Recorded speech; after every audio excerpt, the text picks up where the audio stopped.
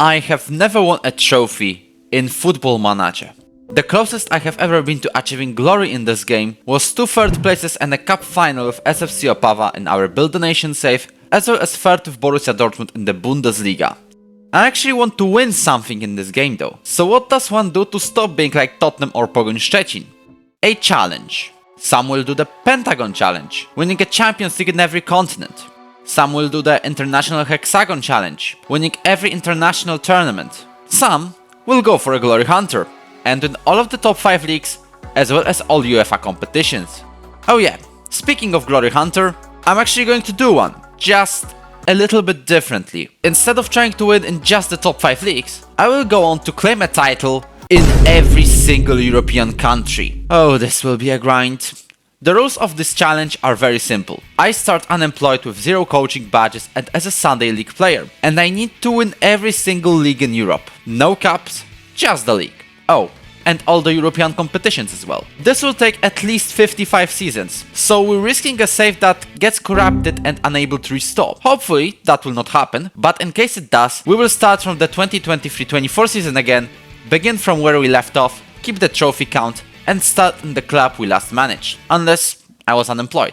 Then it's obvious. How many leagues do you think I can win before FM25 comes out? Let me know in the comments below. I will save time by simulating most of the games though, so we can squeeze in more matches, seasons, and hopefully trophies. Don't worry, the most important moments will still be played. This is where we start.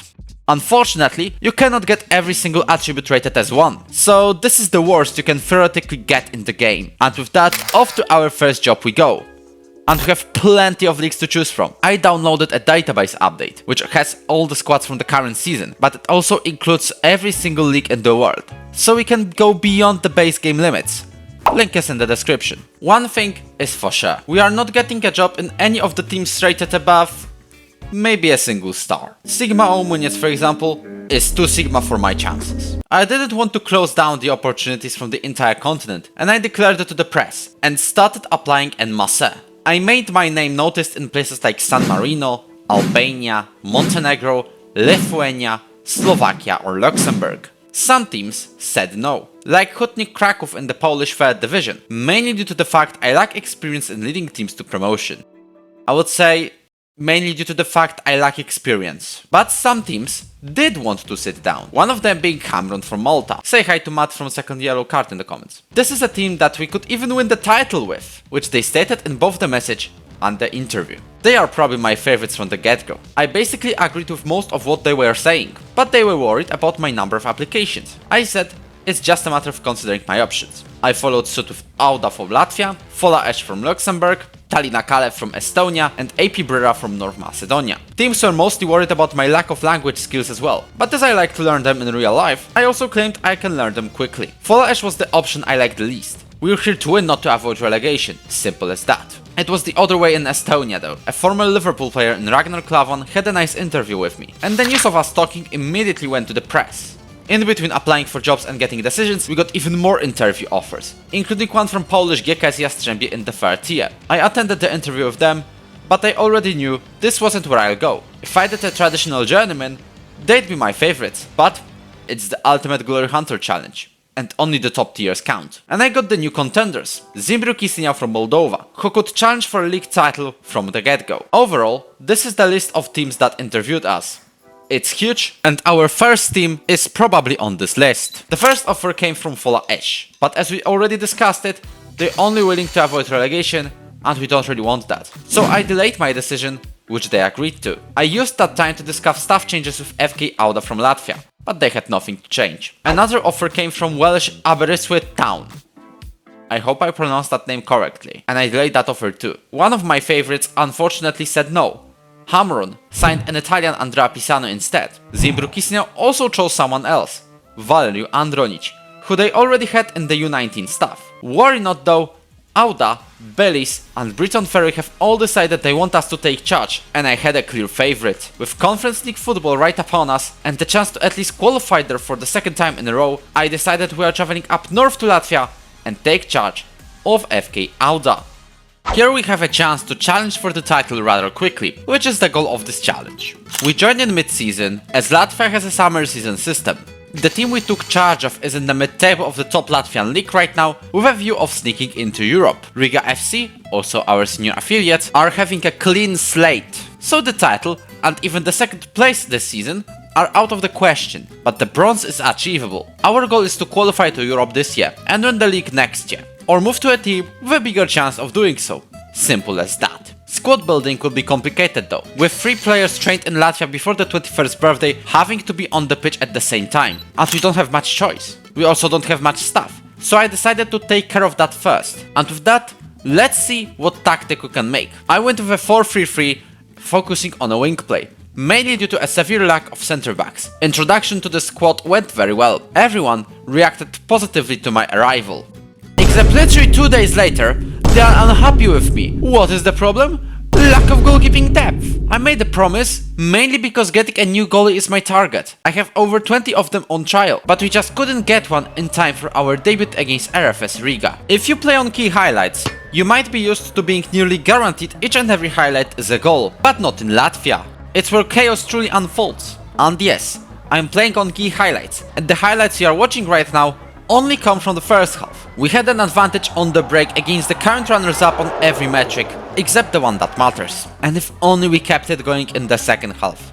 Adam Markiev from RFS found some space on the edge of our area to put the ball in the top bins. We attacked nearly instantly, but the number on the score sheet stood still, until the 66th minute, when Darko Lemaic doubled the lead for the away team.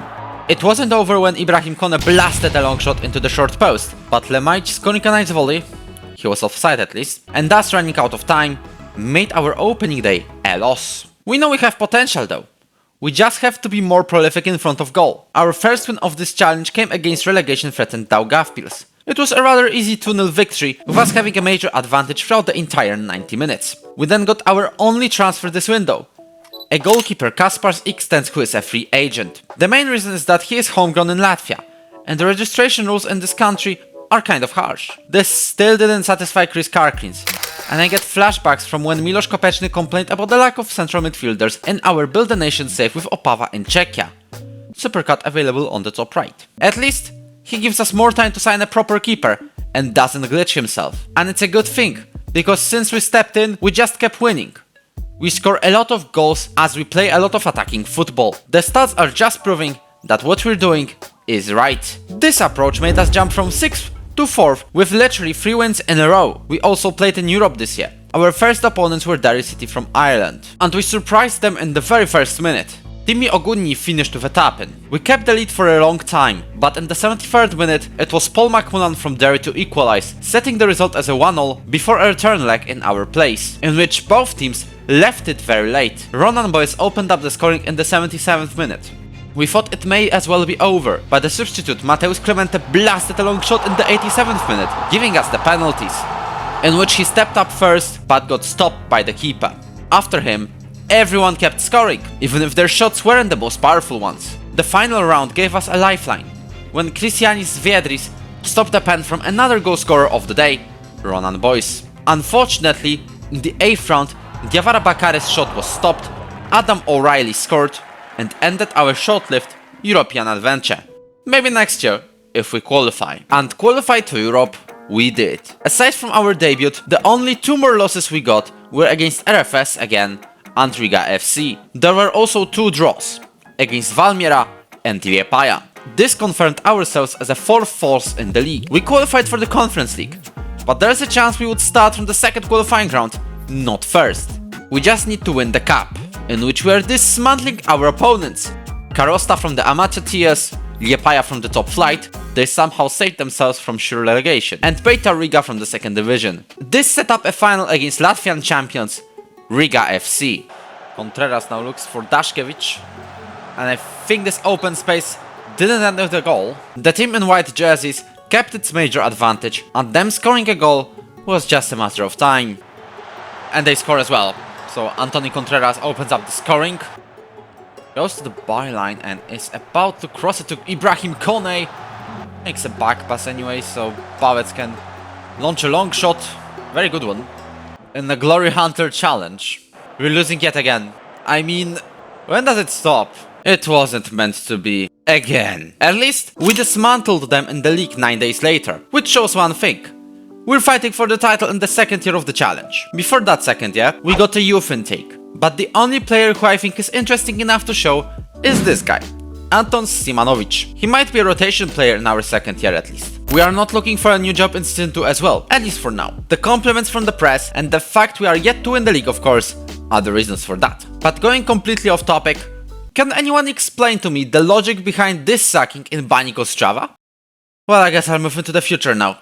Mainly because we confirmed a transfer of Daniel Szuszko from Olaine, who play in the second tier, for free, because he's an amateur. Another free signing is Martins Ors, who has 30 caps for Latvia. We also loaned in Lukas Peterson from Hoffenheim, but I don't think the signing spree stops here. We've been blessed with nearly 700k in the transfer budget, which is quite a lot for the Latvian league, but I decided not to really use it. The exception being yet another goalkeeper, Suat Licina from Montenegro for only 30k. The rest of the window I spent on signing stuff, with a new coach and performance analyst slots being filled up. The outing of this window was Vyacheslav Isayev's, who joined Georgian side Dynamo Batumi for a loan. After all this movement, it was time to begin our championship hunt. The opener was against RFS Riga, in which we just dominated, opening up the scoring just 10 minutes in. The domination would be cut short by this dubious penalty though, converted by Herti Prenga. But we destroyed the doubts in the second half.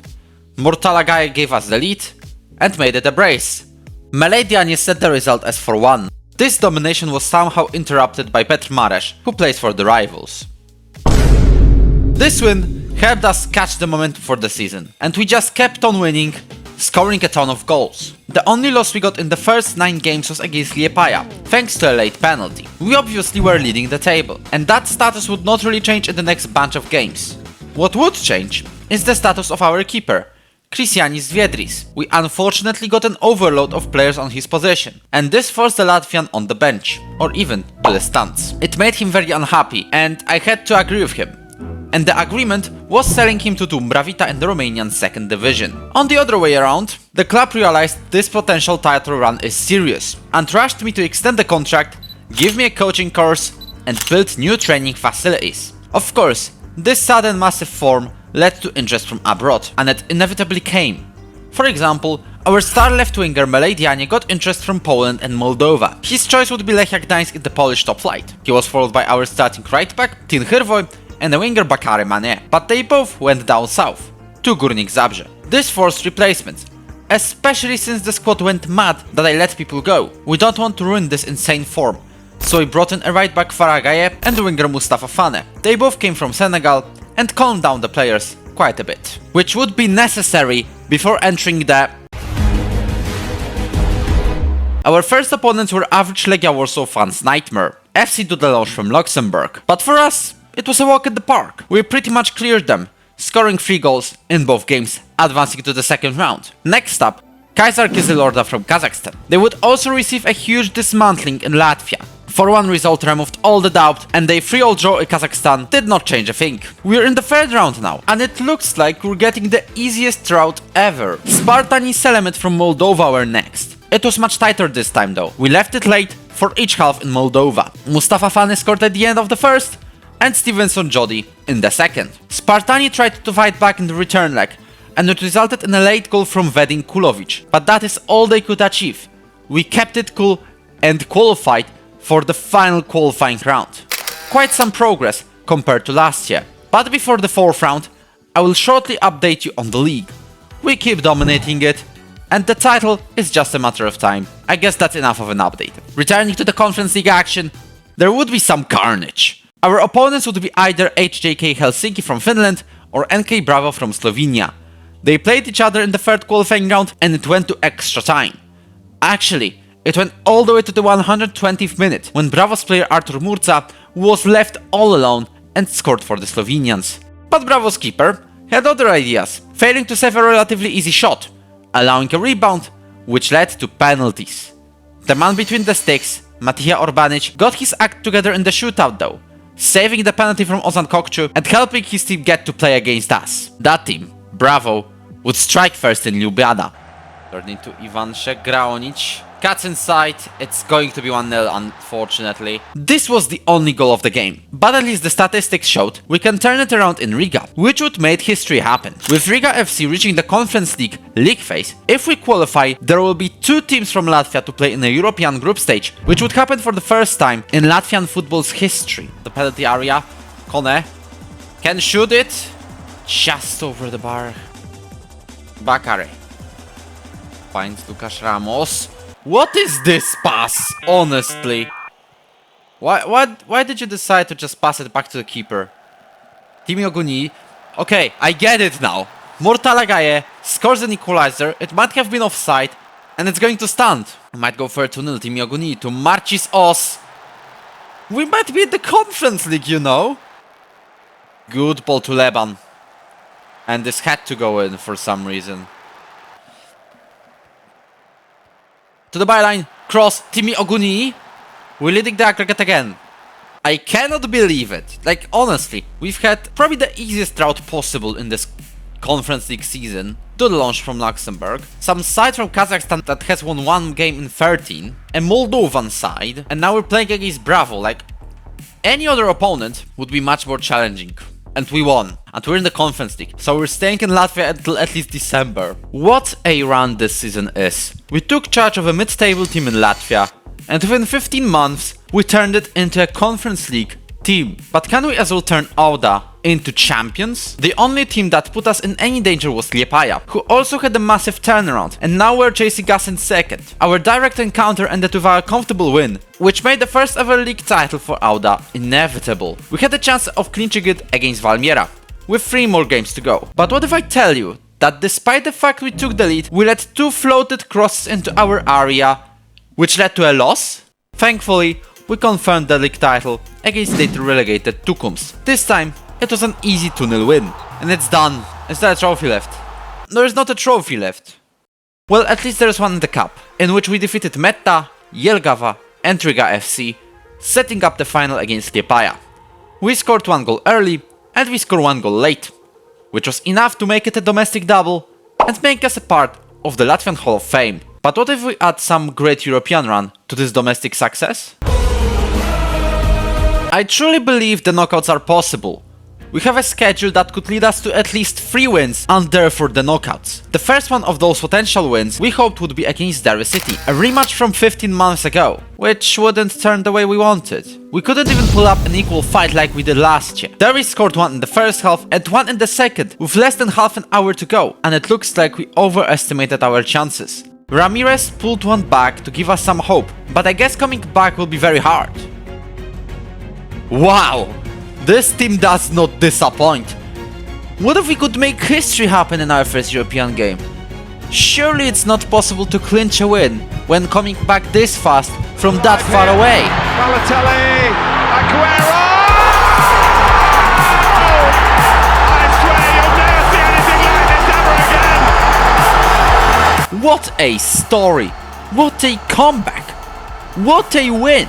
But Tottenham wasn't really impressed and wanted to teach us how to play football when they came to Riga. Well, Cats inside. Powerful shot from Johan. So we have a corner in the 31st minute.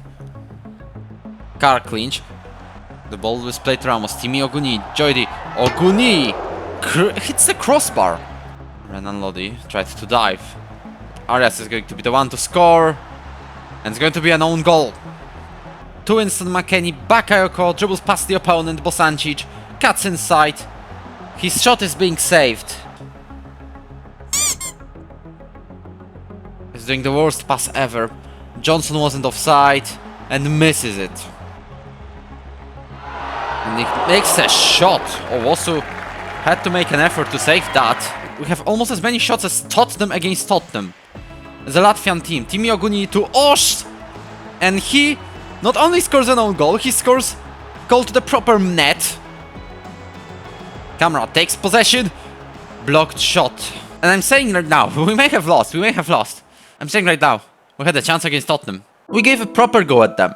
But I guess there is a difference between the Premier League and the Latvian Viršliga. Next opponent was Rapid Wien, and we would play in some confusing jerseys. We're the ones in dark green for clarification. Cross Faney! Mustafa Fane gives us a lead against Rapid Wien. This was enough.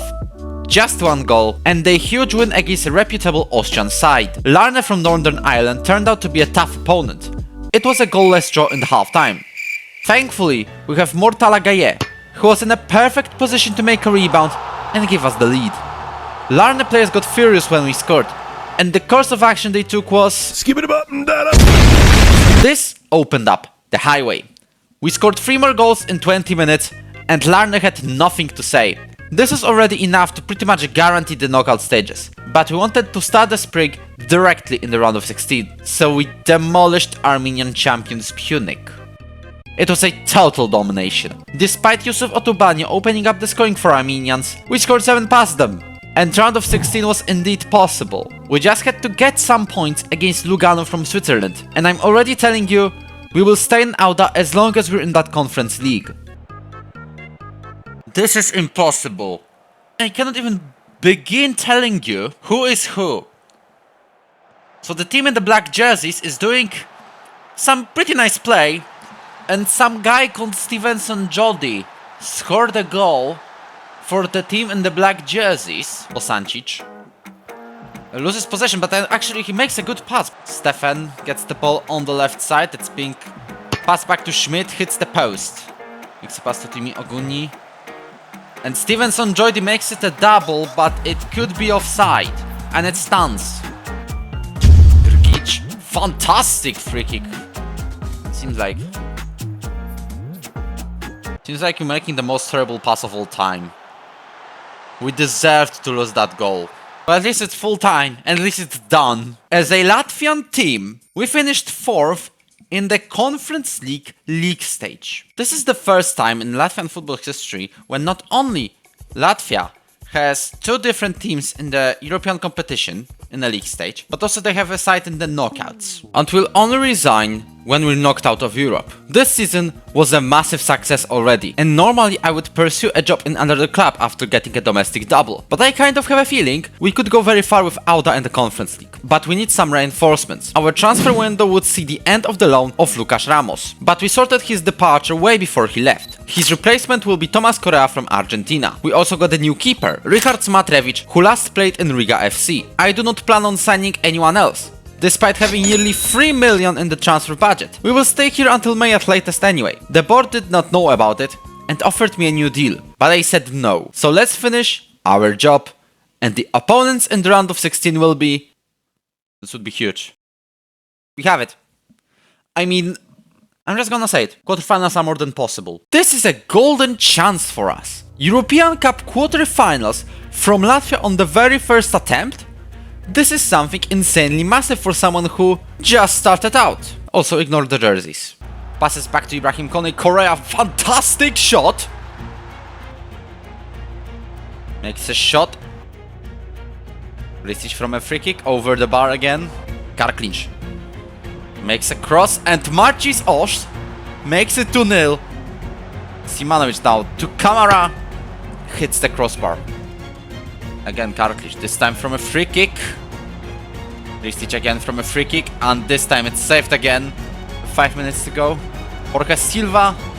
Our opponents are wasting no time now to have any hope, and they will have hope, because Alex Renner and Nugent is scoring a goal from distance after a deflection. Huge victory for us. This run is just insane. We're just 90 minutes away from being in the Conference League's top 8. Only thing we have to do is to keep the result. Karklinch with a big chance to give us the quarterfinals. So at least let's encourage our people, as we have a corner in the 17th minute. 70th. Mateus. Good cross. Bosancic makes it 1-0.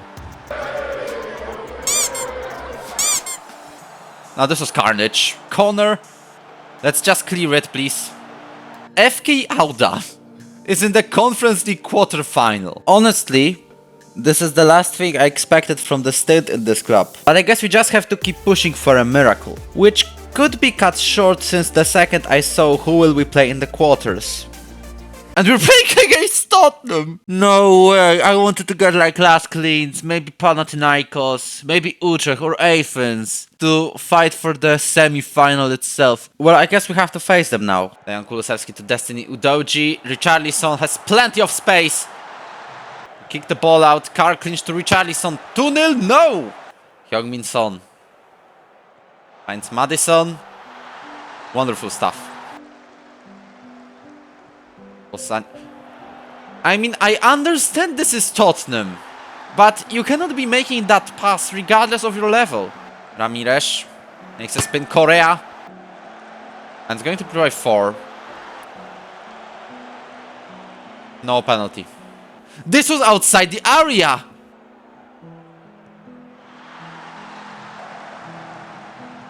Correa. Well, at least that's a consolation. Kulusevski makes a good turnaround. Richarlison wasn't offside because of car clinch. I mean, I guess this is where this wildest run of all time ends. And if we're meant to end it here, let's end it with a good mark. Madison, Bentancur to Kulusevski. 2nd minute and we're getting spanked. Madison. Son. On the left. Way too much space for Richarlison, but I think it was offside. It was. The ball goes to the left side. Son can make a cross, wins possession, and Richarlison this time is going to score it, and it stands. Madison with a free kick. Oh, wow. Car clinch. Makes a floated cross. Pedro Porro loses possession. I think it's not offside, so at least we score the goal again. But we win it back. Just for like 2 passes. Kulusevski into the penalty area makes it 3. With a free kick. Can he score something similar to Madison? He does! That marks the end of our adventure with FK Auda. We turned this club from a mid-table side in Latvia to the domestic double winners. We also added a wild Conference League run, going all the way to the quarterfinals and booking a place in Latvian football's history books. In the league, our final game in charge was against Riga FC, which was a chaotic 6-3 win. We left the club as the leaders of the league, with a game in hand. And I must thank Auda for giving us a chance to make this wild story happen. I subsequently resigned on April 22nd, 2025 and was on the hunt for a new challenge. There are not too many jobs available right now, and I am restricting myself to a top division job. I think I'll prefer going outside of the Baltic region. Maybe to the Balkans, maybe to the Scandinavia, maybe to the West, or somewhere in Poland or Slovakia. We backed the National C license before we left Latvia, which should drag attention from more reputable clubs. Of course not those in Ligue 1, but a club from Serbia, for example, should definitely check us out. I thought we should wait until the season rounds up. I don't want to get involved in some random relegation, with Lokomotiv Plovdiv in Bulgaria, for example. But I'm very smart, so I applied there anyway. They said no. They said no to the Conference League quarter-finalist from Latvia. But there was a club in Albania, Skanderborg, who are 2nd in the league. Their manager, Ivan Gvozdenovic, got an offer from Spartak Subotica in his country, and he took it. I thought it's a big chance for us, so I applied, and they weren't responding. So I applied to work for teams who met these 2 conditions. They weren't in an active relegation fight, and they were in the top tier. Botev Wraca in Bulgaria and Budućnost Podgorica in Montenegro filled those criterias. Podgorica said no, hiring Željko Petrovic instead. He has experience managing the likes of Boa Vista, Willem Tvei or Urawa Red Diamonds in Japan, so I don't really blame them. But piling up the pressure worked. Skanderborg offered us an interview. They just bottled their chance to play in Europe next season, which will help us focus solely on the league. Our interview was very smooth, so we just watch and wait for what's gonna happen. They signed Claudian Duro instead. You can tell right now that I am happy to go anywhere. New interview came around, and it was from Kaysar Kızılorda in Kazakhstan, who we played against in the Conference League while managing Auda. They probably want to know how I took a small Latvian team to the Conference League quarters, especially with them sitting in the relegation zone. Or not, because they don't think I have experience of getting away from relegations. Because I am here to win titles. The interview went nicely, but I had not 1, but 2 Kazakh offers. The other one is from Elimay Semey, but their financial status does not really convince me, so they will become my second option in this country. and turns out we probably know the direction. Both Kaysar and LMI gave us a job offer, but considering the difference in finances and both clubs being in a similar league position, I had a clear favorite. We're going to lift up a side that we knocked out of Europe. Kaysar Kızılorda is our next stop in the Ultimate Glory Hunter Challenge. But it looks like this will be an uphill battle. We have zero support from the players, there is severe lack of staff, wage budget is non-existent, and our star player is willing to move into a bigger club. What did I just dive into? And they also have financial troubles as well. First, I decided to clean up the wage budget, and there are chances to do just that. Our highest earner earns twice as much as the second highest earner. An average wage in our team is about 2 or 3k euros per week per player. Alibek Suleyman's wage? 16,000! This was way too huge to keep him, so of course I went out to transfer list him. Thankfully, the interest from various sides in Europe was huge, with most decisive teams being from Romania or Russia. But still, no side signed Alibek before our debut against the team we rejected. Elimay Semey. And it went exactly how you would expect. It was a game between two relegation candidates. But if there was a side with any advantage, it was us. Our star player seems to be Didar Jalmukan, who was creating the most dangerous chances, hitting the crossbar on one occasion. Sadly, no amount of footballs found the net, ending our debut with a result you would expect. 0-0. And it only encouraged more transfer activity from our side. One of them was a defensive midfielder Abdullaye Traore to Bosnian side Goshk Gabela for 180k. It was not enough to save our financial situation, but we are getting there. We can also save our finances by winning games and placing high in the table. Here's the tactic that will help us do it. We made slight changes compared to Auda, like moving to a 4-2-3-1, mainly due to the qualities this man has. Dmitry Borodin, who was transfer listed for some reason. Our second game in charge was against Bulgaria, and it was a dramatic one. The first goal under our tenure was scored by someone who you might know from old FIFA packs, Imoch Ezekiel, who has played in the Belgian league. But on this day, the opponents had a man called Godberg Cooper, who scored a brace within 6 minutes. Thankfully, we have 11 players on the pitch, while Tobol have 1. This is why we scored 2 at the start of the second half, and the scorers were 2 different players. Also, Sekou Keita, who scored the third one and wants to move for a new challenge, will not, because nobody wants him. And despite Godberg Cooper completing a hat-trick, our team as a whole showed up again. Imoch Ezekiel gave us an important winner after a nice play, a sign of good things to come. After this game, Orenburg agreed with us on a loan deal for Suleyman.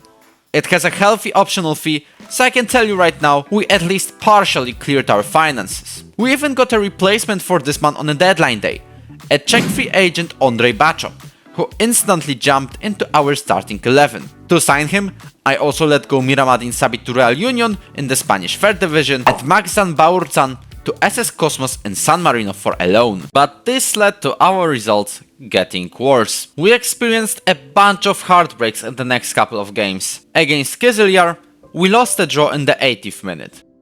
Aktobe was too strong for us, and Turan Turkistan stole a late equalizer in stoppage time.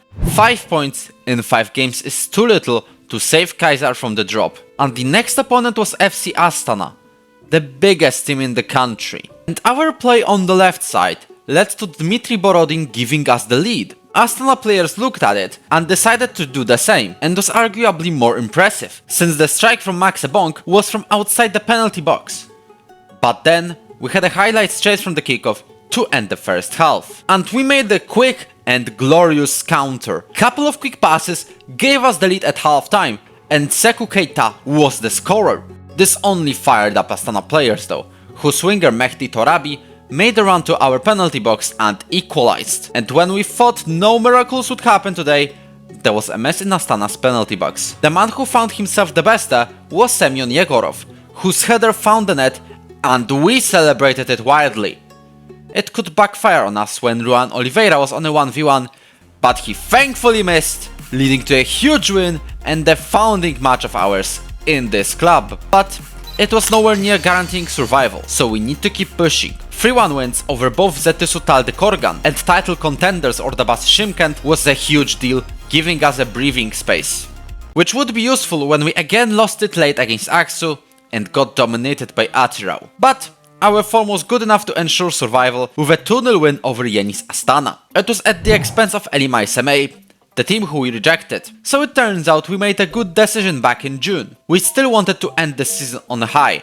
So we went to Almaty to play against Kairat, who was fighting for the title. And I regret I wasn't recording this game live. We were leading 2-0 against the team that had to win to secure the league and was in great dominant style. The problem is, we made some trouble for ourselves when Luther Singh converted a penalty in the 73rd minute. Then, just 7 minutes later, Luther Singh did this.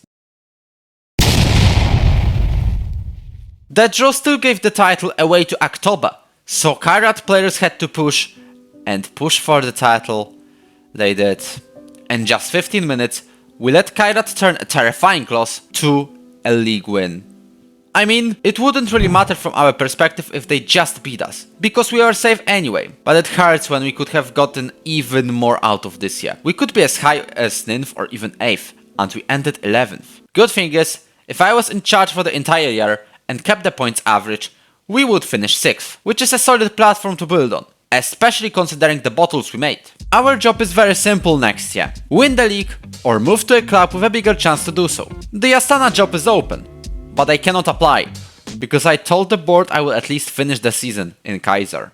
So I guess we'll stick around. And we're instantly getting started. We have pretty much got done with the wage budget issues the second we let all of those players go, but you can already tell this will turn into a huge rebuild, especially since our squad is half empty. Board wouldn't help us much, and that's understandable with ongoing financial troubles. This is why we only signed 3 agents. Dozens of trials helped us decide to sign a playmaker Hassis Travels from Greece, South African striker and right back Tabi Somoniane, Senegalese central midfielder Alessi, and Luther James Wilden from Antigua and Barbuda. We also got Kirill Ofesian from Shakhtar Donetsk on loan, and our squad looked much better compared to last year. And in case you are wondering if we fixed our finances one bit, well, we did not. Alexei Butarevich, our backup defensive midfielder, seems not to know that and made a huge drama over his contract. We gave him one anyway, but it wouldn't help before the opener against Yenis Astana, also our 100th game in the management. And what also wouldn't help is that the first highlight of this season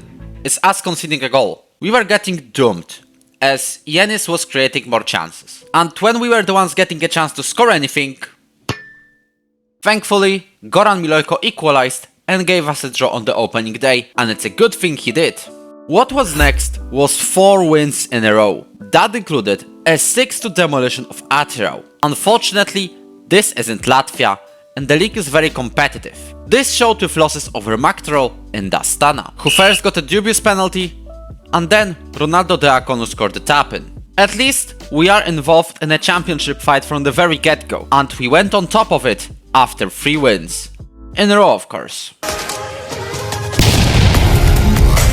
And we stayed there after the first round of games, despite losing against Kairat Almaty and Tiran Turkestan. This title fight is going to be huge, with at least 5 teams in contention, all separated by a single point, and we are one of them. But first, the summer break, mainly because of the World Cup, which Belgium won on penalties, for those interested. The lack of money forced us to sell a couple more players. Ibrahim Adrame went on loan to Hungary, backup keeper Paul Itzo to Melbourne Victory, and Tokhtar to Shakhtar Karagandhi. Elibek Suleiman knew since the day he returned, he wouldn't last long, with his wage and interest on him. He chose another loan, to Valur Reykjavik in Iceland. And on a deadline day, we let go Seku Keita to Universitatea Craiova in Romania, because otherwise, we might have needed to let him go for free after the season, and this way we at least got 150k. And the other reason was the squad wanted a backup keeper, who's going to be Abib Tapsoba. Atirau looked at our sales and stole the winner in the 93rd minute. However, Yenis and Kezelier were huge wins. We also took a 2-0 lead over Axe, and when Zizi scored a second, I was confident enough about the result to simulate the final 30 minutes. Are you even real? And when we couldn't even convert a bunch of chances in a 0-0 draw against Tobol Kostanay, we lost control of the league. Our opponents took charge, and this is when it broke me. I noticed Astana sacked their manager, and thought it was a good chance to jump ships. I applied, hoping for a bigger chance to clinch the Kazakh league title, but the board quickly said no to my application. I guess we have to stay with Kaiser, and thankfully nobody in the club noticed my potential exit. And because Football Manager is full of logic and nothing weird happens here, the very next thing that happened was our 3-0 dismantling of Astana. We just rejected the team that rejected us, and we took the lead of the table. We also added a win against Makterol, but Akiarek, another mid-table side, was not giving in. They even scored first, and all we could do was equalize. We then made a huge error in defensive positioning. Junior Kameni, who spent most of the year injured so far, inspired us to fight, and equalized again. The title was on the line. However, it came for nothing when Mikola Hajduczyk completed his brace. Only seemingly though. And Eugen Bakit Zakirov scored his first goal in senior football. And when we thought a draw was all we could get, in the stoppage time, Junior Kameni jumped highest for the header and gave us a huge victory. The title fight was truly on. And it would be perfect if we didn't lose to October thanks to their penalty. With 4 matches to go, we only need to keep winning. And after another one of these, this time against Okietpes, and having a game in hand, it was clear we were the favorites. Only 3 games remain, and if we win it all, we'll get it all. And we want to get it now. The first game was against mid-table Turan Turkestan, who play for nothing at this point. They only had 2 Nugents in the team, and it showed during the game. Didar Jalmukan opened up the scoring 5 minutes in. We then got a penalty, and Dmitry Borodin had a huge chance to close the game.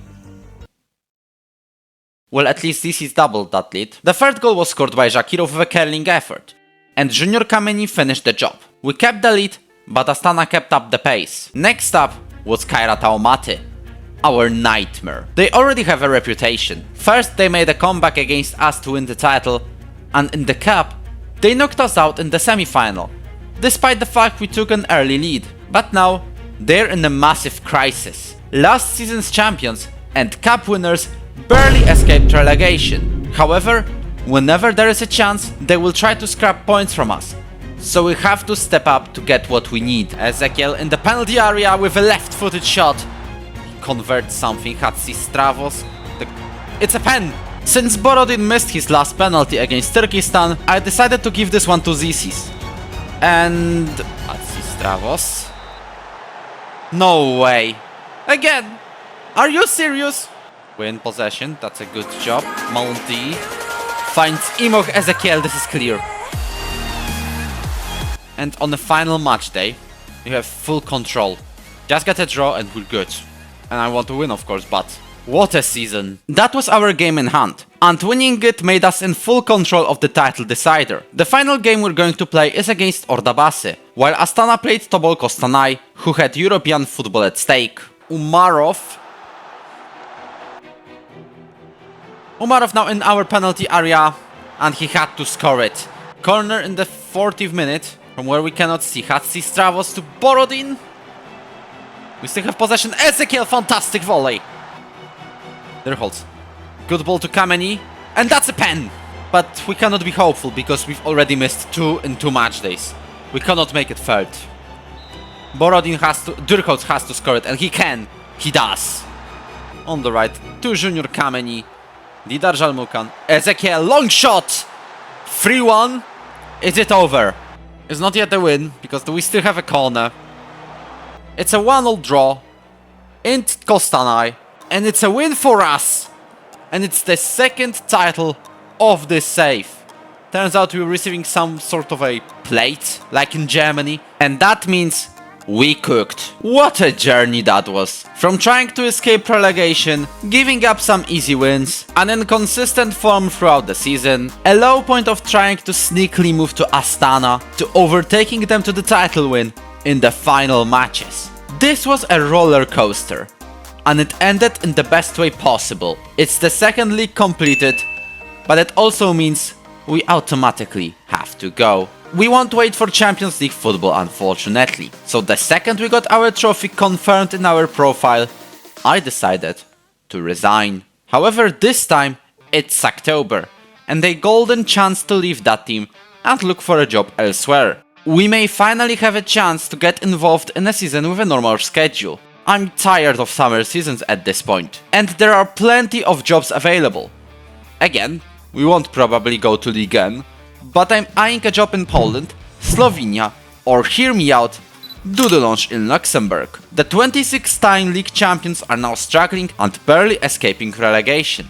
I of course applied there, alongside 10 more clubs, making my name known in different countries. The Kazakh league title has a bit of a better reputation than the Latvian one, and thus, nearly every club offered us an interview. The only exception being Celje from Slovenia, and that's only because they were already done with the interviews. However, most of them are involved in a relegation fight. Examples include Korona Kielce in Poland, Universitatea Cluj in Romania, Široki Brijeg in Bosnia, Viborg in Denmark, Radnički Niš in Serbia, Lugano in Switzerland, Mlada Boleslav in Czechia, Botev Plovdiv in Bulgaria, and even Nek Nijmegen. In every talk, I requested the board to send me on a coaching course, but the chairman consistently rejected it. Except for Lugano, and with them giving me 5.5 million euros of a transfer budget, they were my favorites. And that's pretty much the only interesting thing about those interviews, because everything else was the same. Why do you apply for many jobs? I'm considering my options. Do you like this club vision? Yeah, I do. Why didn't you manage many clubs? I'm in early days. I didn't expect much from Royal Antwerp or Nek Nijmegen though, but every other club was the job we could go for. The media thought otherwise, and were actively linking me with those jobs, although they weren't giving me a big chance in Benelux initially. In short, I was yapping and yapping and yapping, but I didn't yap my way into my favorites Lugano or Viborg. Other than that, getting a deal was very easy. Cluj and Kielce both gave me one. However, I delayed both offers, though Kielce is my favorite from the two we've got. This also gave a chance for Botev Plovdiv and Dudelange to give us an offer, and an interview from Zorya Łuhansk in Ukraine. I left the game and went to sleep, debating whether to take Botev or wait for something better, and my course of action was going to Bulgaria. I know this move seems random, Botev wasn't my initial favorite, but I think I want to wait with Poland and the other stronger leagues for later videos. We landed in the second biggest city of Bulgaria, and the two-time champions of the Bulgarian league. However, the last time they took the crown was in 1967. In the recent years, Botev has been a huge up and down side, and a bit of an underdog, getting 3 third places in the last 5 seasons, mixing them with mid-table finishes. The league is absolutely dominated by Ludogorets Razgrad, who keep winning it without fail since 2012. You might have heard of this team before, because they played twice in the Champions League and a bunch of times in the Europa League, including 3 more appearances in this save so far. But let's go back to our club. The first conference was just fine, and overall, this team has much bigger potential compared to our previous adventure in Kazakhstan. We have a proper budget and decent finances, though I must admit, I just moved $500,000 to the scouting, so we can cover the entire world. We also have plenty of young talent that was very eager to jump into the first team. I don't know what they were doing in the U19s. I invited all of them to the first team. Our stuff is good for the league standards, though I am planning on filling up the remaining slots within days. The only problem is our league position. The board wants us to finish mid-table and we're in the relegation zone. However, the league seems competitive and kind of equal, and we don't even lose that many points to the league's top 6. But we won't get to meet the players properly. We're starting the Bulgarian adventure with a game against PFK Montana the very next day after we got appointed.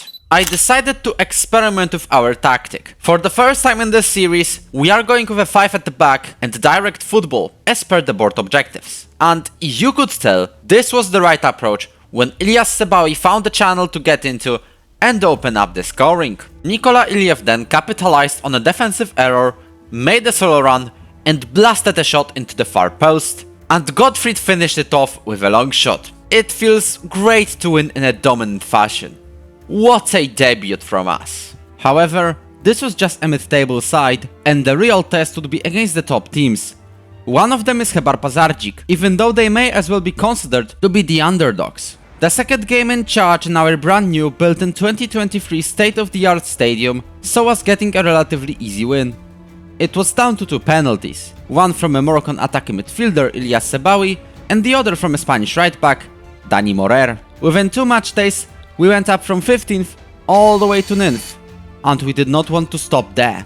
However, some players were happy to leave us. One of them is a centre-back Jonas Tam, who agreed on a deal with Suwon Blue Wings in South Korea to join during the summer. But I still wanted Suwon to sign Jonas right now, and the Korean side agreed to do so for 40,000 euros. Much bigger offer came from China. Shanghai Port offered a release clause for our striker, Georgi Nikolov. That clause was at 2.6 million euros, or somewhere around 26 Bitcoin, as of December 25, 2024. Because while researching some info about the club, I found out Botev is sponsored by Bitcoin itself.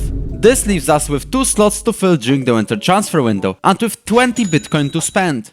Would be more if the board wasn't taking 80% of the cryptos for themselves. Because our left wing back Kostas Balogiannis has no suitable backup, we brought in this Serbian left back Petar Cirkovic for 500k from Napredak Kruševac. But we do not need a new striker. I realized it when I found out about Krasimir Borisov. What is so special about him?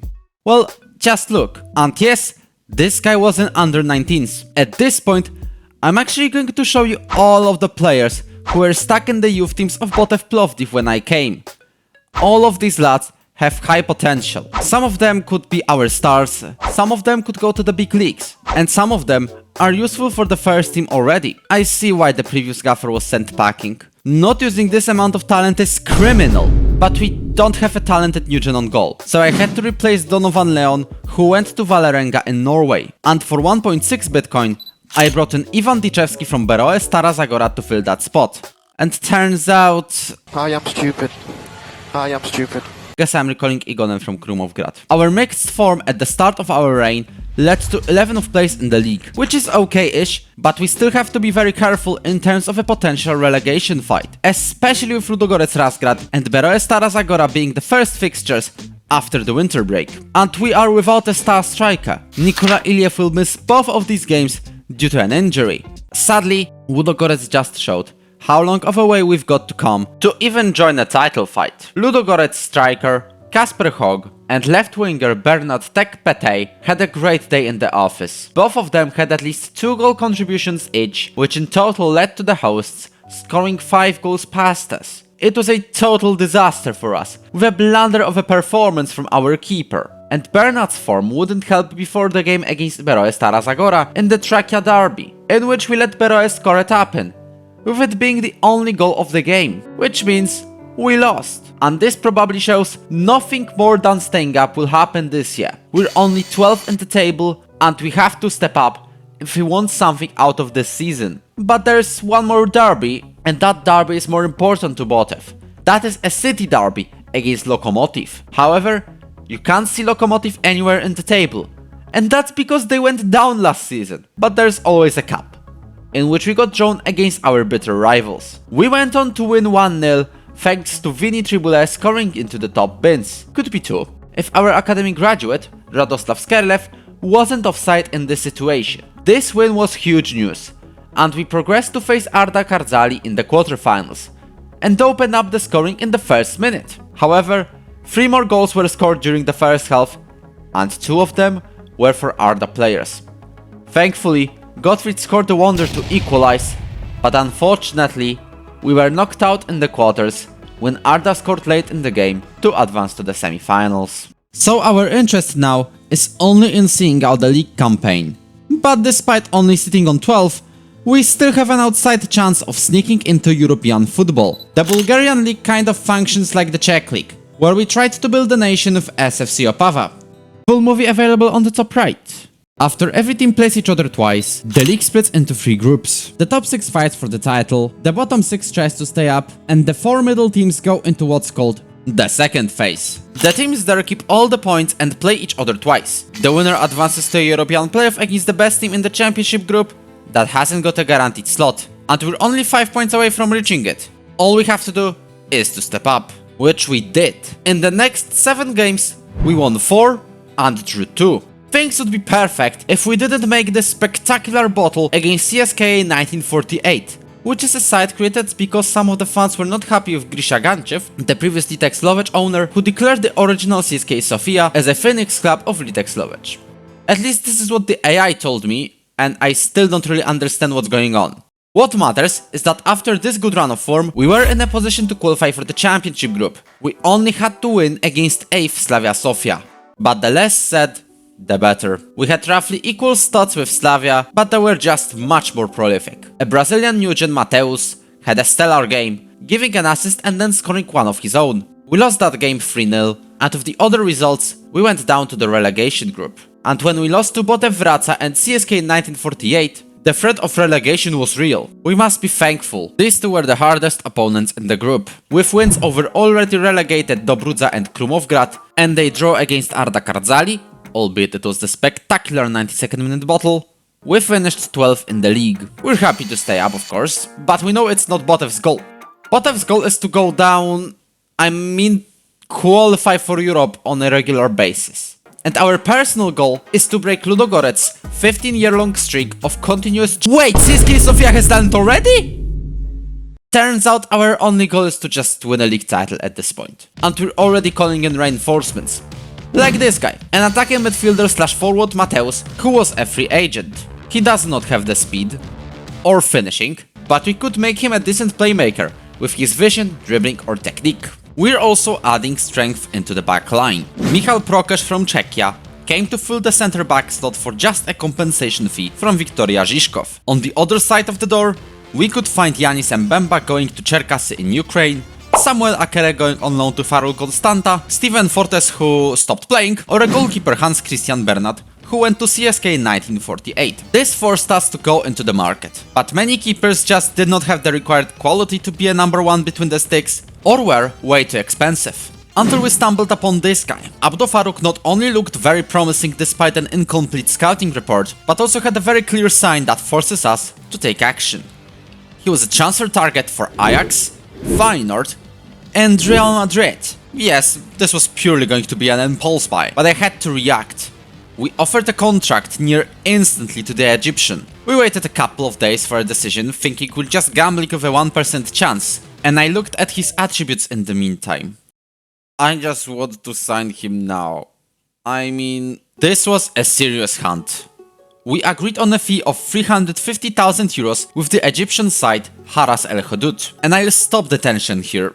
Real Madrid only kept watching and Abdo agreed to join the go-getters. Botev Plovdiv. You get the point. We just randomly signed a wonderkid of a keeper for our team, but there were also players who wanted to leave. One of them was Nikola Iliev, our star forward. He wanted to move into the big leagues, and we agreed that it will happen if someone pays a release clause. But many clubs thought the best idea was to invite Nikola on a loan. Brentby and 3 different Czech teams did so, and got scared away by said release clause, standing at 2.9 million euros. However, various clubs in Spain or England were happy to splash the cash, and Nicola's decision was to move to Palermo, who just got promoted to the Serie A. He already was a part of a roster of Inter Milan, so it's kind of a known environment. Nicola still found the time to join our season opener against Arda Kardzali and had a storming 10.0 game, scoring a hat-trick. But nothing will beat Juan Cruz Bolado, Arda's goalkeeper, who fought his Manuel Neuer. Iliev's departure did not really hurt our form. His replacement will be Hernan Candia from Argentina for 1.3 million. And we started scoring less, but out of 5 games, we won 4 of them. This put us on top of the standings. But what Ludogorets and CSK Sofia had on us is a game in hand. And we will play CSKA on the 6th matchday of this campaign. We were the ones to take the initiative against the champions, thanks to a penalty, converted by Yanis Karabelyov. But of course, this game had to be carnage. Ilya Andronov equalized for CSKA with his solo run.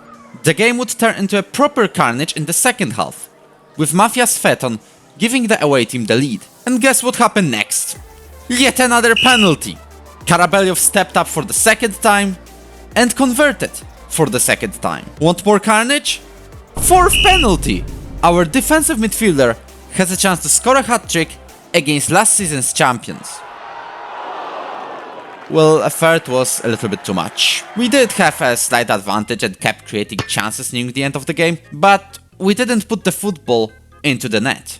So we have to respect a very good draw, though there is a feeling we could have won.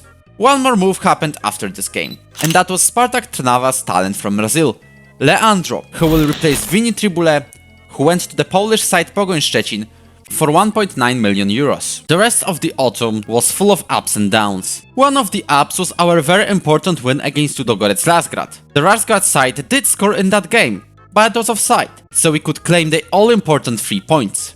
And one of the lows was a heavy loss in the Plovdiv derby. We couldn't match Lokomotiv, who got promoted back to the top flight and are doing quite well in their return. All we could do was Hernan Kandia scoring a consolation. So far, we were winning most of the games anyway, and its natural result was us entering the Conference League race, not the title race unfortunately. CSKA Sofia and Ludogorets went way ahead in their title battle, and the leaders of the standings proved it in the game against us, scoring the only goal of the game. We were good enough though to enter the winter on the 5th. We also advanced to a cup quarterfinal, albeit our first opponents were from lower leagues. Our stars of the round were two homegrown players.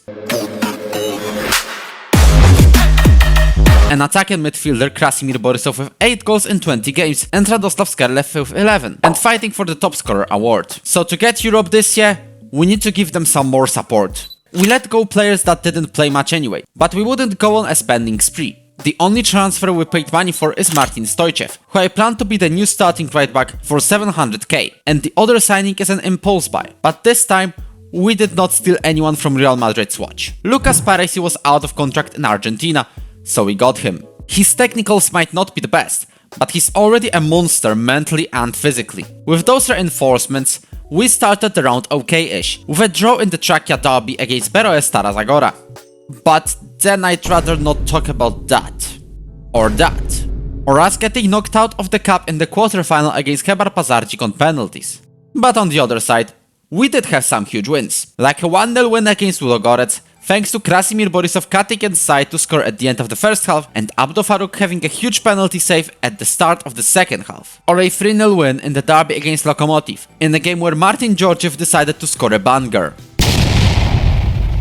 We also demolished Botev Wraca, Septembri Sofia or Chebar Pazarcik as a revenge for the cup. We only achieved a draw against Slavia Sofia, but adding PFK Montana's loss in game week 29, it was enough to guarantee our slot in the championship group, only 4 points behind a European playoff spot, which was going to be the third place, because the cup winners are not in Bulgaria's top 6. First hurdle, Ludogorets Razgrad, and it was an absolute concert. We scored 3 past the later runners-up of the league, leaving them zero chance to respond. We did leave a chance to respond for later champions though, CSKA Sofia. But even though they had a golden chance to equalize with a penalty, they did not. We had Leandro who put the ball in the bottom corner and Michal Prokash who gave us the win from a corner.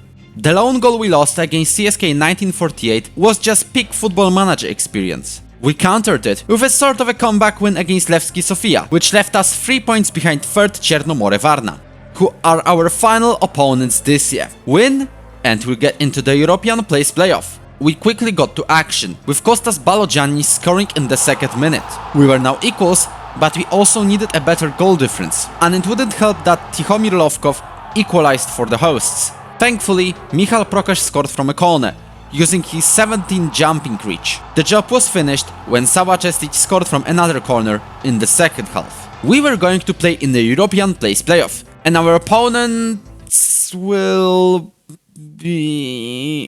Okay, what's going on? I checked the league rules, and I read that what matters is the results between teams, and we had 2 wins against Chernomore. We're still 4th, so maybe the goal difference is the criteria. Again, we're in a better position, as well as in scoring goals and having less cards. We just got dropped out of Europe! What are these shenanigans in the Bulgarian league? And we can't even protest the final standings. Chernomore is playing instead of us in the playoff, and they won it by equalizing in the last minute of stoppage time and then got it in extra time. This could be us. This could truly be us. But at least, I guess with no Europe to play in, we could just focus on winning it all in the very next season. What will help us is a new contract given by the board and the National B coaching license, so at least there are some good news. In the big leagues world, Pep Guardiola was sacked from Manchester City, so I kind of jokingly applied. They said no. But to be serious, we're staying, unless CSKA Sofia or Ludogorets jobs will be available. So let's dive into the transfer market and completely ignore the fact that what put us out of Europe are the results between teams in the regular stage. That's why we let many players go, whose contracts were expiring. And in their place, I only want to sign the players who can jump straight into our starting 11. But first, Dusan Milivojevic, a centre-back from Bachka Topola in Serbia, who we signed thanks to his potential. We loaned him out to Septembri Sofia because we didn't have enough foreign slots. Other than that, before the season opener against CSKA Sofia, we got a huge offer for Gottfried. Initially, Al Vehta in Saudi Arabia gave us $1 million. We said we wanted 2, and they went on and said yes to it. Kostas Baljanis also went to Saudi Arabia, to Neom SC to be exact. Without them, we still were good enough to open up the scoring in the 4th minute. Krasimir Borisov was the one to give us the lead. We kept it in style for most of the game, but it was CSK with the advantage, and they would use it to equalize. It looked like we will start this year with a respectable draw, but in the very last minute, we went all in. Only for Michal Prokesz to score an own goal and lose the game. Thankfully, this was just a singular bottle. Throughout the start of the season, we kept winning a huge majority of the games, and showing we really mean business this year. 9 wins, 2 draws, 1 loss is an amazing record, which put us on top of the league with a healthy lead over an underdog, Spartak Varna. But there was a heavy price to pay. You thought this is enough? Now you see the reason for us to sign Pavel Velikov from Slavia Sofia for 1.4 million. Leandro had a great start to the season as well, scoring 8 goals and being in contention for a top scorer award. And he also got injured for 4 months. And our young player Angelo Hubchev went out for 2 months, forcing us to sign a free agent Christian Arnstadt, just to not worry about those injuries. Even with a literal hospital in our team, I hope we still will put up a good fight against Ludogorets.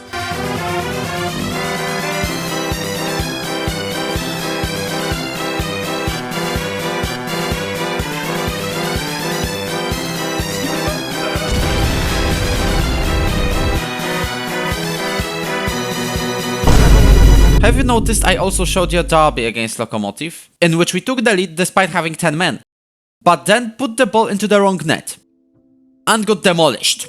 Krasimir Borisov gave us some hope in the final minutes, but his right foot effort was not enough to even salvage a draw. Spartak Varna? Also a loss, and our cup run ended on penalties in the second round against Dobrudza from the second tier. Okay, I'll stop now. Because these 4 losses, 3 of them in a row in the league, were the only ones in the rest of 2028. A draw against CSK Sofia and massive wins over Krumovgrad, PFK Montana and CSK 1948 got us back from 2nd place to 1st, with Ludogorets bottling some games in the process. But the inevitable came. Every manager and their mother wanted to sign our best players. Lucas Parisi got a 5 million offer from Genk in Belgium, which was an offer too good to refuse anyway. Sava Cestic went to Osijek for his release clause, although this was my initiative. We replaced him with Ivo Tsekov from Chernomore Varna for double the price. Leandro had a million offers and decided to go to Atalanta. Michal Prokesz got an offer from Fastav Zlin, which the board decided was too good to refuse. Radoslav Skerlev got an offer from Udinese for just over 3 million and the board accepted it too. What is going on? This is a sabotage. And I don't even have too much money to play with, because they're taking 80% of it. Thankfully, Yirishin was available for just 1 million, and Flamengo agreed to loan out Eder for free, who is a great talented forward. But these 2 signings were not here for the first game against Lokomotiv Sofia, which we lost. We did turn our fortunes though. The man who helped us massively is Eder. This man jumped in and started scoring goals for fun. His efforts helped us keep the lead before the tie against Levski Sofia, who were the closest in the chasing pack.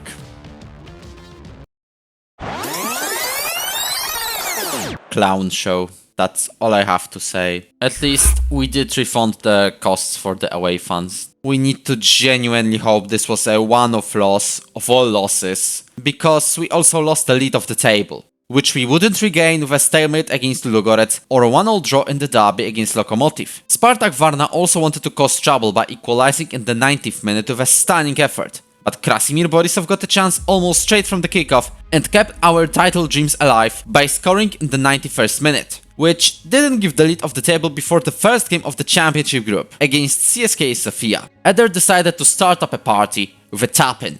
And by a party, I mean a total demolition. We stopped at 5 goals. We also took a revenge and a half for the derby loss and a draw. I guess a 4-0 win with a hat-trick from Pavel Velikov will do just fine. Levski Sofia at that time lost against Ludogorets, helping us retake the lead. The direct encounter is the title decider.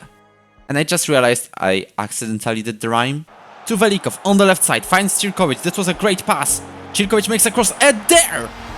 Gives us the lead. Now Jular has a free kick for Levski. Polvera, Vassallo, just over the bar. We have to keep going, we have to score the second, keep the clean sheet. Eder to Velikov, who makes it 2-0. Georgiev decides to go to the right side, maybe he'll do a cross, loses possession instead. Chirkovic finds Borisov for a chance to cross it. Ivanov potentially gives us a penalty. Krasimir closes the game. But I think this is a proper revenge. This was a statement and a half. We could confirm the title against Beroe Stara Zagora with one game to spare. And what also helps us is the fact Levski is playing the eternal derby against CSKA at the very same time. Fantastic save by Egon, and also they play a 1-2 consistently. Cross. And Velizar Ivanov, our 18-year-old talent, gives us the lead in the 60th minute. Make a pass to the middle, Mateus. Deflection, 2-0. Is it done? The third league is completed. Botev Plovdiv, for the first time since 1967, are Bulgarian league champions. This was a very weird, but also insane adventure in Bulgaria. We took charge of an ambitious team that couldn't stabilize their form. And while the first season didn't go as planned, we really got down to business in the second, almost reaching European football. Turns out, lack of one was a blessing in disguise, helping us to fully focus on the league, which nobody seemed to want to win. Even our board, when they decided to sell half of the team without our permission. But nevertheless, nobody wanted the crown, so we took it. Using the academy players like Krasimir Borisov, Velizar Ivanov or Martin Georgiev, who got the most assists in the league to name a few, proved to be the right move in the long run, with some of them having that additional fire in their hearts, being born Botev supporters. And who knows, maybe we'll see them in some big leagues very soon. But I want to give a special mention to Eder. He seemed like a loan to just fill the numbers, but alongside Pavel Velikov, they both replaced Leandro and Skerlev duo perfectly.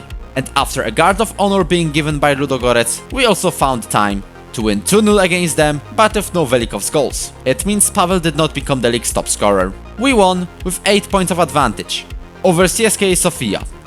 Levski bottled the second place against our city rivals. But for those wondering, we are not going to conquer the European grounds with Botev. It's the ultimate Glory Hunter challenge. A challenge where we want to win every single European league, or at least as many as possible before FM25 comes out. Botev is going to have a warm place in my memory, but we have to move on, so the very next step we took was to resign. Royal Antwerp already approached me all by themselves during the season. I attended the interview with them, but they rejected us. Probably because I wanted to take charge only after the season in Bulgaria. But outside of them, I already have some candidates. Not Manchester City, who sacked Thiago Motta after just a single season. But I would like to join a side that has already qualified for Europe on their own. So maybe we could add a European silverware to our trophy count. This time, we're doing a challenge. I can only apply for 3 jobs during the summer. If I cannot get into a new club, I need to skip a full season. But next time, we're doing it without restrictions. We have a better chance to get an offer in the solid league. Especially with a new coaching license in our hands, we got wild at Botev. I've chosen 2 of my 3 candidates very quickly, because I wanted to jump in as quickly as possible. One of them is Midtjylland in Denmark, who I applied to work for while still being a part of Botev. After the resignation, I used the second slot for Punic in Armenia. However, it took weeks for both sides to respond. So much so that 4 different clubs from France and Germany approached us for an interview. The thing is, none of them will play in the top flight next season, and that's why we rejected them all. Same as Ludogorets Razgrad. I decided not to wait any longer and use my third slot for the challenge on TSV Hartberg from Austria. And unlike Midtjylland, for whom it took a whole month to reject us, they didn't hesitate for too long to offer us an interview and then a contract. So we took it and won our little challenge. The thing is, Hartberg has 0 money to spend, the only goal is to avoid relegation, and the owner is willing to sell the club. Looks like we entered a total mess, but I want to clear it up. Which led to many players being released from the club. Mainly because the wages they wanted to take were way too high. And though I wanted to sign our Botev star Martin Georgiev, he was way out of reach. So we only signed 3 agents. Brian Overkerk from ADO Den Haag and Arjan Malic, who last played in Sturm Graz, with those 2 being the only moves we could make before our first game against Austria Klagenfurt. In terms of the tactic, we went for a traditional 4-3-3, with an emphasis of playing counter-attacking football. The season preview had us barely escaping relegation, and it showed on our debut. One part of our team was doing pretty well, the attacking one, scoring 3 goals. The problem is the other part was not, and they conceded 4 goals, which makes our opening day a loss. The RB Salzburg encounter was also a loss, 3-0 to be exact, which was kind of expected. So for the rest of the window, we looked for anyone who could jump straight into our starting 11. What helped us was selling our main defensive midfielder Benjamin Markusz to Levante for 3.7 million, partially sorting out our financial troubles. But we only get 10% of the transfer revenue, so still, free agents only. Nicolas Krobonia is not Benjamin's replacement, but is a massive addition on the wing. But I think Jan Murgash can slot into the DM slot just fine. The starting 11 may be competitive, but the bench is mainly the youth. Thankfully, some of them are very talented, like Justin Bofman, our right winger who is already valued at over 10 million. Selling him will do a world of good for our finances, and we need to cash on him whenever there is a chance. But the lack of squad depth was probably the reason we struggled quite a lot through the start of the season. We only managed to win one of the first 9 games against relegation candidates SV Ried. That terrible situation put us on rock bottom of the table, with the press already suggesting I'm on the verge of getting sacked. The cup journey wasn't any better. We only won on penalties against a regional Liga side, Vorwärts Steyr, which led to a strange thing. Okay, what? I have simulated the match, we've won it, in the cup. What's going on? Squad is unhappy for some reason. Where is the option I simulated the match and have zero control over it? SV Ried knocked us out in the 3rd round anyway. And when I realized we'll be playing against 3 of the biggest teams in Austria, I thought we might as well look for a new job. But stranger things have happened in football history. Sturm Graz won 3-0, which only confirmed my concerns, but against Austria Wien, that strange thing happened. We took the lead against the Violets, and we did it twice. Victory was really on the cards, but the youngster Filip Verhoening also had a great day, scoring a brace. This draw was great already, but another strange thing happened against RB Salzburg. We again took the lead, with an absolute banger from Jan Murgash. And of course, a win would be too good to be true, that's why we only got a draw, but these 2 points turned out to be very important. Despite us still being just above the relegation zone, the only team that goes down is the last one. Perhaps what helped us is a change of tactic.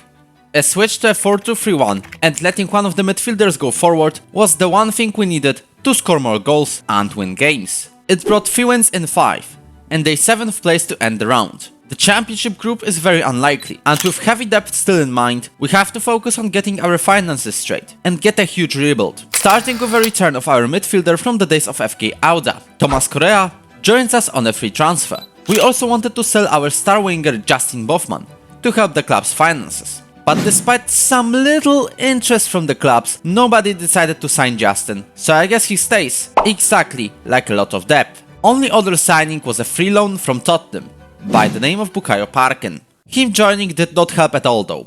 The only 2 points we got in the rest of the regular season were draws against Austria Wien and relegation candidates WSG Tirol. And of course I forgot to mention the stunning win against Sturm Graz. That win helped us start the relegation group on the 8th. Wait, why do we have only 11 points?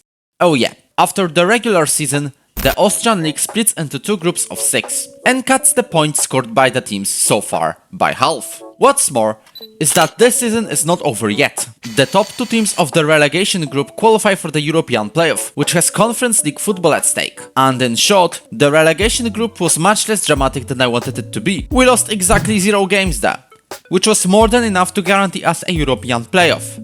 But you don't just play the 5th team in the championship group. Your first opponents are the 2nd best team in the relegation group, in this case, SV Ried. And we did not play like we wanted to get that European football. We let the right back score with ease. This did not wake us up at all. Ried had another chance, nearly scoring the 2nd goal. We switched to a 4-3-3, but again, coming to no fruition. Fortunes could change in the 80th minute though. Manfred Fischer, who is going to retire after this season, scored a powerful volley and gave us an equalizer, and therefore the extra time, where we had even more chances.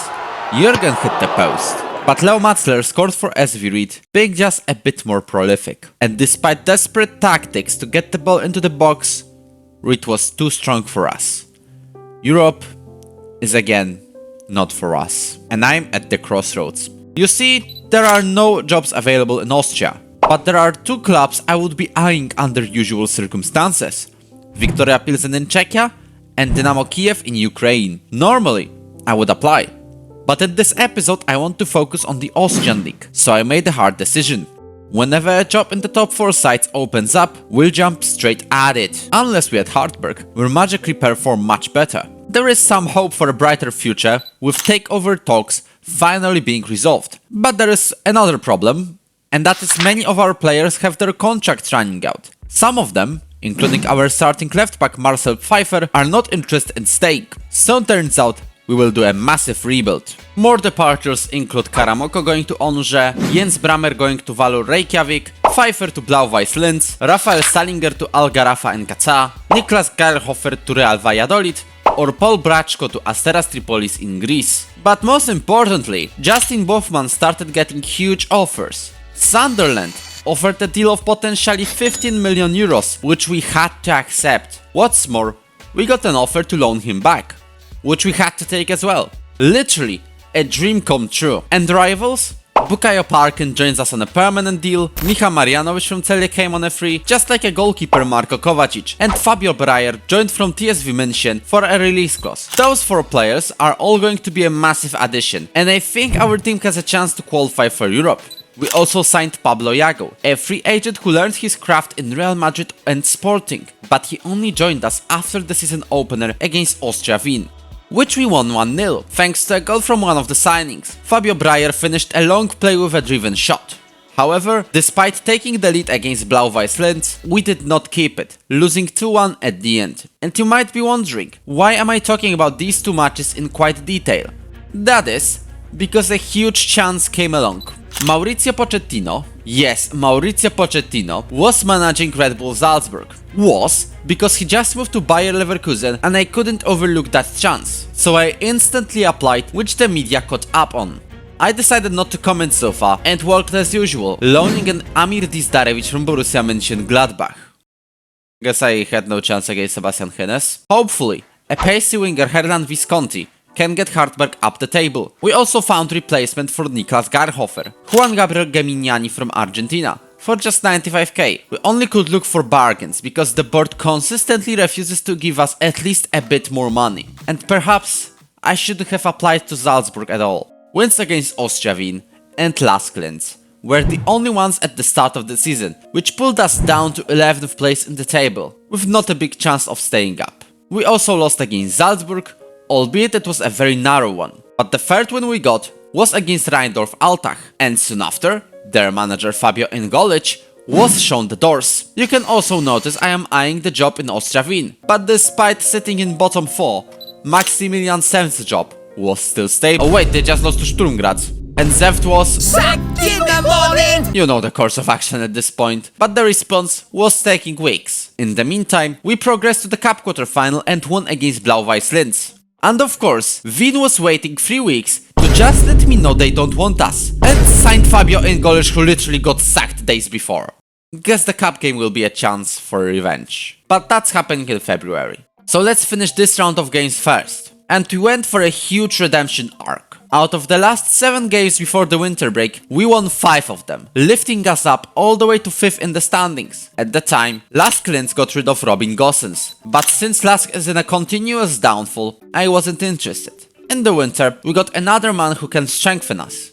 Bilal Brahimi, a French attacking midfielder or winger, and he was our only transfer during the winter break. But he only started the cup quarterfinal against Austria Wien on the bench. The quarterfinal where we had a brilliant start. Within the first 4 minutes, Justin Bofman and Pablo Yago both scored 1 each. But Austria Wien still managed to fight back, with 1 goal in the first half and the other in the second. We had a highlight straight from the kickoff after Austria's equalizer, which Fabio Breyer used to score a leading goal. But as soon as that happened, Austria scored not once, but twice. And this game was a total roller coaster. And in the end, we got knocked out of the Austrian Cup in the quarters. After this game, discussions about my contract running out kicked off. But at this point, I knew one thing. If we don't qualify for Europe, I'm definitely out for a new adventure, regardless if I stay in Austria or go somewhere else. I was refusing contract talks for now, but it looks like the players want me to stay. we easily qualified to the championship group and even won against RB Salzburg in the process. We also took revenge on Austria Wien for the cup quarter-final. We're 5th in the table, only 5 points behind the Champions League slot due to the points halving, and with a pair of more surprising teams, namely Austria Lustenau, who defeated us in the first game of the championship group, where we also had 2 more losses in a row. Not a great start. Thankfully, we won against Rapid Wien and got a draw against Blau-Weiß Linz and won against Sturm Graz, which made the league table insanely close. We're only 2 points away from Europa League football. And if it only was that easy, a draw against Austria Lustenau and losses to Rapid Wien and Salzburg pulled us down back to 6th. However, we're only 2 points behind Austria Lustenau and BW Linz, and the latter of these two are our opponents in the final matchday of the season, and potentially our stint in Austria. Lustenau was playing Sturm Graz at the time, and were first to score a goal, putting us out of the Europa League, regardless of the result here in Hartberg. Sturm quickly equalized, and in our match, chances were quite even, though I would say it was the away side, with a clearer opportunity to score. However, in the second half, our moment came. Thomas Correa reminded himself of his long shot skills and put one of them in the bottom corner. We kept shooting from distance, but it wasn't really working after the goal, and the side from Linz got on to equalize. But it was offside, which put out the fire from the away side, but we were still out of European football. Thankfully, Sturm Graz put the final nail in Lustenau's coffin, we defended well and qualified for a European competition, which automatically means I asked the board for a new contract after all the struggles, and they rejected it despite us getting the best result in the club's history. Though I get the fact the finances are very bad, with the board telling me to repair the club's finances 4 different times in the club vision. I'm wondering if we should even stay. There are plenty of very good jobs available. Slavia Prague, Rapid Bucharest, Rangers and Besiktas are all looking for a new manager.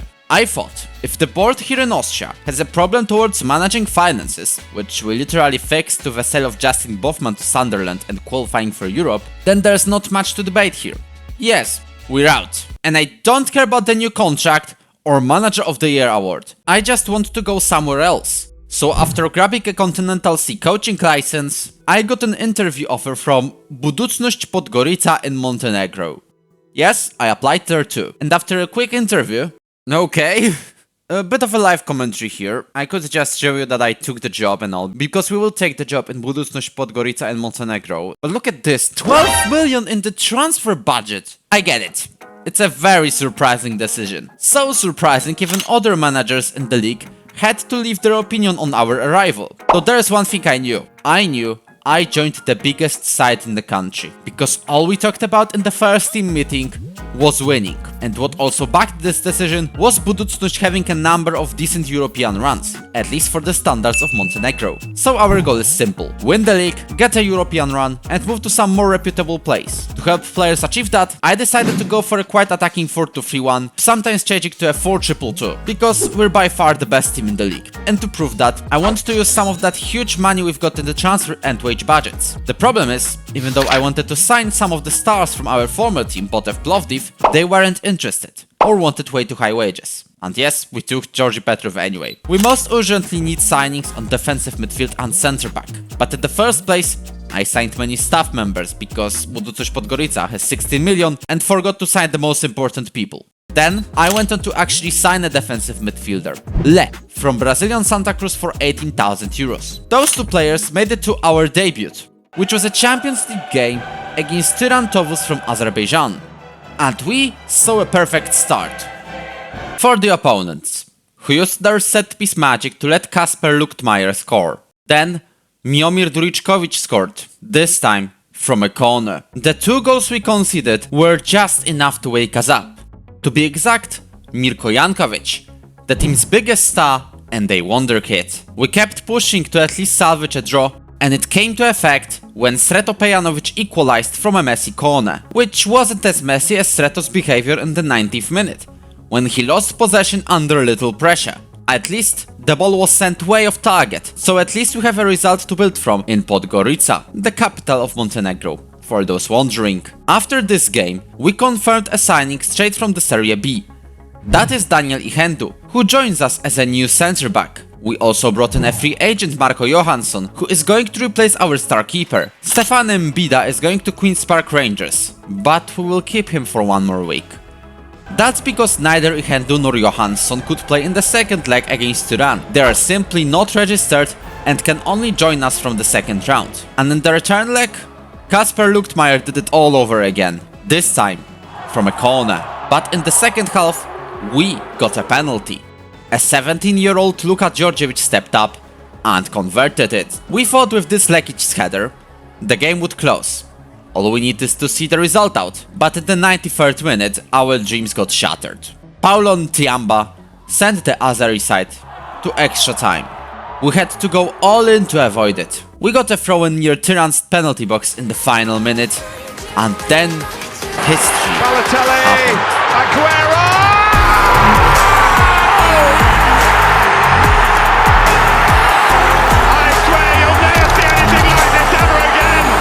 We had a 1% chance of pulling this off, and what you saw was that 1% scenario. Same as there's a 1% chance you are subscribed to the channel.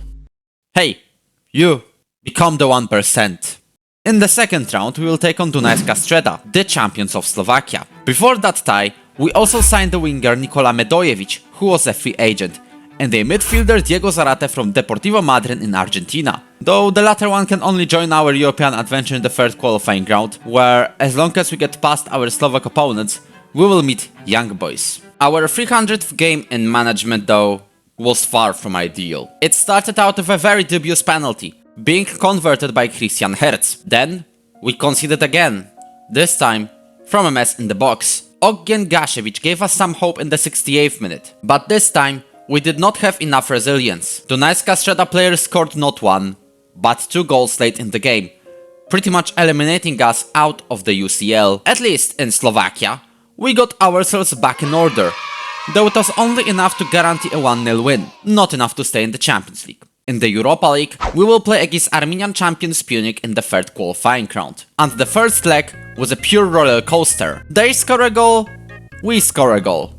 We get a penalty, which gets stopped. Punic scored a second, just like us, but it was offside. We then score again, and it's offside again. In the second half, we finally equalize, and it stands. Then Gaszewicz finishes a counter, and just 3 minutes later... A minute later, Yanis Stoica makes it a 5. Paulo from Punic did not want to surrender, but we forced him to. Except it was offside. And then they score again. We did get a cushion for the return leg with a 6th goal from Miloš Brnovic, and hopefully we will keep that lead in Montenegro. Okay, that's fine, even though it's 3 minutes in, it changes nothing so far. Okay, what's going on? And we can't even convert our chances. I hope we'll at least make it to the penalties and try to win there. From a great comeback to a great bottle is my only comment on that. Only Koe Klaksvik is between us and any sort of a European adventure. Can we at least knock them out and qualify to the Conference League stage? Despite a goalless first half, this time we actually got into business. Starting with Miloš Brnovic scoring a header, Ognjen Gaszewicz doubled the lead, and from a free kick routine, Daniel Ichendu finished the job in Podgorica. Going to a brand new ground located in Klaksvik, I was getting worried we are about to bottle an aggregate win again. And my worries were accurate when Mats Mikkelsen opened up the scoring 5 minutes in. When Birgisson scored the second goal in the second half, a bottle was really looming large. Thankfully, we launched the counter in the 85th minute, and Luka Djordjevic guaranteed our participation in the Conference League stage. At least we qualified to play anywhere in Europe. The list of opponents is not giving us a huge chance of going to the knockouts, but I think we do have a chance against Riga or Torpedo. Now you might be wondering, where's the league campaign in all of this? Worry not, we have got nearly a perfect start. 8 wins and a draw. That single draw was against Arsenal. Tivat, Arsenal. Our opponents in the Conference League debut were Torpedo, the champions of Georgia. And in the 62nd minute they got a very dubious penalty. And I refuse to talk about the way we conceded that goal. It's not like we've had no chances, but we have to be a little bit more accurate than that. And in the 90th minute, We were. Miloš Brnović entered Torpedo's penalty box and scored a very important equalizer. The problem is, he was clearly offside. Losing in a match we could have won wasn't helpful for our encounter against Maribor. With this red card, the collapse was inevitable, and we must be thankful we only lost 2-0 against the Slovenians. We were nowhere to be found, so I guess this is a fair result. We also had no expectations against AZ Alkmaar, and it proved rather quickly. But at the end of the first half, we launched a counter. Mirko Jankovic got into AZ's area and equalized. I genuinely thought we could make history happen, until they scored a second, a third, and a fourth. These losses wouldn't help our league campaign as well, but it's all good. We already built an early gap. Our first league loss was against Mladost Donja Gorica. It took 14 matches for us to lose, and the press already started speculating if I lost the golden touch. A draw against semi-professionals Igalo to add on top of that loss wouldn't help our morale before a Conference League encounter against Djurgården. Lose, and I can confidently say we're out of Europe. But Mirko Jankovic looked at the table, saw us getting 0 points and said, "I'm scoring a double and I don't care." Le also added one to make it a super dominant first half, but a bottle was again looming large in the 85th minute. And in the 88th, we genuinely thought the threat of losing a huge win was real. Thankfully, Kolej was offside, and it led to our first victory in the league stage. It's time to start a redemption arc, and I mean it. 4 minutes separated the goals scored by Medojevic and Gashevich in the first half against Genk. We absolutely dominated the Belgian side, and to confirm that, Luka Djordjevic clinched a third goal from a volley. Budućnost Podgorica were in the knockout stages paying positions for the first time, and the fact that the final opposition were Riga FC only made it easier. Our Conference League quarter-final with FK Auda is still the only time a Latvian team reached the European knockouts, and it showed in our direct encounter. In short, we dismantled them 5-0 and left no mercy, confirming our place in the European knockouts for the first time in Montenegrin football's history. In the winter transfer window, I did not plan on signing many players, except a Nigerian centre-back Kelly Namani for 725,000 euros. But the main saga revolved around our star striker, Mirko Jankovic. Jankovic has been in brilliant form during the first half of the season, scoring around a goal per game. This got a multitude of clubs interested, including Manchester City, who we negotiated to pay around 1.5 million and then rejected it. Which of course meant he was unhappy. He made part of the squad unhappy, and got on the radar of 50 different teams, from Manchester City to HamKam in Norway. So I start a bidding battle. We need Jankovic to play in Europe, and I won't let him go for a couple of bucks. Let's see how much money we can get. AEK Athens got to 1.3 million, and I said no. Lyon and Modena said 1.4 million, I still said no. Then Athens gave 1.7 million, and the board accepted it without our permission. Thankfully, protesting against it worked, and we kept Mirko just to get a ton of offers for him. I negotiated the offers to over 2 million euros, then rejected them all. I do have plans for this man once we're out of Montenegro. But the board saw around 2.1 million from Modena in Serie A, and couldn't resist. Same for AEK Athens. Then, Lyon gave us nearly 4 million. But Jankovic still went to Modena for half the price. At least I was already prepared for Mirko's departure. We will replace him with Kasper Petrovcic, unhappy and running out of a contract in Slavia Prague. In the league, we were just cruising our way into the title, with a heavy advantage over Jedinstvo. And in the Conference League knockouts, we will play against AZ Alkmaar. At least it's a chance to get revenge for the league stage. To maximize our chances of sneaking that 1-0 win from a counter in the first game in Podgorica, I went for a 5 at the back formation. Well, before that, of course, Lukas Parisi, our... Do I remember him from Botev Plovdiv? This might be the guy. It is this guy who we've got in Botev Plovdiv. Enrique Araujo, I think it's 2-0. Well, our formation is not working at all. But we've got a corner, Gashevich. And Ihendu hits the post. If that went in, it would be just like Dunajska Streda. We lose a lot of goals in this one. Akos Korniak Istvan. It was a very nice play, I must say. Passes it forward to Victoria. I think it's going to be squared in.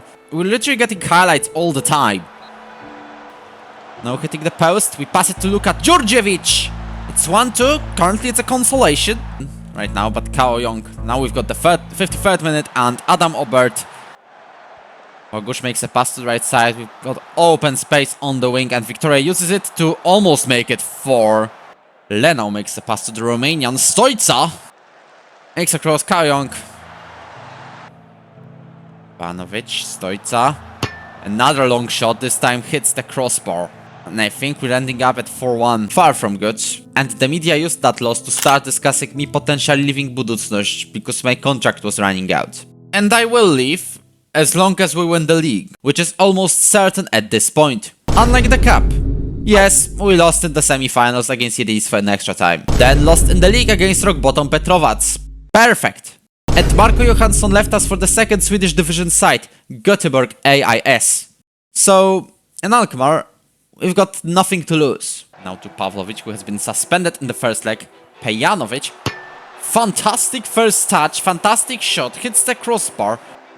Assist to Stan, Sassi. Fantastic volley, I must say, and wasn't offside. Makes a pass to Pejanovic, he almost scored today already. Pavlovic. It would be 5-5 in the aggregate at this point. Bernau can receive the ball on the left, make a cross in. Will he? He does. Unusic jumps into a header. Finally someone scored. Petrovcic wins possession. Blocked shot. Djurdjevic misses the target. Good, at least we got a draw to end the European adventure for Budućnost Podgorica. That encounter was truly winnable. But now at least we can focus on winning the title. We can do it with 6 games to go, but of course something unexplainable keeps happening. Because not only we lost our first title decider against Rudar, with a 1-0 result of course, but Mladost Sidonia Gorica got the better of us as well. Of course, I can tell we got affirmed with a multitude of highlights, but that makes it 1 win out of the last 6 in the league. And we only need 1 more victory. At the time, I refused any contract talks. Maybe the players keep losing to blackmail me to stay. Turns out, even against part-timers Igalo, it took time to even get close to scoring.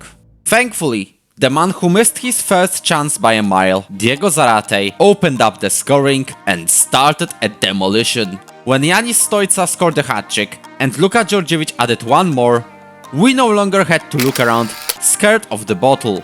We won the Montenegrin League and ticked off the 4th country in the Ultimate Glory Hunter Challenge.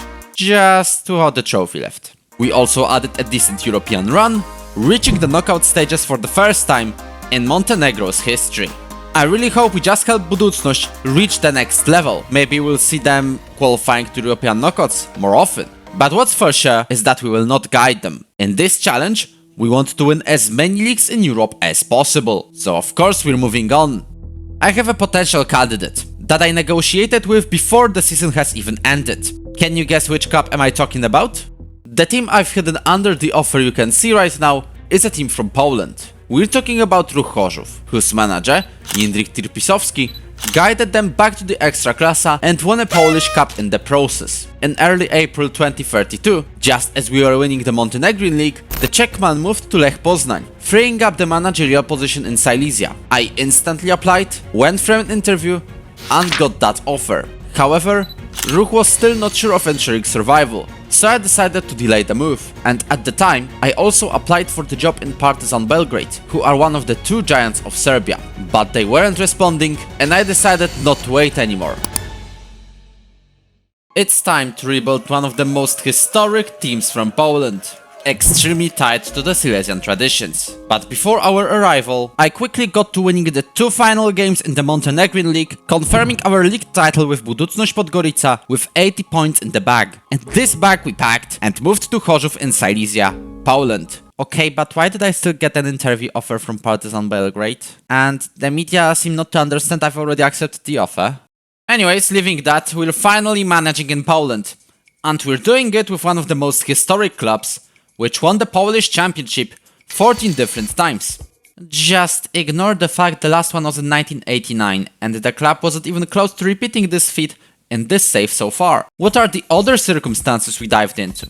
We've been blessed with nearly 3 million euros to spend on the transfers. Seems to be quite a lot. As long as you don't notice the minus 20k per week in the wage budget, which basically halves our funds. Not for long, because we suddenly got a bunch of cash to splash just a week after joining. The squad itself has a couple of talented players, like Tomasz Malec, Marcin Cinciała, Daniel Gargasz, or a subscribe button. However, we also have players that I think earn a bit too much for the club's standards. We'll try offloading our team before we bring anyone in. The staff is also lacking, so in 3, 2, 1, sorted. I must admit, I was very tempted to sign this man. In case you're wondering, Piotr Rutkowski is the owner of Lech Poznań in real life.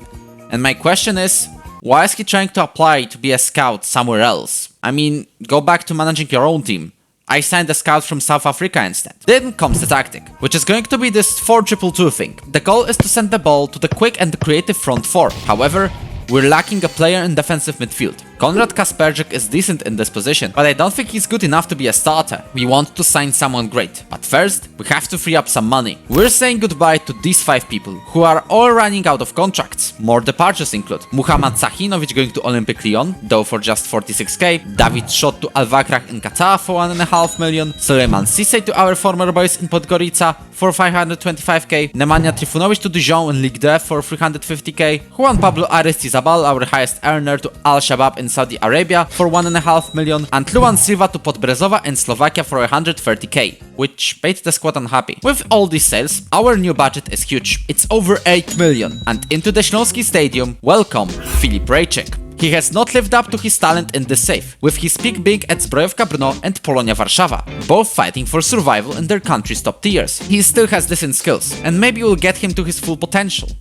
The problem is, he's the only signing of the window so far, and the debut match against Korona Kielce is coming up. And what is this abomination of the Silesian Stadium? It looks nowhere near like this. And we will not win the 15th league title if we start our season with this.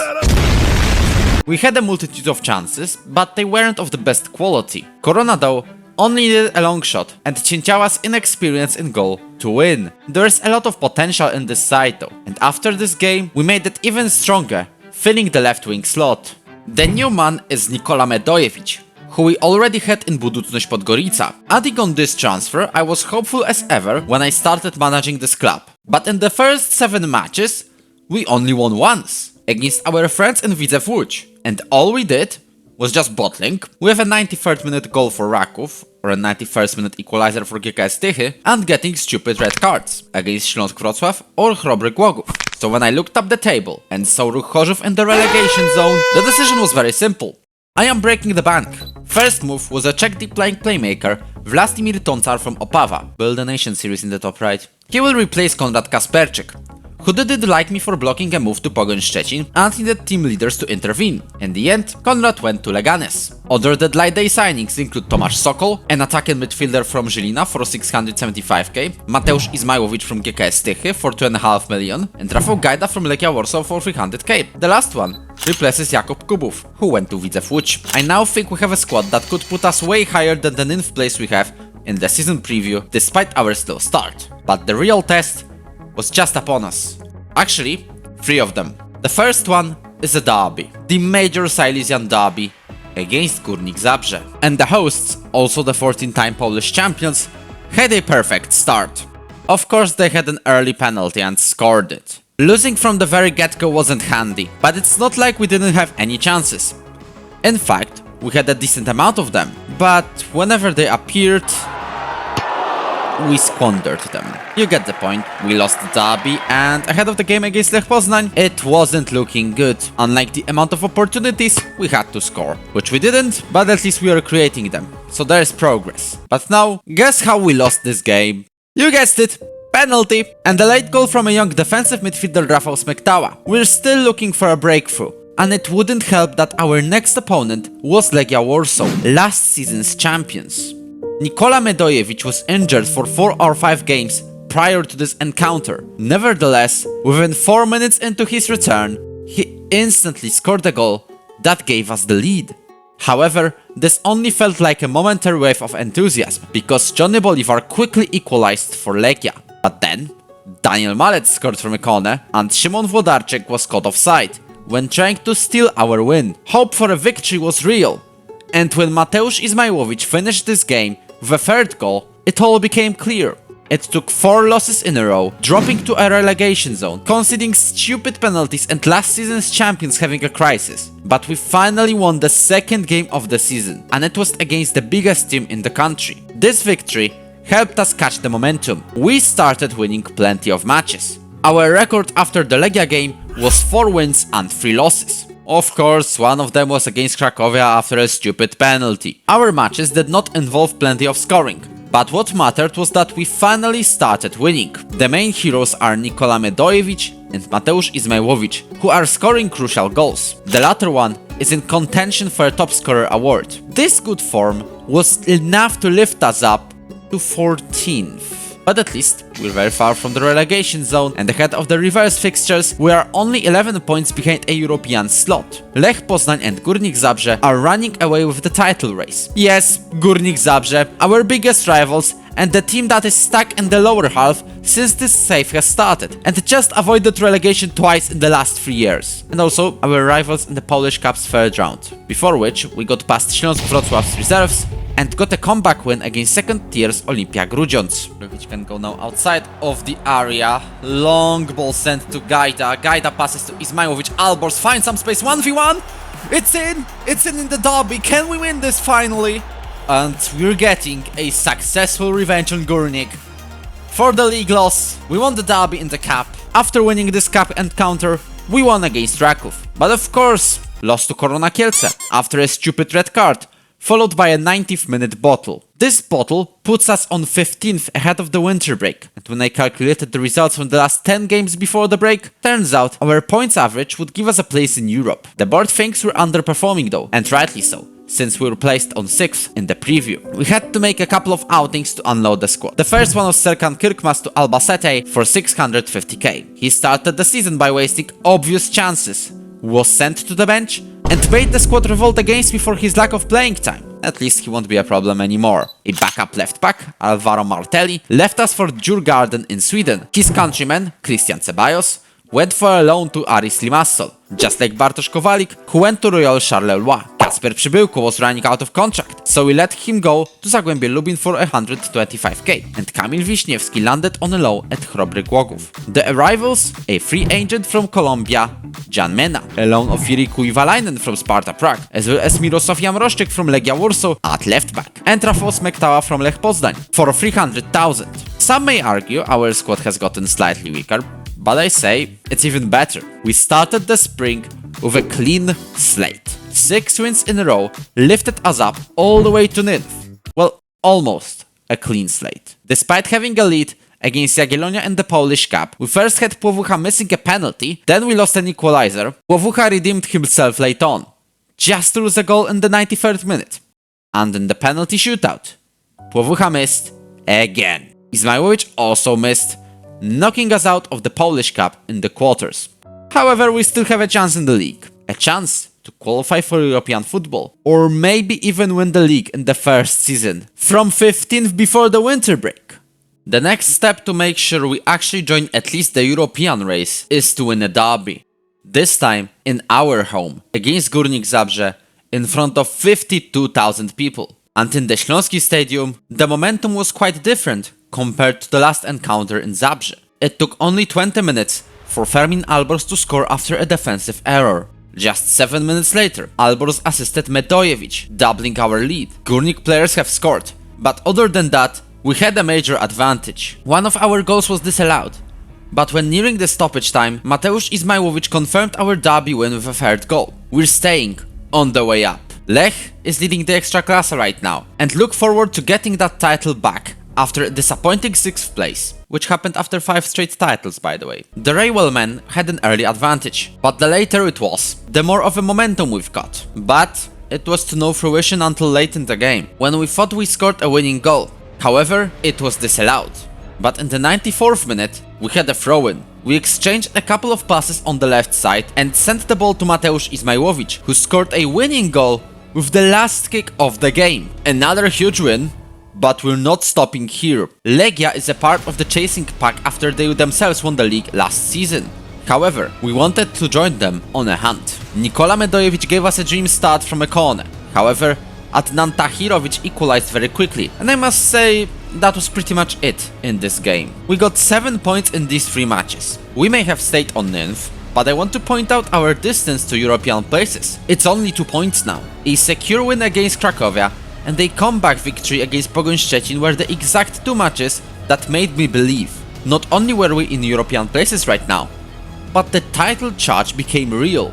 We were on it, as well as 8 other teams. Yes, the Ekstraklasa is this unpredictable, but everything was going our way. Already relegated Polonia Warsaw was dismantled 5-0, and mid-table Wisła Kraków was a 1-0 win, thanks to Tomasz Sokol's solo run. Our chances to win the league were getting only larger and larger, especially when Lech Poznań sensationally lost to Polonia Warszawa, and Śląsk Wrocław got a win against Jagiellonia Białystok. We just need to keep winning and wait for the results elsewhere. The next opponent was Lechia Gdańsk, who had the ambition to qualify for Europe themselves, and it probably is a deciding game. Krzyżanowski can make a cross, passes back to Smektała. Rejczyk drives into the area, Płowucha makes a save, Majchrowicz. Krzyżanowski makes a cross, and it's being saved by the keeper. And it unfortunately goes in. Bogdan Kostic from Serbia scores for a 1-0. Rejczyk, good vision. Malec can win possession. Square it, Soku. It's an equalizer, and it counts. As Lechia clear it, Smektała gets possession in the final third. Jamroszczyk on the left. Mena makes a cross to Izmailovic, hit step crossbar. That was so close, genuinely. Looks like he passes it to Rejczyk. Rejczyk enters the area. Smektała. Don't think it was offside, to be fair. Soku. Mena. Płowucha, long shot, blocked. Jamroszczyk to Toncar. Mena makes his noise on the wing. Płowucha scores for 2-1. Malec passes back to Płowucha so he can make a cross. Passes back to Malec. Malec from 16 yards out for Koczor. And that was truly a strike. Hits the crossbar. I don't know how Lukic has caught that. Koczor on the right. And Meireles makes an equalizer. We're out at this point. Koczor gets past. Lukic makes a brilliant save. Duszewski with a corner. Sokol clears it. Meireles, Duszewski. Just win this, Jamroszczyk. Good one.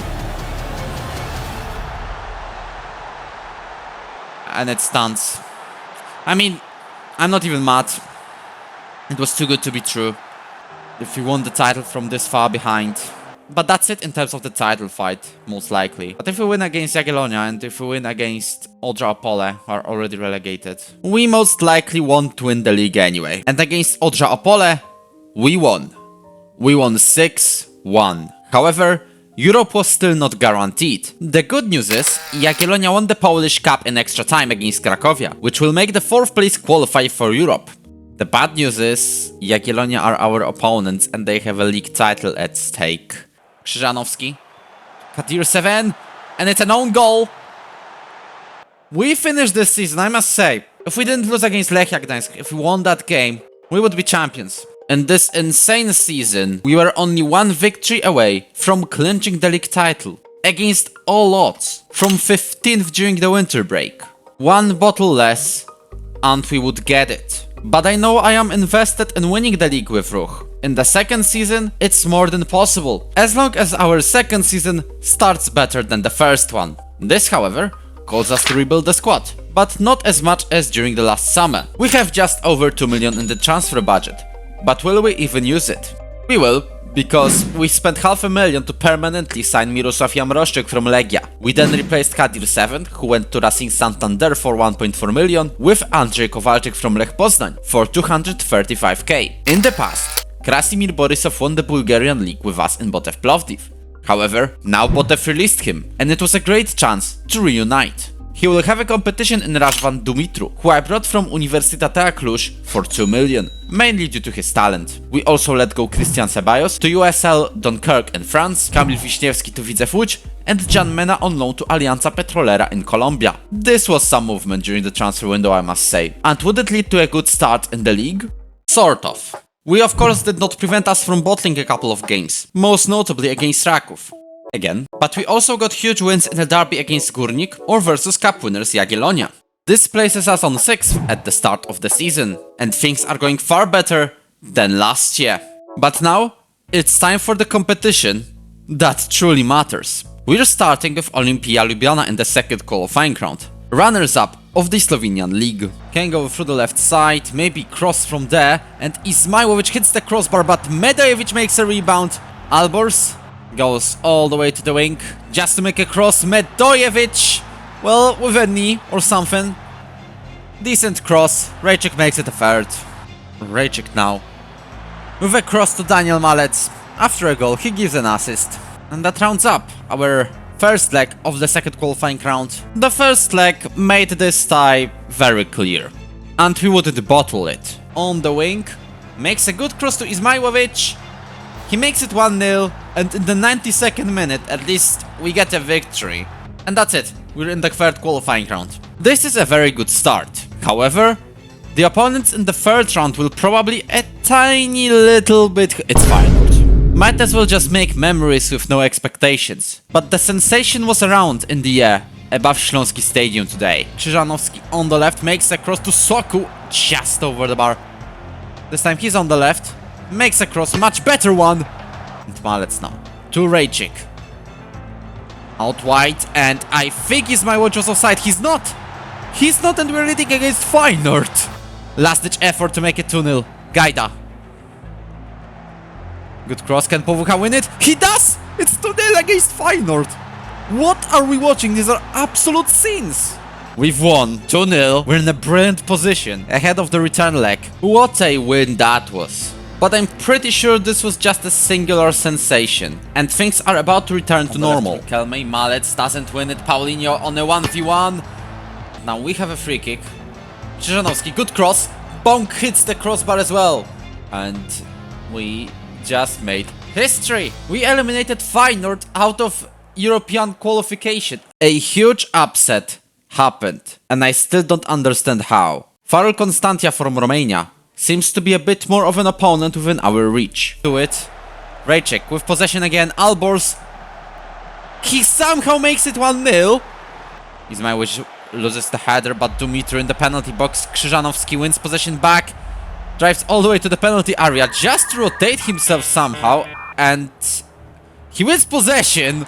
He scores a goal. Calvo. And the breakthrough is coming. Mbuku. Legianski, Hodja. And that's 2-2. That's 2-all. Poncar. Izmailovic. To the right side, Malec. Albors. Brilliant couple of passes. And with 6 minutes of stoppage time, we've got Kowalik on the corner. Daniel Malec. 4-2. It looks like we are going to have a massive advantage in the second leg, but nothing is certain so far. I say it's a great first step towards the league stage. But let's just say you're not prepared for the second one. We're literally 90 minutes away from reaching European League stage, and it's getting even closer. Medojevic can cross it for a tap-in. Keep possession, and that's a good job. Albors on the right, we speed the pace up. Adamski makes it 3. And yeah, that's the final substitution we can make. Faru scores. I mean, Lukic could have done a little bit better. Mitru all the way in the penalty area. Adamski makes it 4-1 from the bench today. Albors. Good pass to Borisov. Jagieła. I think he was offside. Let him score first and see. He is. No, he's not offside, because I can see the 5th goal popping up here. 9-3 is the result that gives us the Conference League stage at the end. What a run already it is. At least they will get Bartosz Kowalik for 325k. And as a reward for delivering a couple of sensations, our fixture list is tough. We're visible favorites only against Tirana. Any other match, we're underdogs, maybe equals. But before we continue the European tour, let's return to the Polish football universe. The first half of the year was going pretty well, but it wasn't ideal. We were winning most of the games, and the duo of Nikola Medojevic and Mateusz Izmailovic was on fire, scoring plenty of goals and assisting a lot. Of course, there were battles on the way, like Wisła Kraków making a comeback victory, Korona Kielce salvaging a draw, or Śląsk Wrocław having Daniel Świderski, who scored a hat-trick. In that particular game, we only saved a draw in the 94th minute against one of the title contenders. Raków Częstochowa is in the lead, but we're only 5 points behind, sitting in 4th in another weird and competitive Ekstraklasa season. But let's be honest, there are 2 competitions we're playing in, not 3 because 2nd tier Warta Poznań knocked us out of the Polish Cup, and both are equally important. This is the first time Ruch is playing in a European group/league stage ever. And yes, I know they reached the Champions League quarters in 1975. The first opponent? Malmö, the winners of the Swedish Cup. And honestly, I was stunned by our performance, in a positive way. We probably played the best match in this club. We absolutely demolished the Swedish side 6-1, making it a perfect league stage start. But Olympiacos was a bit of a harder challenge. Bąk passes the ball to Smekta because we've won it quickly. Sokol finds Medojevic on the left. Something to this game. Well, it definitely adds Olympiacos' goal. Have a free kick, and Trejček hits the crossbar. Malec passes to Bąk. Sokol, some chaos in the penalty area. Noshe might deliver a cross, and Nielsen Modebe makes it to 1. Borisov finds Albors. Don't think it was offside. Ramon. And I think Bogendei makes it 3. Predictable result. Though XG wasn't that bad at all, I think we could have scored the consolation here easily. On the other hand, Tirana, the champions of Albania, were no match for us. Yes, we started slowly, with a single goal in the first half, but in the second, we closed the game off and secured our win. The next opponent was Las Palmas from Spain, and as far as I'm aware, the Spanish La Liga is a top 5 league. You get the level of this challenge already. Medojevic to Płowucha, who wins possession from Edu Sanchez. In the penalty area, hits the post. Libich, Izmailovic, Borisov can make a long shot. 0-0 draw. If you ask me, knockouts are pretty certain. This is a huge result for us, and we can guarantee our slot in the knockouts as long as we win against Aberdeen. Good cross, but we clear it, and at the end of the day, it goes in. Płowucha again, this time much more forward. To Rejček, brilliant strike for an equalizer, 1-1. Makes a weird cross to Albors, but Albors heads it to Toncar. Albors finds Dumitru. Rashvan gets back to Albors. Pavic, Rogers, because our left back went way too high. MacLeod makes an equalizer. Smektawa wins the header, but doesn't win possession. Barclay. Rogers. I'm just saying this ends in a loss. Looks like we're ending it with a loss. 7 points are usually enough to progress to the knockout stages, and it's unlikely we will salvage anything against the hardest opponent of this league stage, Wolfsburg. But the first half was incredibly cagey, with exactly 0 highlights. And the second, we're near Wolfsburg area, and we win possession. Toncar passes to Fermin Albor. Sokol gets into the box, scores for 1-0 against Wolfsburg. Dumitru can open up the space on the wing. Medojevic makes it 2. Looks like Wolfsburg wants to be onto something here. Pisili makes a header. I think it was offside, though it wasn't. Medojevic on the wing drives it to the penalty area, makes it a double. Ranks, found himself in a 1v1. Had to score it. And that's it. We're in the Conference League knockout stages for the 3rd time in this save. How do I say it? We're making history again. In the knockout playoff, our opponent will be Tromsø from Norway. We'll come back to this topic soon, because the Conference League run is not the only part of our story here in Silesia. The winter transfer window didn't see much action though. Jan Mena returned from loan in Colombia. We got ourselves a new keeper, Szymon Szczasny from Trinec on a free. We also signed the youngster Rafał Skwierczyński from Polonia Warszawa for 400k, mainly to replace Krasimir Borisov, who went to Dinamo Bucharest on a loan. Another young player we signed is Paweł Horvat, mainly because Śląsk Wrocław gave him a ridiculously low release fee clause of 450,000. And with the youngsters coming in, the league was going slightly better. We got precious victories in the derby against Górnik Zabrze, against the title rivals Raków Częstochowa or Legia Warsaw, but we still did not take the lead off the table. Drawing against relegation candidates is not helpful at all, and a draw is something we don't want in Europe too. Now we're going again to the wing, and it looks like Tromsø is launching another counter. They're very good at this, it looks like, because it results in a second goal. With a chance from a free kick, and he almost puts it in the net. That was a crossbar, that was a very good attempt though. Smektawa to Malec.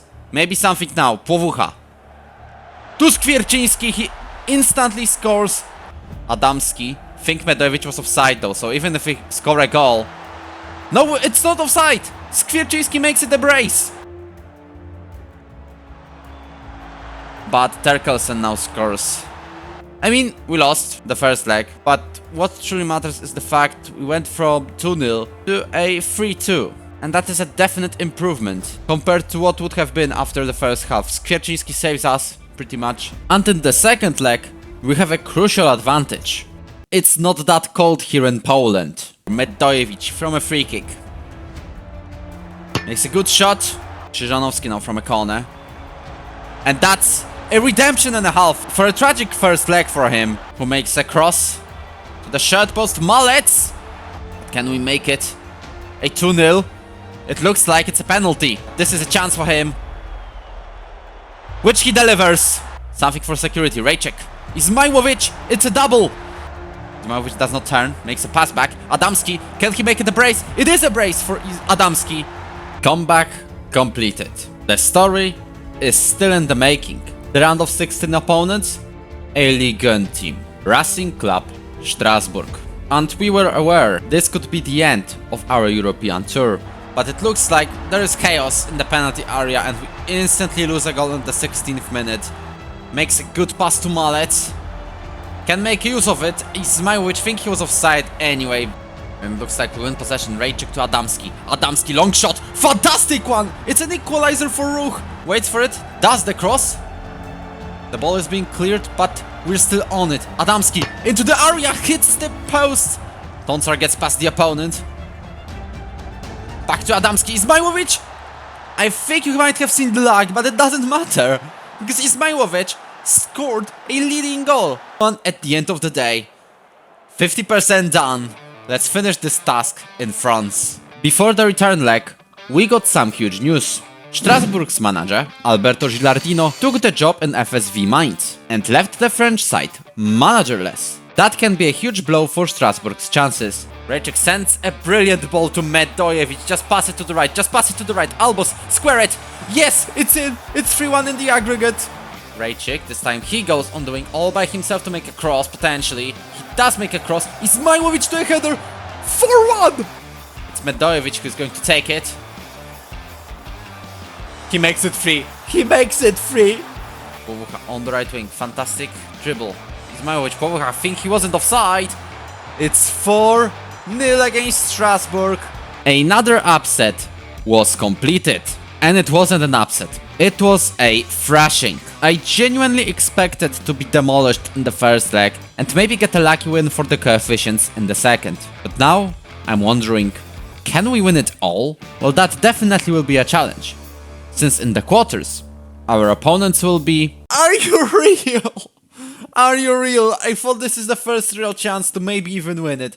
No, we must get Brighton. We must get Brighton from the Premier League. Because why not? There's one more task in hand. We still have to win the league. And the first step towards the championship is a fairly dramatic win against Wisła Kraków, who will go down after this season. Raków lost a very important game to Pogoń Szczecin, and we took the lead in the standings, which we kept after Lech Poznań arrived at the Silesian Stadium and saw Vlastimir Tonsar blasting a shot into the top bins. This meant our biggest title rivals right now are Pogoń Szczecin, also our next opponents. The Pride of Pomerania wouldn't have an easy time at their home. It was rather comfortable for one win, in which we converted our chances like champions should. The title charge was truly on. Well, not quite when Cracovia got a draw against us. But we're about to hear more huge news. GKS Tychy thrashed Raków Częstochowa 4-0. It was a huge blow for Rakow's chances, which we couldn't really take advantage of. Stal Mielec took the lead after a counter. Thankfully, we are also great at counter-attacking. Tomasz Sokol and Rafał Skwierczyński both scored similar goals, which helped us win the game and retain the lead. However, our friends at Widzew didn't want to help, and the referee also wanted to have a say in that. This man did not give us a penalty and gave Widzew a dubious one in the space of 60 seconds. This means it might go to the final match day. The only way to prevent it is to take a win against GKS Tychy, and it was an equal game, with both sides not being able to convert their few chances. But in the 92nd minute, history happened. Almost like in real life, a single goal against GKS Tychy gave the club everything. In 2023, it was a historic return to the top flight, and in 2034, it was a league title. We won the Polish league with one game to spare for the first time in 45 years. There was no trophy left just yet, but I knew the title was certain. Lech was only 3 points behind us, and it should be a title decider. But the league rules say that in case of points being level, the head-to-head record matters, and we had a better one against Lech.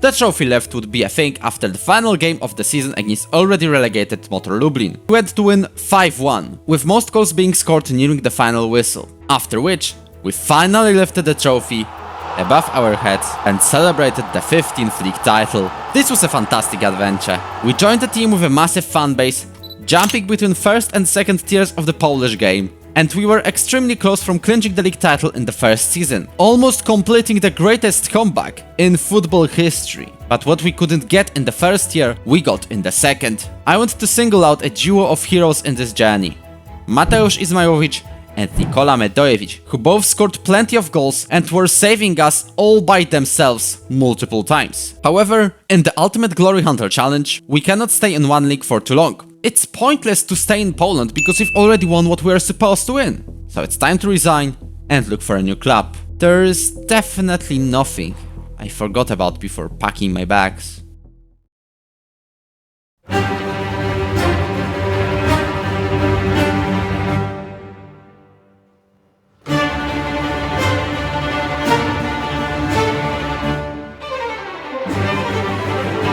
As he gets past Krzęciesa, who might as well cause a penalty, as João Pedro steps up, but doesn't score it! Now Rig, on the right side of the pitch, passes to Roman Hervé, who puts his shot over the target. Facundo Buonanotte from a free kick, but Lukic tips it over. Buonanotte.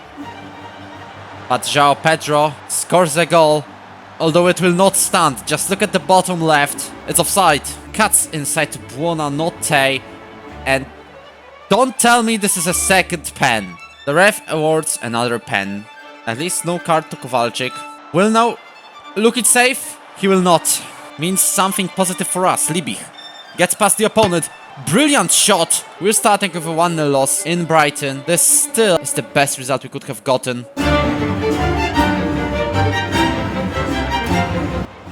He can score a goal from this position. He does not. Lukic makes a save. The new highlight is on already. Thorsen. Just press him. Just press him. This was brilliant. Rejczyk is an empty net almost. Hits the post. Alaba Adamski wins it again. Smektała in the middle of the pitch to Dumitru. Medojevic on the left. Curling effort. And after a deflection from Izmajlovic, it goes in and it will stand. On the wing, passing it with Rig, but Dumitru almost wins it back. Rick Ferguson think he was offside anyway. But we're not in the ideal position because this still brings extra time. And Buonanotte in front of the area. But it looks like Brighton with a highlight. Molina. Buonanotte just over the crossbar. That was close from ending the game. This is it. In terms of the Conference League. But I must say, this run was an absolute cinema anyway. We got past Strasbourg, we got past Feyenoord, we won against Wolfsburg. That was very close anyway.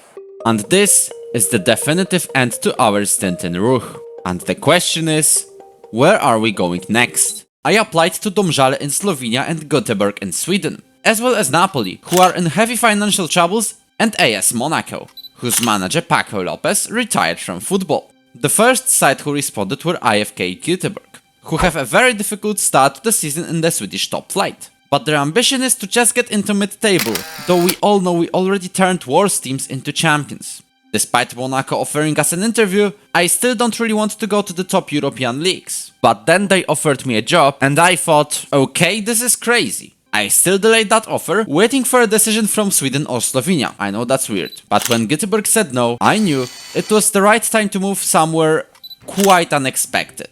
We're taking on a huge gamble, quite literally, because you may know Monaco is a place known for its historic Formula 1 Grand Prix, wealth being everywhere, little tax, and its casino. But when it comes to football, the French Ligue 1 has been absolutely dominated by Paris Saint-Germain in this save so far. But the good thing is, Monaco is an established runner-up, though it's no contest to PSG. We got hired to get that winning edge, and it's a very simple deal here. Win the Ligue 1, we may go to the top 4 leagues already, though I still want to win in some smaller countries.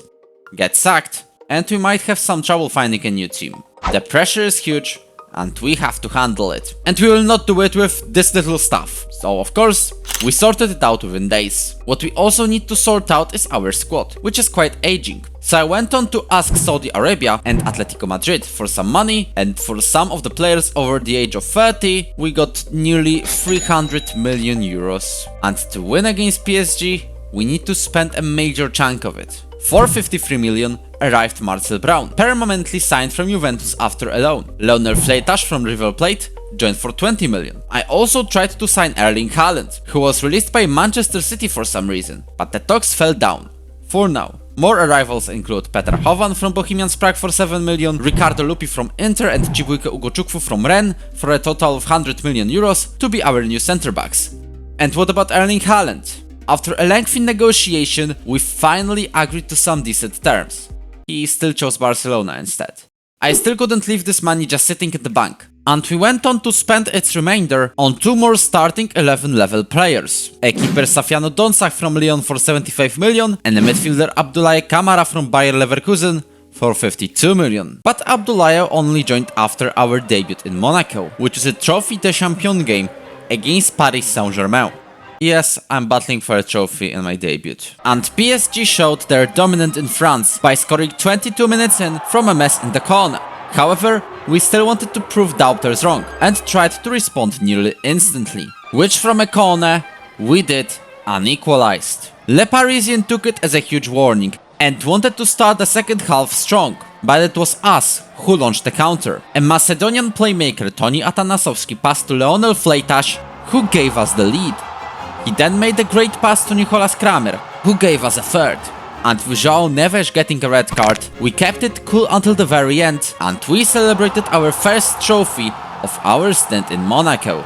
First of many, hopefully. Unfortunately, the start to the Ligue 1 season wasn't as good as we wanted. If we want to topple PSG, we have to win basically every single game. And what did we do? We got draws against Orsilon and Clermont Foot. Lille, on the other hand, demolished us for 1. This was still enough for a 6th place in the league, 5 points behind PSG. But maybe the pressure of the brand new stadium that we opened at the start of the season was getting to us. And it wouldn't help that the next games at Jean-Luc Ettori Arena will be in the... Our fixture list is perfectly balanced, as all things should be. On the one side, we have the likes of Copenhagen, Shakhtar Donetsk or Celtic. On the other, we've got Manchester City, Juventus or Barcelona. The last ones being our opponents in our Champions League debut. And guess who showed up for this game? You guessed it, a man who recommends to stay humble. And I hope, with these goals from Massaro and Schmidt, you Erling will stay humble. Cause you've made the wrong choice, cause you lost against us. But this UCL campaign is not that smooth so far. Borussia Mönchengladbach held us out very well for a draw. They even scored a goal. But Yoshinobu Kudo, a Japanese newgen, was offside. Against Copenhagen at Parken, we had to resort to a huge passing error from the Danish side to get the late 2-1 win, and Porto were defeated, thanks to a single penalty. With 10 points in 4 games, the knockout stages seem to be nearly certain, but we still want to go directly to the round of 16. That Champions League form, after all, helped us get up in the league. This involved a win against Paris Saint-Germain with Tommaso Massaro's lone goal. Except Jamie Bino Gittens scored in the 93rd minute to equalize, and he did it despite PSG being down to 10 men from the 67th minute. At least we compensated that bottle with huge wins, this time real ones, over Marseille, Rennes, Lyon or Soweto, all of which lifted us up to 4th in the league, with a perspective of becoming runners-up. The league win is still possible, but we simply have to win everything, just like Paris Saint-Germain do. And in general, we continued this good run of form. We advanced to the 3rd place, right in the tail of Lille, against whom we got a draw. Things were looking promising for the rest of the season, minus this one game against Reims. I mean, you can already see on the bottom left, I've lost an own goal here. We're on such a good form, and then our center back being pressed by absolutely nobody. What a strike, I must say. He just scored it to the bottom corner, very precise. This is probably the worst game we've had in this save so far. Yes, it even beats the time when we got demolished 7-1 by Levski Sofia, when we were managing Botev Plovdiv from Bulgaria. Thankfully, it was just an accident, but we'll come back to the matches a bit later, because in the winter transfer window, we said goodbye to Rodrigo Aller, who went to Espanyol for 11 million after complaining about his lack of playing time. Another man who left us was Alexei Gerasimov, who landed in RB Salzburg. His replacement will be a wonderkid Arnaud Ramos, but not right now. He went to Midtjylland in Denmark for a loan. The last signing? Rodney from Palmeiras, who joined us for free. And with that out of the way, let's come back to... In our fight for knockout stages, we stumbled upon Manchester City, but they no longer had the humble man, Phil Foden or Oscar Bob, so there was a chance for us to get a victory. Unfortunately, Yuli Marin and Claudio Echeverry are decent replacements. Decent enough to put this game to bed quickly. Sergei Pinyaev capitalizing on a possession error from the citizens was not enough, and we lost the first game in the Champions League this season. We also had a bad start against Juventus, with a penalty goal, but Yunus Musak got a chance to score a long shot, which he did, saving us a draw. The two final opponents in the league phase were Shakhtar Donetsk and Celtic, a relatively easy opposition in our way to round of 16, and we indeed defeated Shakhtar 3-1, but Celtic proved to be a bit harder of an opponent, holding us out until late in the game. However, Sergei Pinyaev scored in the 89th minute, which was just enough to finish 8th in the league stage and advance directly to the round of 16, where we will play RB Leipzig. I thought an opponent of this class would be a very cool challenge, until Safiano Donsach made a perfect pass to William Sousa Santos. And if you're wondering, William Sousa Santos is an RB Leipzig player. Marcel Brown quickly cut inside to equalize, but the light in the tunnel quickly got turned off. Rasenballsport scored 4 more goals, making it 5 in total. Our response? Well, at least we've got this spectacular long shot from Abdoulaye Kamara. The second leg had a similar start. We concede a penalty, then Petr Hovan quickly equalizes. Safiano Donsach commits another blunder by not saving this slow shot. Aurelien Amenda equalized nearly immediately, and in the second half, Marcel Brown made the perfect run to give us the lead. This was the second I thought we might try to make a comeback. However, our two major chances were agonizingly close, but not close enough. We won the second game, but we did not win the aggregate, ending our European run. We will go at it again next season though. We were showing less and less flaws in the French league, and our undefeated run against PSG continues. We demolished them 4-0, and it seems there was only one side on the pitch that day. The problem is, Le Parisien were very close to clinching the title at this point, which they eventually got, but they would give us a helping hand. The champions won 2-0 against Lille in game week 30. This closed the gap between us and Lille to a single point. We were flawless in the final games of the season, ending it with 12 consecutive league wins, and Lille did get a flaw, a 3-2 loss against Lyon. With that, we finished the season as runners-up of the French league, again with no contest to PSG, unless we're talking about our direct encounters. The bigger picture is that the champions only lost one game, and it was that 4-0 win of ours. So in season 13, all we need is to be at least as consistent as them to win. That's all that matters. At least, Tommaso Massaro became the league's top scorer. But there is one competition I have not mentioned in this video so far, and we're talking about the French Cup, in which we got a relatively easy route to the latter stages. This included a 3-1 win over Ligue 2 side to Grenoble, a 4-0 thrashing of Van OC from the 5th year, and an 8-2 demolition of Nîmes Olympique from Ligue 2. We got drawn against Stade Rennes in the quarterfinal, and they proved to be much tougher. After all, they are a Ligue 1 opposition. After they scored 2 goals, I was sure we were getting knocked out. But Kosi Ganke gave us hope from a corner. Kamara then equalized, and the man who assisted was Petr Hovan, who also gave a ball to Tommaso Massaro, who gave us the lead 56 minutes in. Yet another defensive error of this episode resulted in Rennes equalizing. But Yunus Musak's deflected shot and Tommaso Massaro completing his brace promoted us to the semi-finals, where we encountered Lyon.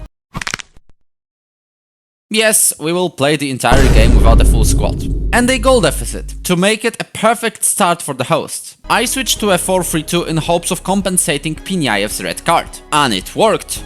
Marcel Brown got to equalize with a powerful strike. Not for long, because Leonel Fleitas went way too high in the defensive line, and therefore we conceded again. Worry not though, Tommaso Massaro not only equalized, but also gave us the lead against all odds. We didn't enjoy it for too long though. A deflection after a shot from Ernest Nuama made it a 3-all draw, which following no action in the final 30 minutes resulted in a penalty shootout. Both teams converted their first penalties. But then, Ernest Nuama was stopped by Safiano Donsach in a spectacular fashion. Marcel Brown scored one of his, but Peter Hovan's shot to the middle was very easy to stop, making a first level again. The fourth and fifth takers all scored, leading us to sudden death, in which a Norwegian centre-back Svein Frode Draxet stepped up and missed entirely. Thomas Guerrero had the chance to become our hero, and though Tristan Kausten threw himself in the right direction, the shot was a bit too powerful. And it means we will play in the final in Stade de France against our bitter rivals Nice in the French Riviera derby. And it looked like we were the favourites when Marcel Brown quickly got to action and scored. However, Nice was eager to respond, equalizing in the 25th minute. We had a major advantage throughout the game, and we even scored a goal. But Massaro was offside. Despite our efforts, nothing wanted to go in, which led to extra time, in which we gave away possession way too cheaply, which led to a long ball being sent above our heads, which led to Nice taking the lead. I used some desperate tactics to get us back on track and at least get to a penalty shootout, and a highlight appeared in the 120th minute. Everyone went forward, which made Guerrero cut inside and finally send the long ball to Sergei Pinyaev, who ran close to the byline and made the last minute cross. And that cross found Fabio Miretti, who gave us a huge equalizer, which led to a penalty shootout, in which the miracle sender got stopped by Nice's keeper. At least, Sergei converted his penalty, unlike Adam Asnu, who blasted it to the left side outside of the post. We were level before the final round, in which Toni Atanasowski scored his spot kick. Can Safiano Donsach prevent us from sudden death and win us our second trophy in France? He can! And with that, we won our second domestic cup of this save. The first one was the Latvian Cup, and now we've won Coupe de France. We celebrated widely, and deservedly so, because, after all, it was a very good season. But then, I discovered something completely unrelated, but spectacular. Yes, I am as stunned as you. There was no PSG anywhere in the latter stages of the cup, because they made a bottle even more spectacular than the 2017 UEFA Champions League round of 16, when the French team lost against Barcelona, despite winning 4-0 in the first leg. This is why I have high hopes for our second year in the Principality, but we will need to get a couple of reinforcements. We let go Arnau Tenas to Bournemouth and Aurelii Amenda to Saudi Arabia for a total of 74 million. In their place came in two talented players, a Swedish left-back Rikard Lindahl from his native Isters and an Austrian goalkeeper Marco Lechner from Wolfsburg. And the man who jumped straight into the starting 11 was Axel Francois from Stade Reims for a massive 80 million fee. With those signings, our season again started in the Trophy des Champions, where we again played PSG. But this time, despite a scare at the start of the match, we absolutely dominated the Parisian side. Lionel Fleitas seems to love this particular game, because he not only opened up the scoring, but also made an assist to Bob van Hattum, who scored from a corner. Peter Hovan closed the game with the third goal, and with it, Monaco won the Trophy des Champions for the third time in a row, and second under our management. The league has not started that well though. For the first time since we joined the club in the Principality, we lost to PSG. Adding on draws against Clermont Foot and Marseille, it was far from a good start to the season. PSG and Lille, who found a way to win 4-0 against the Giants, were already getting away with the title fight. And with not that good of a news, let's now move into... Compared to last year, this fixture list is much more manageable, with Crvena Zvezda, Fenerbahce or Levski Sofia on our calendar. We got our strongest opponents at the start, including Porto, who we dismantled 5-2, or Barcelona, who had an advantage in terms of the stats, but we were the only ones to score, with Bob van Hattum's header from a corner. Benfica was a 1-all draw, and Crvena Zvezda was a 0-0 draw, for whatever reason. Thankfully, we got a great show against Juventus, got a revenge for a Conference League quarter-final with Ruch against Brighton, and confirmed our participation in the round of 16 with wins over Fenerbahce and Levski Sofia. This good run of form led us to third place in the league phase, only behind Real Madrid and Manchester United. This means we skipped the playoff round and went straight to the round of 16, where we're going to play Ajax. But we'll take a look at it a bit later. Because the question is, was the league any better in comparison? Sort of. We had a couple of great moments in the first round, like a total demolition of one of the title contenders Lille 4-1 or Lyon 5-2.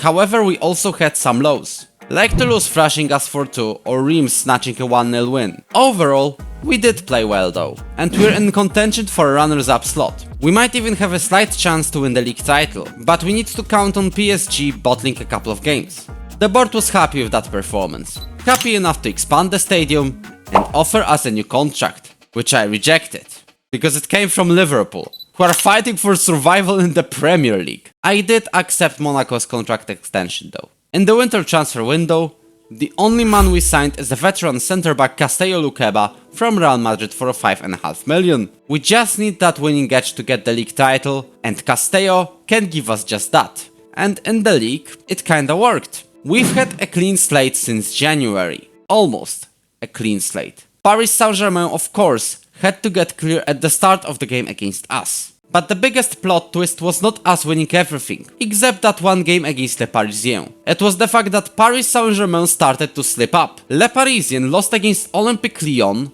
and Lille. And under the usual circumstances, it would be at best for the fight for the second place. Cause you know, PSG. However, they're not even leading the league. Suddenly, it's Lille who lead the standings, only 2 points ahead of us. The title charge is truly on. I did not even think we could go at it that fast. But before it, let's take one more look at this little European competition called... Our round of 16 opponents were probably the easiest we could get, Ajax. But in the first game at the Amsterdam Arena, the Dutch side wanted to show they're the real underdog story, hitting the post at the start of the game. That was just a scare though. Our attacking players sorted the aggregate out very quickly. Massaro, Schmid, Hovan and Kramer all scored 1 goal each, and Abdou Diop's header did nothing to the bigger picture. We were pretty much set to go to the quarter-final, and we wanted to confirm it at home. Tommaso Massaro proved why he's our best striker by far, and Peter Hovan added a brace of his own. Diego Moran's goal for Ajax was just a consolation, and we reached the Champions League quarter-final. Our next opponents? Manchester United.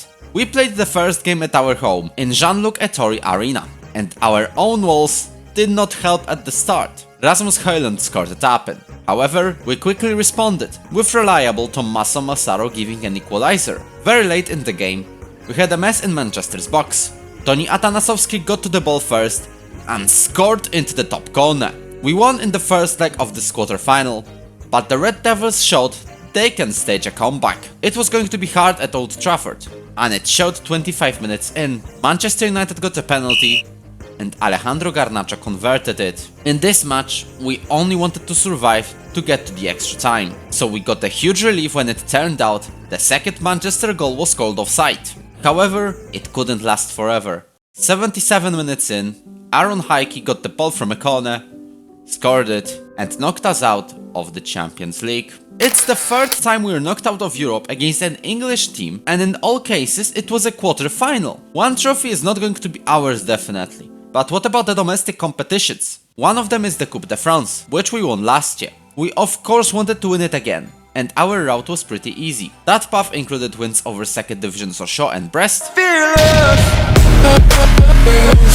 lower tier Cholet, and 3rd tier Red Star. However, in the semi-final against Lyon got the penalty at the very start of the game, and Ryan Cherky converted it. This was enough to knock us out of the cup, and we will not defend the trophy. At least, we got our revenge in the league, winning 3-1, but Lille got a huge win too, which means, despite the fact there were still a couple of matches left, both sides were prepared for the title decider against each other. And it looked like an uphill battle. We had some initial advantage, but Lille had a striker called Fabio Silva. The Portuguese man wanted to show he can carry Lille to the title, scoring the brace against us. We only woke up in the second half. First, it was Abdoulaye Kamara who cut into the area and scored, and 15 minutes later, Chibuike Ugochukwu scored a header from a corner. It was enough to just salvage a draw, but it also means the title fight is outside our control. On our side, we did everything in our power. We won 1-0 against Toulouse, and then demolished Strasbourg, Caen and Saint-Étienne. The problem is, Lille also won every game. PSG also won everything, including a demolition of Olympique de Marseille 7-1. But they were a point behind us anyway. This series of results means we have to win the Côte d'Azur derby against Nice and count on Saint-Étienne getting some points against Lille if we want to win the Ligue 1 title. Is on the right side of the pitch, makes a run from the very deep, makes a shot for a way to get past his opponent, but he does not. But now Perez makes an abysmal error and Marcel Brown capitalizes on it. I just hope Saint-Étienne can at least hold out for a draw, because a draw gives us the title, but it looks like Haraldsson already took the lead. Brown on the penalty area. There is chaos here, but Schmidt uses it perfectly. 2-0. Saint-Étienne has equalized, but it's nothing to get enthusiastic over about. Lille has a red card. I know it doesn't change much, but it can change something. They have definitely confirmed that Saint-Étienne has...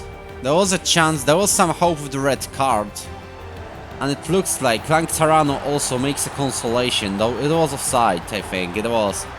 We again have an 82-point season. And again, it is not enough. What else do we have to do to win the league? In a season we had the biggest chance in, we didn't really use that chance. We just bottled it, that's it. We had great runs coming to the end of each season, and even won 3 trophies on the way. But we did not win the trophy that matters. The French league itself. Even with PSG bottling their title streak, our club is well and truly capable of winning that Ligue 1 title. We just couldn't convert the chances we've had. But because of the potential this side has got, we will stick around and try to win the league. Is it time to move to the giants of the French football? Thiago Motta was just sacked from Paris Saint-Germain, following a disappointing 3rd place, so I obviously applied, knowing I would have a slightly bigger chance of winning the Ligue 1 and the Champions League with Le Parisien. But since they're still collecting applications, I decided to do some transfer business. We let go Fabio Miretti to Bristol City, Yunus Musa whose contract ran out, Sergei Pinayev to Al Ahly, or Marcel Brown to Arsenal, all for a total of 128 million. In their place came a striker, and what a striker! Matar Musa Endur from Reims, who we splashed 103 million euros for, which is by far our new transfer record. Achille Pearson from Cercle Brugge also joined for 16.5 million. And then it happened. PSG offered us an interview. I was on a massive crossroad. On one hand, we already built a great team in Monaco, which is truly capable of winning the league, with half of the Media Dream 11 coming from our side. On the other, PSG has a much bigger chance of winning the league by a firm margin. I believe in our team, but I still attended the interview with Le Parisien. It went smoothly, but I had a fierce competition in Unai Emery, who's now at Inter Milan. But turns out, I was the chosen one, and so I took it. It's a risky move, and extremely unpopular. But first, some good news for some of you in the comments. The state of Qatar is no longer in charge. And second, look at how much money we've got to spend. It's nearly 200 million, and we've got a bunch of aging players we can convert to, you guessed it, more money. Those who helped us raise even more cash are Bradley Barcola, Hector Ford, Nuno Mendes, Xavi Simons or Anatoly Trubin. Unless we're talking about Jeremy Doku, Quinten Timber or Vitinha. You guessed it, they're all retiring. Vitinha at least did it after giving an assist to a centre-back Rui Silva, whose goal won Portugal the European Championship, after which Vitinha became our assistant manager. Le Parisien have won the league in every single season of this save, apart from the last one. And I see the reason behind it. I realized that even Paris Saint-Germain cannot take care of their own stuff. Or to be exact, Thiago Motta, who went to, you would never guess it, Monaco. And that's despite the media favorite being Spain's B-team manager.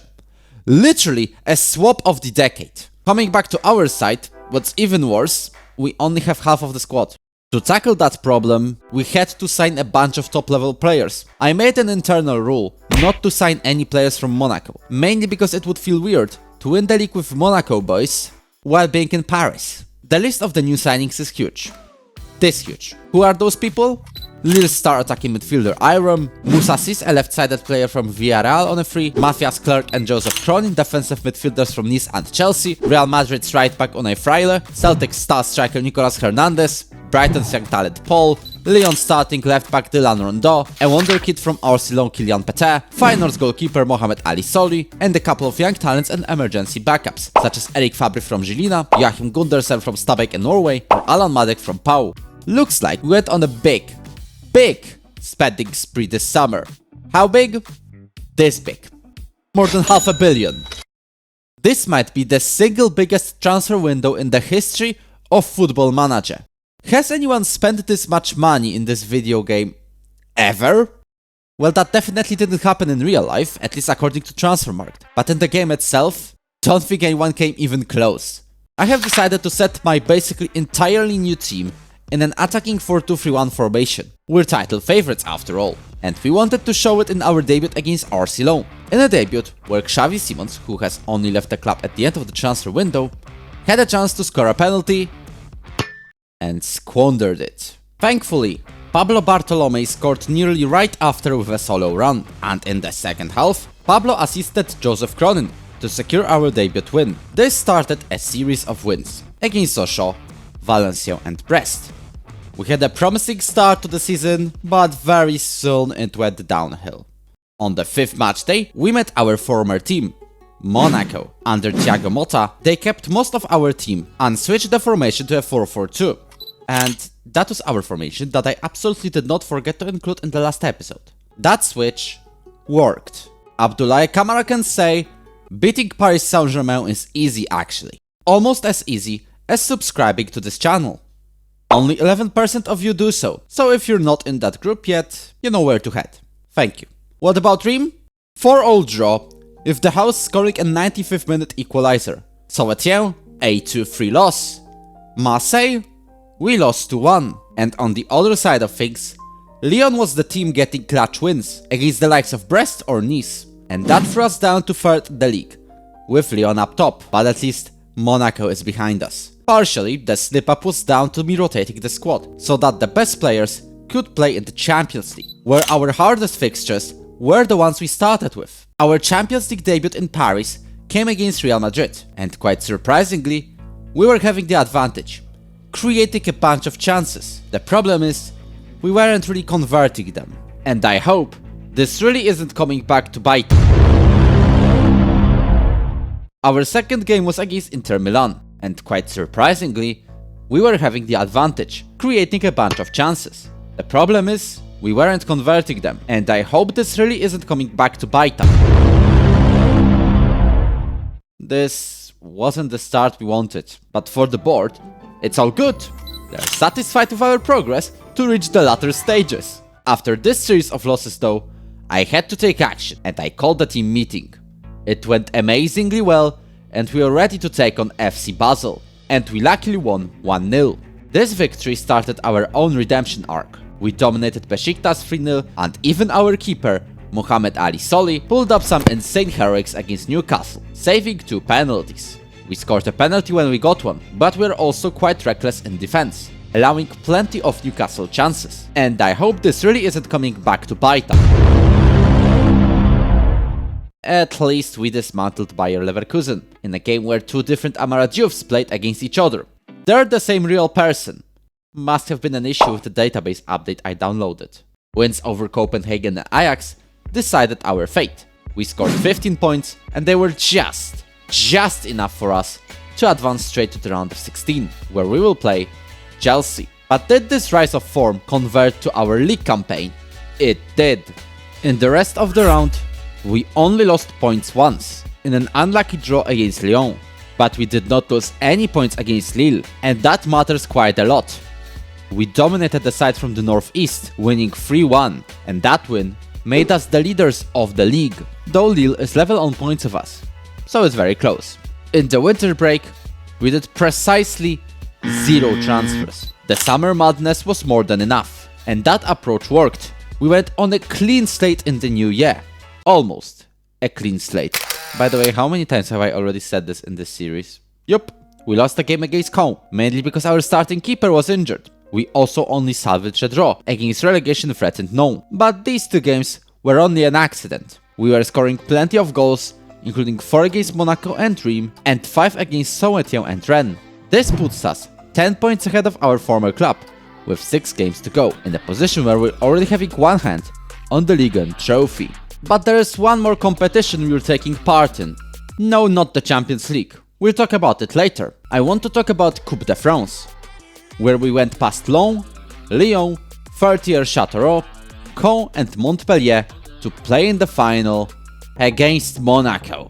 It wasn't the most entertaining of finals, I must say. Each team had a couple of chances, but only one would go in that day. The one created by our former team, which unfortunately won the French Cup at the end. I guess that's karma for me ditching this team in the hunt for the league title. But now, it's time for the Champions League campaign, in which the goal for Le Parisien is clear every year. Can we take the necessary steps to reach it? On the right passes to Vini, and said Vini puts the ball over the crossbar. Bartolome on the right, no offside here, can make a cross to João Neves. Paul gets to that ball first. Rondeau.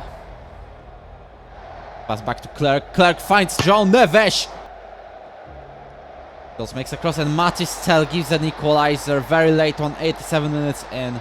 It's not the worst scenario. We could have been leading towards the second leg, but it's something. Tadeo on the left makes a cross. Thankfully we clear it, but only to Vinicius. He scores. Clerc actually makes the cross. We get the ball back. We recycle it. File to Gundersen. Fights for the ball against Camara. Sene cuts inside. Brilliant strike. A very dangerous margin. Vini Jr. gets past our defender, and this actually puts us in extra time. Makes a pass to Iram on the left. Can make a cross to Eric Fabry. Fabry potentially gives us the winner. The time being up. We're in the Champions League quarterfinal. The draw gave us AC Milan in the quarterfinals. It's not an English team, so I hope we will not be stopped like in the previous adventures. Paul cuts inside to Asensi, gets past 2 opponents, places it at the back of the net, and that's going great, but Milan has a corner. The bust gets to it. It's a good pass to Iram, Eric Fabry. Sene gets to it first. It's not offside. Ajic with a slide tackle, not successful one though. Paul this time. This might be a fault, and this is a red. Asensi with a chance to make a cross again. Dribbles inside. Paul with a third goal. Very solid start to this quarterfinal. And we're having a throw in. João Neves passes it to Sene. We're getting closer and closer to the semi-final. Milan are already in the mud. They're losing 3 goals. I know PSG has potential to bottle matches, but it's not today. I just want you to keep these words in mind. Bermudez passes to Saputro. He equalizes very quickly, but Bermudez has a corner. And he makes a cross to Debast. Bartolome makes a cross to Asensi. The blocked shot it is. Into the area. Alagos. No way. And in the 91st minute. Don't tell me. It actually happened. It's actually happened. This, simply put, is a generational bottle. Maybe it doesn't beat a famous Barcelona comeback from 2017, but I genuinely think it's a close second. At least, we can still win the league. But the key game on the way is against Lyon, in which we started by instantly scoring. The hosts scored an equalizer, and both sides were now pretty cautious, but it all got rolling in the second half. We scored 3 goals in it, absolutely demolishing the team that tries to qualify for the Champions League. Monaco also added to Lyon's misery by winning 2-0 themselves, which stole our chances of winning the league title. In game week 30, we at least demolished Nice on our way, and they win against RC Strasbourg could give us the title without looking back. Despite an upset looming large, we stood up to the challenge and absolutely battered the team from Alsace region, confirming our Ligue 1 title, just without the trophy left just yet. We did a good job in absolutely smashing Toulouse 7-0 and lost to Lille 4-2, but we did not care at this point. After a 1-0 win over Valenciennes, we widely celebrated our Ligue 1 title. But there was supposed to be a trophy left. I can't even use the one from our Coupe de France run, because we don't have it. After the season has rounded up, normally I would resign and look for a new club, probably in some lower level league, as you in the comment section want. But this is not the end of our adventure in Paris. Turns out, we're going to Turkey and we'll play in the Club World Cup. Our new signings, Edmar de Almeida and returnee in Xavi Simons, will not play in it though. In the group, we got Pumas de la UNAM from Mexico, who we demolished. We also got Auckland United from New Zealand, who we also demolished. And AS Monaco, Oh my days, we bottled a win again! At least we qualified to the knockouts with ease, where we played Barcelona and prevented another bottle, winning 2-1. We then played Manchester United, and it was a thriller. We scored almost straight through the kickoff. Then Rasmus Højlund equalized. Matteo Asensi quickly responded and gave us the lead, only for a Scottish midfielder David Preston to equalize. Then Hernandez gave us a third, followed by Højlund completing a brace. João Neves then gave us the lead. And I want you to guess how many minutes it took for both teams to score 7 goals total. 35 minutes. In the second half, Pablo Bartolomei secured our win, even with a young Englishman, Kevin Robson, giving us a scare late. It means we played Bayern in the semi-final and we cleared them in the first half. Bayern tried to fight back in the second, but this time we're immune to the bottles and we somehow found a way to the final, where we will play Inter. We might not be the best club in Europe, but as long as we take revenge on Inter for a Champions League stage loss, we will be the best team in the world. Pretty ironic, isn't it? Almost as ironic as our starting keeper getting injured right before the final. Rondo on the left, passes to Sene, but it's too light, goes to Bocafoglia. Usman Diomande loses possession, and it was offside, unfortunately. It's not! Passes to Rondo on the left, can make round to the byline. Jan Sene gives us the second goal. Juve from a free kick to Kamadeval from a close range, 3-0. But Inter are looking for their own chance. Back to Castellano, and this is a consolation. We're not going to be happy with this one. And I've already told we've pretty much won. Oh, Bukov. Holy cow! You have 23 minutes to keep the result. Sis. On the left, to the byline, Asensi to Clerk. Clerk passes back to Engon, who makes a shot. It was a scare, but thankfully, it was just a scare. And we leave Paris Saint-Germain as the best team in the world. We bottled the Champions League, we bottled Coupe de France, but we've randomly won the Club World Cup. It took so much for nothing to change. We arrived in France to a league dominated by PSG, who were being constantly chased by AS Monaco. We joined the latter team, in hopes of toppling the team from the capital. We built a super squad in the Principality, and it showed, as we played near the top, but even with PSG being in crisis, we couldn't get to the top. So, we jumped ships, rebuilt the squad for a record amount of cash, had a crisis midway through, but finally came out on top. Not only on top of France, but also the entire world. Even if we bottled the Champions League in a spectacular fashion.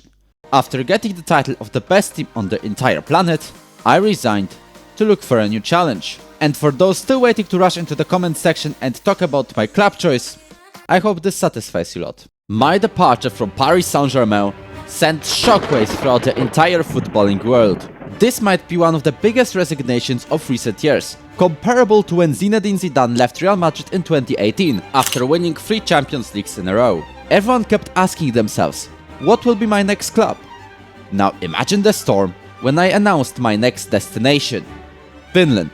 Or actually, a small island by the name Åland with 30,000 people, where the official language is not even Finnish, it's Swedish. Welcome to IFK Mariehamn.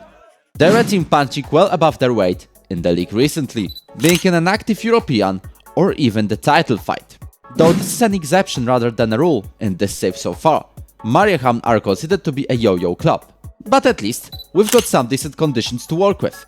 The squad is decent, the facilities are good, even the staff was decent for the Finnish league standards, and the budget we have for new signings is $500,000. Great!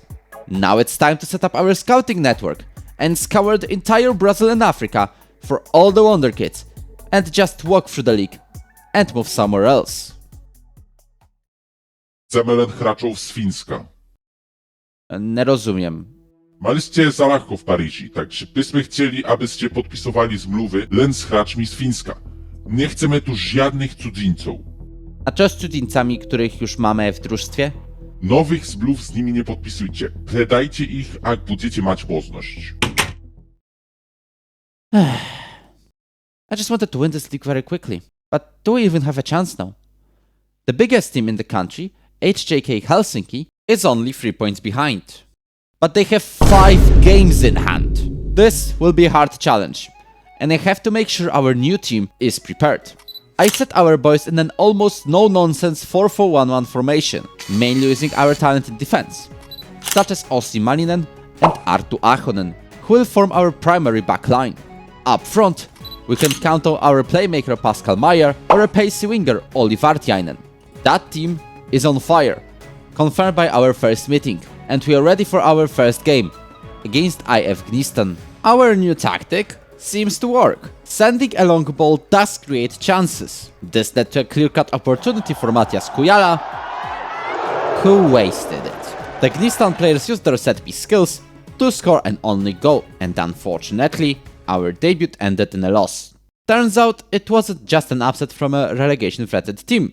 It was the beginning of a bad series. We barely scraped draws against FC Lahti and Seinäjoki and lost to Inter Turku. This forced us to add a little bit more nonsense to our tactic. And against HJK, it worked. For about 18 minutes. Iro Makiharyu, who will join us for the new season, scored the brace against us. We thought this double meant a loss, but 76 minutes in, we got a penalty, which our target forward, Ville Kosunen, converted, winning us a massive draw. But if you think this draw will lift up our spirits, we lost to relegation-threatened KUP Skopje, and we went from outside title chances to barely trying to get Europe, especially with HJK Helsinki coming up twice. If we want to have any chance of turning this fate around, we need you to subscribe. It's very simple, just a click of a button and it's done. And I guess it worked. We scored 20 seconds in, we then even doubled the lead, but unfortunately Helsinki made a comeback. This match ended in a draw, just like the reverse fixture at home, where we again took the lead. And again, Helsinki players came back, this time from 1 goal deficit only. These draws were not going to be helpful for HJK, who are in a title fight, and it wasn't any better for our own European battle. What was the main theme of our matches was the sheer amount of penalties. 3 of 4 goals scored in a 2-2 draw against FF Jaro were scored from spot kicks, and a banger from Robin Johansson. It took us 10 games to finally win, in a 5-3 thriller against AC Oulu, which started a series of victories. Out of the last 5, we won 4 matches. The only drop was a draw against title contender Seinäjoki, and with 13 points out of 15, we easily qualified to the championship playoff on 3rd, but the title would be a miracle at this point. And with the championship playoff coming up, it's time to explain how the league works in Finland. It's kind of similar to Scotland. Every team plays each other 3 times in a regular season. The top 6 qualify to the championship playoff, where those 6 teams play each other once more. From our perspective, it was a chance to confirm our slot in Europe, which we almost did against Tampere and Ilves, with 4-4 draw. And yes, they had 2 penalties. Now stop asking. The only win in the Champions playoff we had was against Oulu, but that was still enough to finish the league on a comfortable 3rd place. I say, if we did not have a disaster of a record at the start of our tenure, I'm saying we could win the league. But where is our European slot? I heard the 3rd team gets Conference League football. Is the Bulgarian situation repeating all over again? No, we just had to wait for the season review. And it's great news. Not only will we be charging for the title next season, but we might add a great European campaign to this. But to do so, we need to prepare our squad for the challenge, and offload it quite a little. Iro Makiharyu confirmed his transfer, and we also got a very decent youth intake, with Altin Shehi and Tobias Hyvati being its biggest stars. We also let go some of the fringe players and foreigners, as per the Finnish players only rule. On defensive midfield entered Tommy Collin, whose free transfer was already agreed before I stepped in. We also brought in a winger Jere Pennanen from HJK and Alex Johansson, a goalkeeper from Seinäjoki. Our squad, this time in a 4-4, was prepared for the season opener against the champions, HJK Helsinki, and we proved we can fight for the title this year. We comfortably won 2-0, leaving no chance for the team from the capital. If only we could carry that form for the rest of the season. And I mean it. Out of the first 9 games, we only won 2 more. This made us stuck in the mid-table. We also got knocked out of the League Cup as 2nd in the group. At least, we demolished Helsinki 6-0 in the process, with their former striker Meki Hairu scoring 4 times. We also got to play in the Finnish Cup, where we went past some reserve teams to go into the semi-final against Seinäjoki, which we lost 2-1, and we missed out on yet another trophy this season. But there is still one more competition we're playing in. Yes, we're talking about the Conference League, before which we confirmed the departure of the last foreigner, Adriano, and Christian Johansson, who went to Ukraine. I made our backline even stronger, with the arrival of Akseli Lunder at right back and the loan of Klevis Mehmeti at centre back, both from HJK Helsinki. Our first opponents in the Conference League were UNA Strassen from Luxembourg. We dealt with them quite comfortably, winning 4-0 in the first leg. If only we could claim another win in the second leg, that would be perfect. This is something we did against Struga from Macedonia though. 3-2 at home and 1-0 away were more than enough to advance to the third round. This is where we played by far the strongest opposition to date, Dynamo Kiev from Ukraine. In the first leg at home, we genuinely looked promising.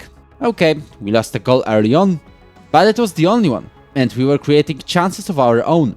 We even equalized the aggregate early on in the second leg, which would give the extra time. I just hope we will be able to keep it, because that would be a great underdog story. Yes, we got demolished. At least we scored one more consolation goal, but even with it, we stood no chance and were knocked out of Europe by a fair margin. The focus is on the league, in which we have a couple of games in hand, but we did not really use them. Okay, we started winning a bit more, but losses against Seinäjoki, who are running away from the competition, or HJK Helsinki, are not helping at all. We're as low as 10th in the standings. At least we have a bunch of games to play, with a crazy congestion of course. We're going to play every 2 or 3 days in September and October, and so it was time to go on the charge. In September, we only lost 1 of the 8 games, and won 5 of them.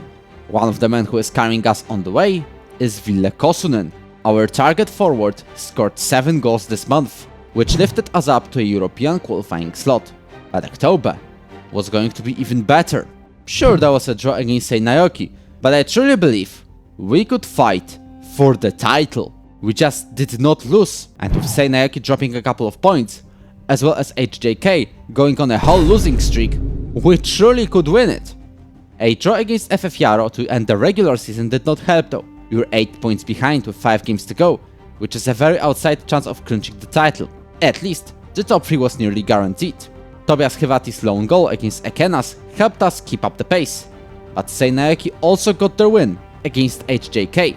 We also jumped into second, but with very little chance of winning the league, especially after Tampere and Ilves defeating us 2-0 and Seinäjoki themselves getting a draw against us.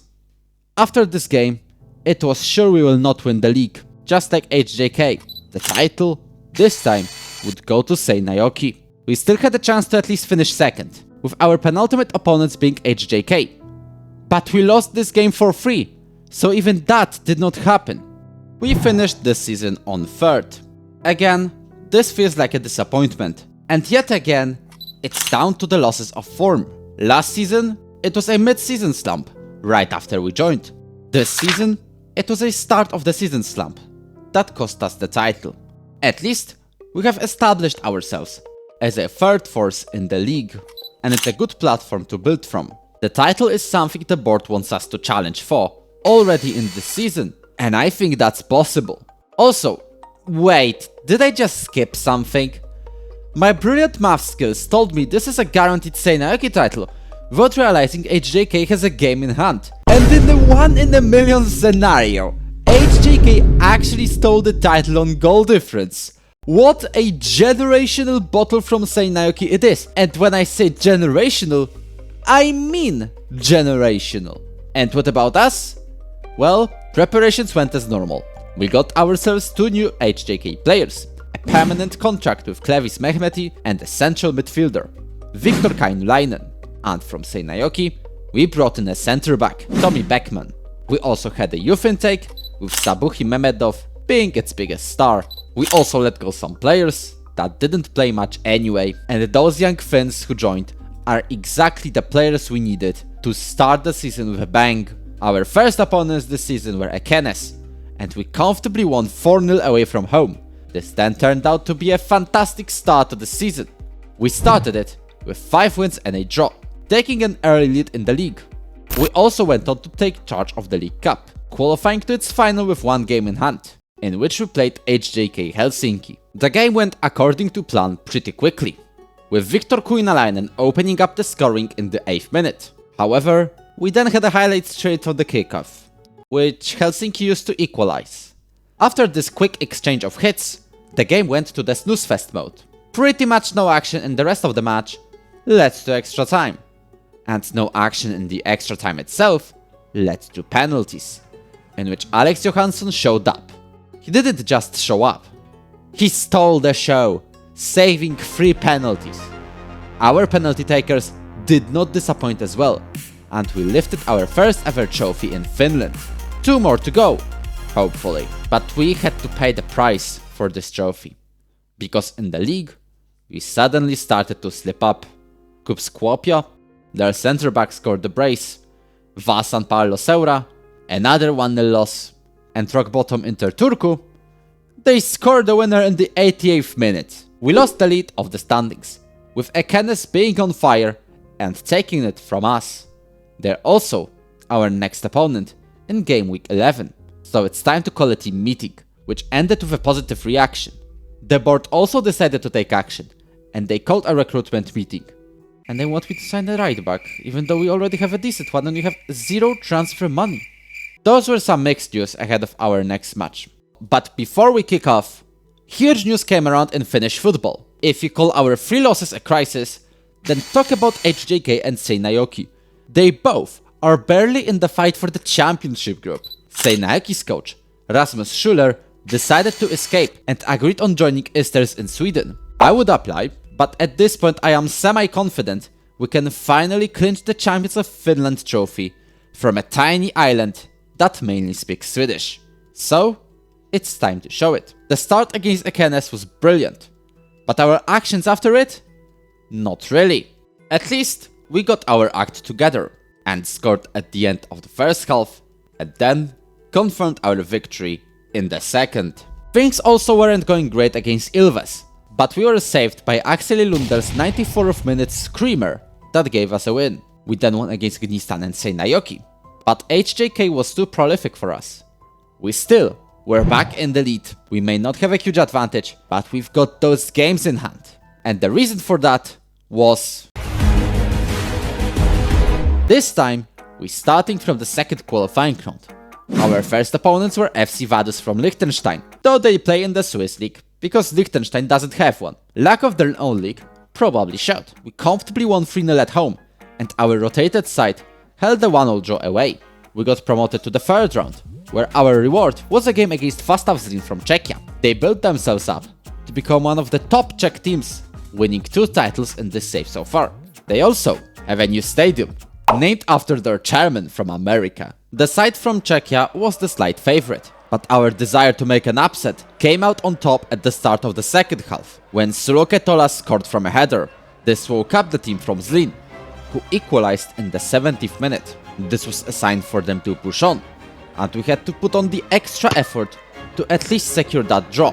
But in the 18th minute, everything finally came together. Our young right back Altin Shehi scored a screamer to win us the first match. This was a fantastic victory, and we knew that we could convert it into an aggregate win. It was harder in Zlin than we wanted it to be though.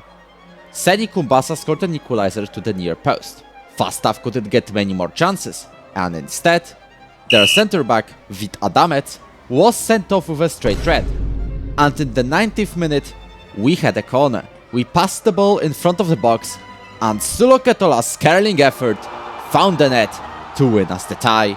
Our final hurdle before a potential league stage, Vålerenga from Norway. In the first match, we exchanged a couple of chances in the first half, but none came to fruition until the end of the first half, when Vålerenga scored. And if you're wondering why I'm happy about it, it's because they scored into their own net. The later it was though, the Norwegians created more and more opportunities, and they had to convert one of them. Thankfully, it was just this one. They wasted many more chances, which let the match end with a respectable draw. But after this match, disaster struck. Our top scorer, Sulo Ketola, got a heavy hip injury. We already had Tommy Collin breaking his leg for half a year, but Sulo being put into the sidelines made our charge even more problematic. We didn't want to let this catastrophic news turn against us, but it happened. Valerenga went on to absolutely thrash us, scoring not just one, not just two, not even 3 or 4 goals. They went on to give us a footballing lesson, scoring 5 times. We only could respond once, and you probably know this was nowhere near enough. Despite a quite good XG of 2.44, we were knocked out of Europe regardless, because XG doesn't count when it matters. We could have had 3 different Finnish teams in the Conference League stage this year, but Seinäjoki were knocked out by Panevežės from Latvia in the 3rd round, and in the 4th round, HJK lost their chance in the 94th minute against the Polish team Śląsk Wrocław, and our European adventure led to even more disasters in the league. Ilves, Ekenes and Oulu were all losses. We cannot keep doing this if we want to finally win that Finnish league title. And we're in a fantastic situation with a bunch of games in hand. So imagine my massive sigh of relief when we actually went on to demolish FC Lahti. All despite a missed penalty from Ville Kosunen. That single win started a fantastic streak. We caught up to other teams. We used our games in hand to steamroll through September. This let us come back to the top of the Finnish league, and we're in a great position to finally win that league title from a tiny island. We finally started winning, but could we do the same in the cup? This time, we avoided the harder opposition. We went past some reserve teams, Ilves and AC Oulu, to go to the final against FC Haka from the 2nd tier. Both HJK and Seinäjoki lost out in the early rounds. Shehi, but he loses possession unfortunately, though there's a huge mess. Memedov loses possession, tries to fight back, Johansson long shot! And he's being fouled by Pedraza. But this pass was terrible. And we lose possession. Thankfully, we will be down to 10 men as well. And it looks like it will be the extra time. Advances forward, makes a powerful shot. Trying to clear the ball, but it's not a successful attempt. And they score! Kujala gets past the defender. Makes a pass to Mekihairu. Kainulainen hits the crossbar. Rebound goes over. One more highlight though. 20 seconds left on the clock. Johansson is there. And he makes a header. Hits crossbar yet again. We lost to a team from the 2nd division in the cup final. That Johansson's header, that would have been poetic. That would have been absolute poetry. Turns out a domestic double will be the best we can do. But we have to lock in to win that league. And we are definitely on the right way. With 2 more wins. Over Jaro and Seinäjoki. But we got a draw against HJK. Then we got another draw against HJK. Then we got yet another draw against Vasan. Seinäjoki and Lahti both finished with draws. Yes, we drew 5 games in a row, which was still more than enough to keep the lead. But if we keep drawing, we will not take that title. So I had to call a team meeting, and I told our boys what's on the line. Their reaction was mid, but I did not care about it. I just wanted to finally get this title, and our first game on the way in the championship playoff was against Seinäjoki. However, it wasn't the same Seinäjoki who challenged Helsinki for the title, and Matias Kujala made use of that. We did not keep a clean sheet, but it didn't really matter when Viktor Kainulainen hit the far post strike and Ville Kosunen finished the job with a tap-in. All despite Tobias Hyveti demolishing one of Seinäjoki's players. Ekenes also won against Vasan and kept the 2-point gap. And then came Helsinki. On the left, can make a cross, passes back to Kainulainen, which will make a cross to Pettersson, but Kosunen, we couldn't convert the very few chances we had against them, leading to a goalless draw. Ekenes won against Seinäjoki and got level on points with us. But guess who is our next opponent? Yes, Ekenes themselves. A title decider with 3 games to go. Finds Vartiainen on the left. Vartiainen makes a cross to Mekihairu, passes back to Johansson, top bins. Vartiainen waits for a moment to make a cross. He does make a cross to Kosunen from the crossbar. Does not get to that ball, but Montes does. And that is worrying. Sent one by the keeper, Vartiainen. To Mekihairu. 3-1 as I wanted. On the right side of the pitch, Johansson sends a beautiful one to Kujala, and Kosnen in this chaos finds a space to just finish it. The cross is being cleared, but it goes back to Vartiainen. Mehmedov makes a rebound. On the south of Turku and Helsinki, now loses the 6th goal. It's not over yet, but a major step has been done. That win set the momentum for the final 2 matches. Ekenes did not keep up the pace after the demolition, only getting a narrow win against Gnistan and a draw against HJK. And you know what that means, with our victories over Vasan and Gnistan. With a 2-year delay, we have finally finished our mission in Finland and won the Finnish league title from a tiny island that doesn't even speak Finnish. And we did it with only Finnish players in the squad. We proved that national power can also get you far. But staying in Finland is pointless now. We won our 7th league in the Ultimate Glory Hunter Challenge, and it's time to go somewhere else. And this is where I left that decision to you. You have decided we're going to Serbia in the Ultimate Glory Hunter Challenge. You gave Hibernians from Scotland no chance, and you just rejected the offers from Midtjylland in Denmark and MTK Budapest in Hungary. So, after resigning from a job at IFK Mariehamn, we're going back to the Balkans to conquer Serbia. I had a choice between 3 clubs, all in danger of getting relegated from the top flight. The first one is Napreda Kruševac, who are an established top division side. However, in this save, they became a yo-yo club that cannot decide between playing in the first or second tier. The second choice is Spartak Subotica, who went on a massive fall and rise, and now are massively underperforming this season. And the third club is OFK Belgrade, who built themselves up in the save to the first tier, but have trouble staying up safely. I applied to all 3 clubs just in case. Spartak Subotica offered the contract first, and offered an insane transfer budget for the Serbian league. I delayed that offer and got an interview from OFK Belgrade, but they offered only a dime to spend on players.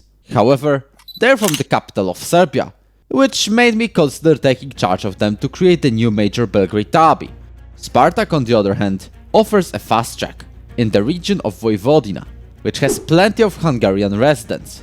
The deciding factor for me was in the past winners section.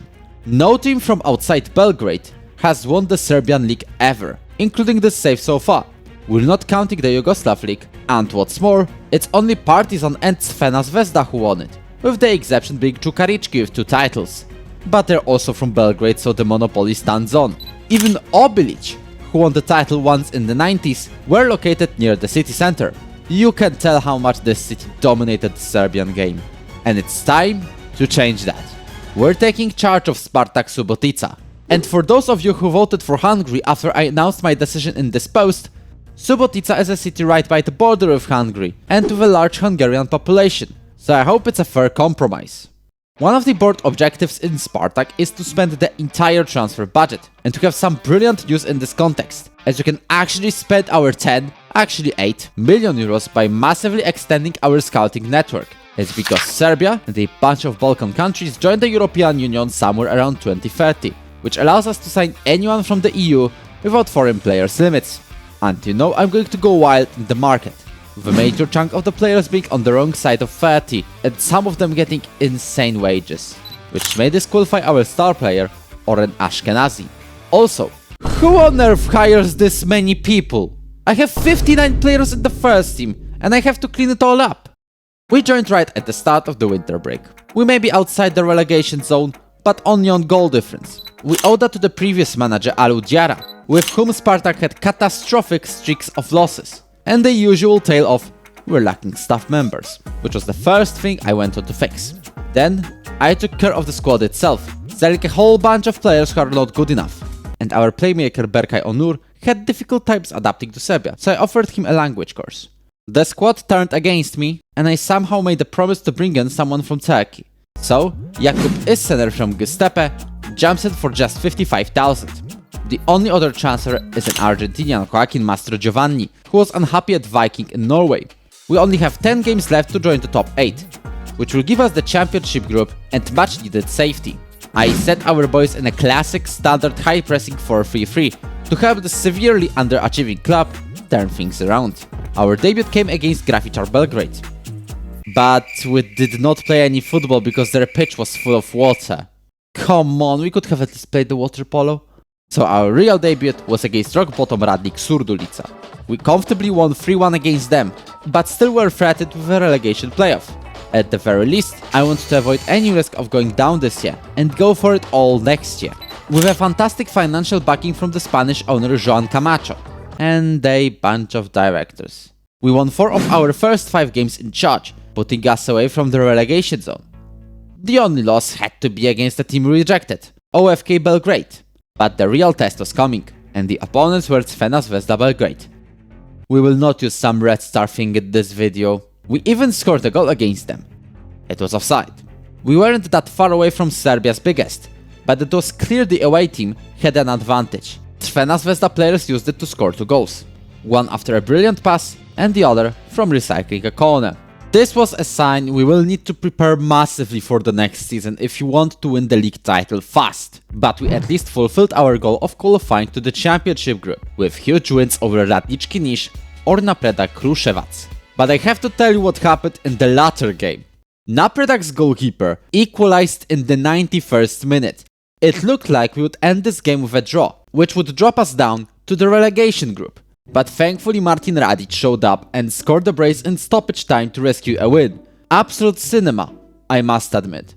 At least, we got to a place we wanted to be in, but with very little chance of getting anywhere higher than 7th. So it's pretty obvious we will use the last 7 games to evaluate our players, let our youth develop, and prepare for the next year. And we will have to do it without Oren Ashkenazi, who slipped down the stairs. Which coincidentally happened on April 1st. And I was recording this part on April 1st. Yes, it was an April Fool's joke.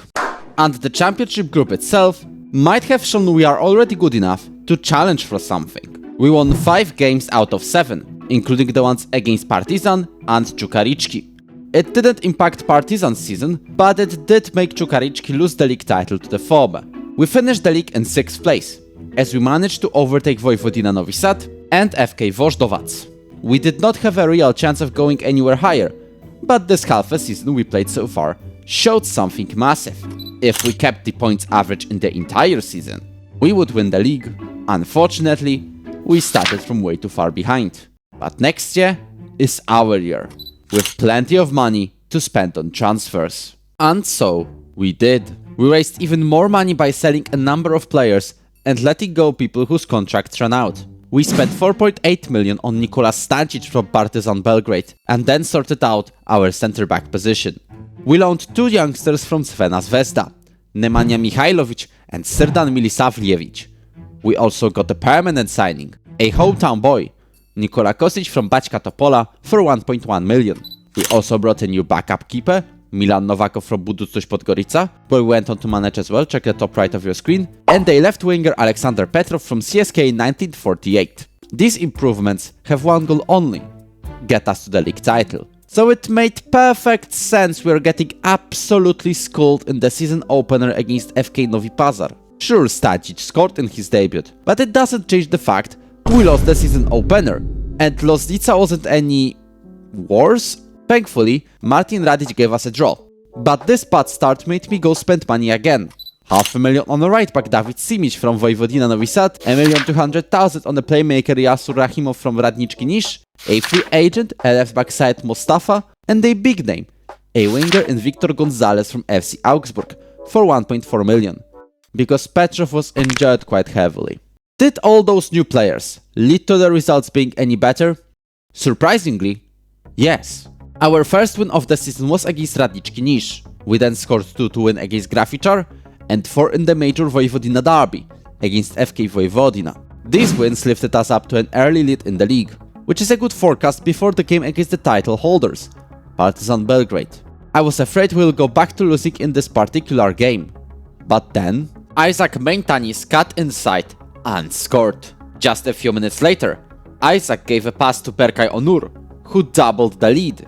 Partizan was powerless in this match, and most of the time didn't even come close. We finished them off in the 82nd, as Jasur Rahimov scored his first for the club. What a win! And it made perfect sense we lost to Radnički 1923. There's like 3 Radničkis in this league, and 1 more in the second tier. Thankfully, wins over Čukarički and TSC Bačka Topola meant we're on pace with the title challenge. We're on top of the league, just ahead of Vojvodina, Partizan and Crvena Zvezda. We are going to play the last one in game week 14. A title fight is forming here. And as usual, I was afraid we're going to be shown our place in the pecking order. But Nikola Stancic, a Partizan homegrown, had that additional fire in his heart, launching a counter, which he finished by himself. He had another chance in the first half, but not so major. However, in the second, we thought we cleared out the game. Oren Ashkenazi found himself the best in the mess that was Crvena's penalty box. But in the 16th minute, we launched a counter, during which Kacper Flaszka was lying injured, and Crvena players, including the referee, completely ignored it, and they scored a long shot. With more and more chances looming large, I told my players to try to shut the game down, and we proceeded to concede almost immediately. And one more highlight appeared in the 90th minute. It was for Crvena, but we cleared it, only to a free kick taker Domenico Bosio, who found a way to give Crvena the winner. We went all out in hopes to rescue at least a point, and in the 93rd minute, we got a penalty. Nikola Kostic converted it and saved us a point, and some little advantage over Crvena Zvezda in the standings. I think that game was a carnage, and it deserves you clicking the subscribe button. This bottle didn't help in the cup as well, where we lost 11-10 on penalties to Radnički Sremska Mitrovica. After a 4-4 draw, a penalty shootout we had to save in the 98th minute anyway, in stoppage, not extra time. At least we took a 7-0 revenge in the league, with one of the most ridiculous own goals of all time. At the same time, Čukarički Stankom got rid of their manager Bojan Ostojić, but seeing how far behind they were in the league, this move would make no sense. To confirm we're on the right track, we entered the winter break with 3 more wins and 2 draws. This includes a comeback win against Partizan Belgrade. We're now leading the standings with at least 5 points of advantage if Crvena Zvezda wins their game in hand. This is not a comfortable situation, but I wasn't looking to make any big moves, and I also mean my managerial swap. I'm not planning to move on before I win the Serbian league with Spartak, but I just realized how many cool places I'm missing out on. Only during my first year here in Subotica, vacancies opened up in places such as MTK Budapest, Slovan Bratislava, Hammarby IF, Baník Ostrava, Austria Wien, Maribor, Legia Warsaw, Red Bull Salzburg, FC Lugano, Manchester United as usual, or Dinamo Zagreb. So many places to go to, but they always have to pop up whenever I'm in a club. I'm not complaining, but it looks like after we win the Serbian league, we'll have to start our adventure in October or something. Speaking of winter transfers, I said I will not make any big moves, which is technically true, because I don't think signing Alexander Arboleda on a free or Miloš Radosavljević for 300k are big moves, but both of these players have high potential. Then we returned to action with a game against Čukarički and got absolutely thrashed. 5-1 to be exact. Napredak Kruševac also got one better of us, but I'm not surprised with that when Cecil Musuti Oko just gives the ball to the opponents. We at least won against FK Kolubara, Javor Ivanica, TSC Bačka Topola, Loznica or Grafičar Belgrade to keep the lead of the standings. Theoretically, Crvena Zvezda has 4 games in hand, and they won them all, which helped them take the lead of the league. Except, they only salvaged a draw against Čukarički, which reduced the gap between us and them to just 2 points. Our match in Game Week 29 will set the momentum for the rest of the season. He launches a long ball to Lysenko, he scored a penalty against Partizan in the derby, which was the winning one. This is not a penalty, ref, though, and he's going to check it on the VAR, knowing Crvena Zvezda this is going to be a pen. No penalty this time. Ichango loses possession to Stancic. Stancic drives forward, Gonzalez again on the left, can now cross it to the middle. Stancic. It's a play on advantage for Crvena from the throw-in again. Vijovic to Lysenko. Mastro Giovanni puts up a save. He loses the header, but Simic gets to it again, recycling it with Radic. And I don't think it's a penalty, to be fair, but it looks like the referees are in our favor today. We have a penalty against Crvena Zvezda. It's Nikola Kostic. He already scored in the 96th minute. This time he scores again. And by 96th minute I meant the previous match. Now Kostic does it again. He goes to Christensen. Loses possession to Stancic. Stancic dribbles past the opponent. Savchuk Long ball to Gomish. I think he was offside. Seferis is definitely offside. Definitely offside. It's offside. We're holding off Crvena Zvezda very well. And we get our revenge for the previous match where they scored while our player was injured. Now this was the declaration of our title ambitions. Adding on a victory against rock bottom Radnički SM, we kept the lead into the final phase. The championship group starts now, and the first game is an early title decider against Crvena Zvezda. Puts the ball to the left, Gonzalez on the wing. Look for a cross, Stancic gets a header, Simoes makes a save though. Radic, Maintanis. Finds Gonzalez into the penalty area, and I think he might try to make a shot from here. Hits the crossbar or the post. Advances forward, very far, that's good. Finds Emilov on the second side of the pitch. Great first touch. Terzic puts it into the empty net. We're taking the lead against Crvena Zvezda. It's a corner, short post. Emilov tries to clear it. Caballero to Joel. Passes back to Bosio Živkovic, make it a drop. Bosio corner, that was way too long. Clear it. We say Senehal to Caballero. Top corner. Is this the title charge over? You have a highlight straight from the kickoff and you can tell how much forward we're going. Terzic finds Terzic. I don't think Maintanis was offside. Radic gets to it, hits the post. It was offside anyway. We literally need to count on Crvena Zvezda losing a single game and us winning everything. We potentially bottled the title here. Is this it? Are we going to be forced to stay in Serbia for another season? Or can we make a miracle? The next opponent was FK Vojvodina. And yes, this is the game where we lost our chances to win the league. They absolutely thrashed us. Going left, right, center, anywhere they wanted. And we didn't help ourselves with Sladan Ciric being sent off. Crvena Zvezda won their own game against Voždovac. And that means we were way off the pace.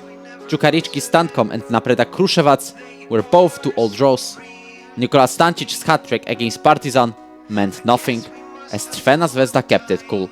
That means the title, hopefully for just one more season, stays in Belgrade. This bottle is simply generational. But I'm not going to leave Subotica without a league title.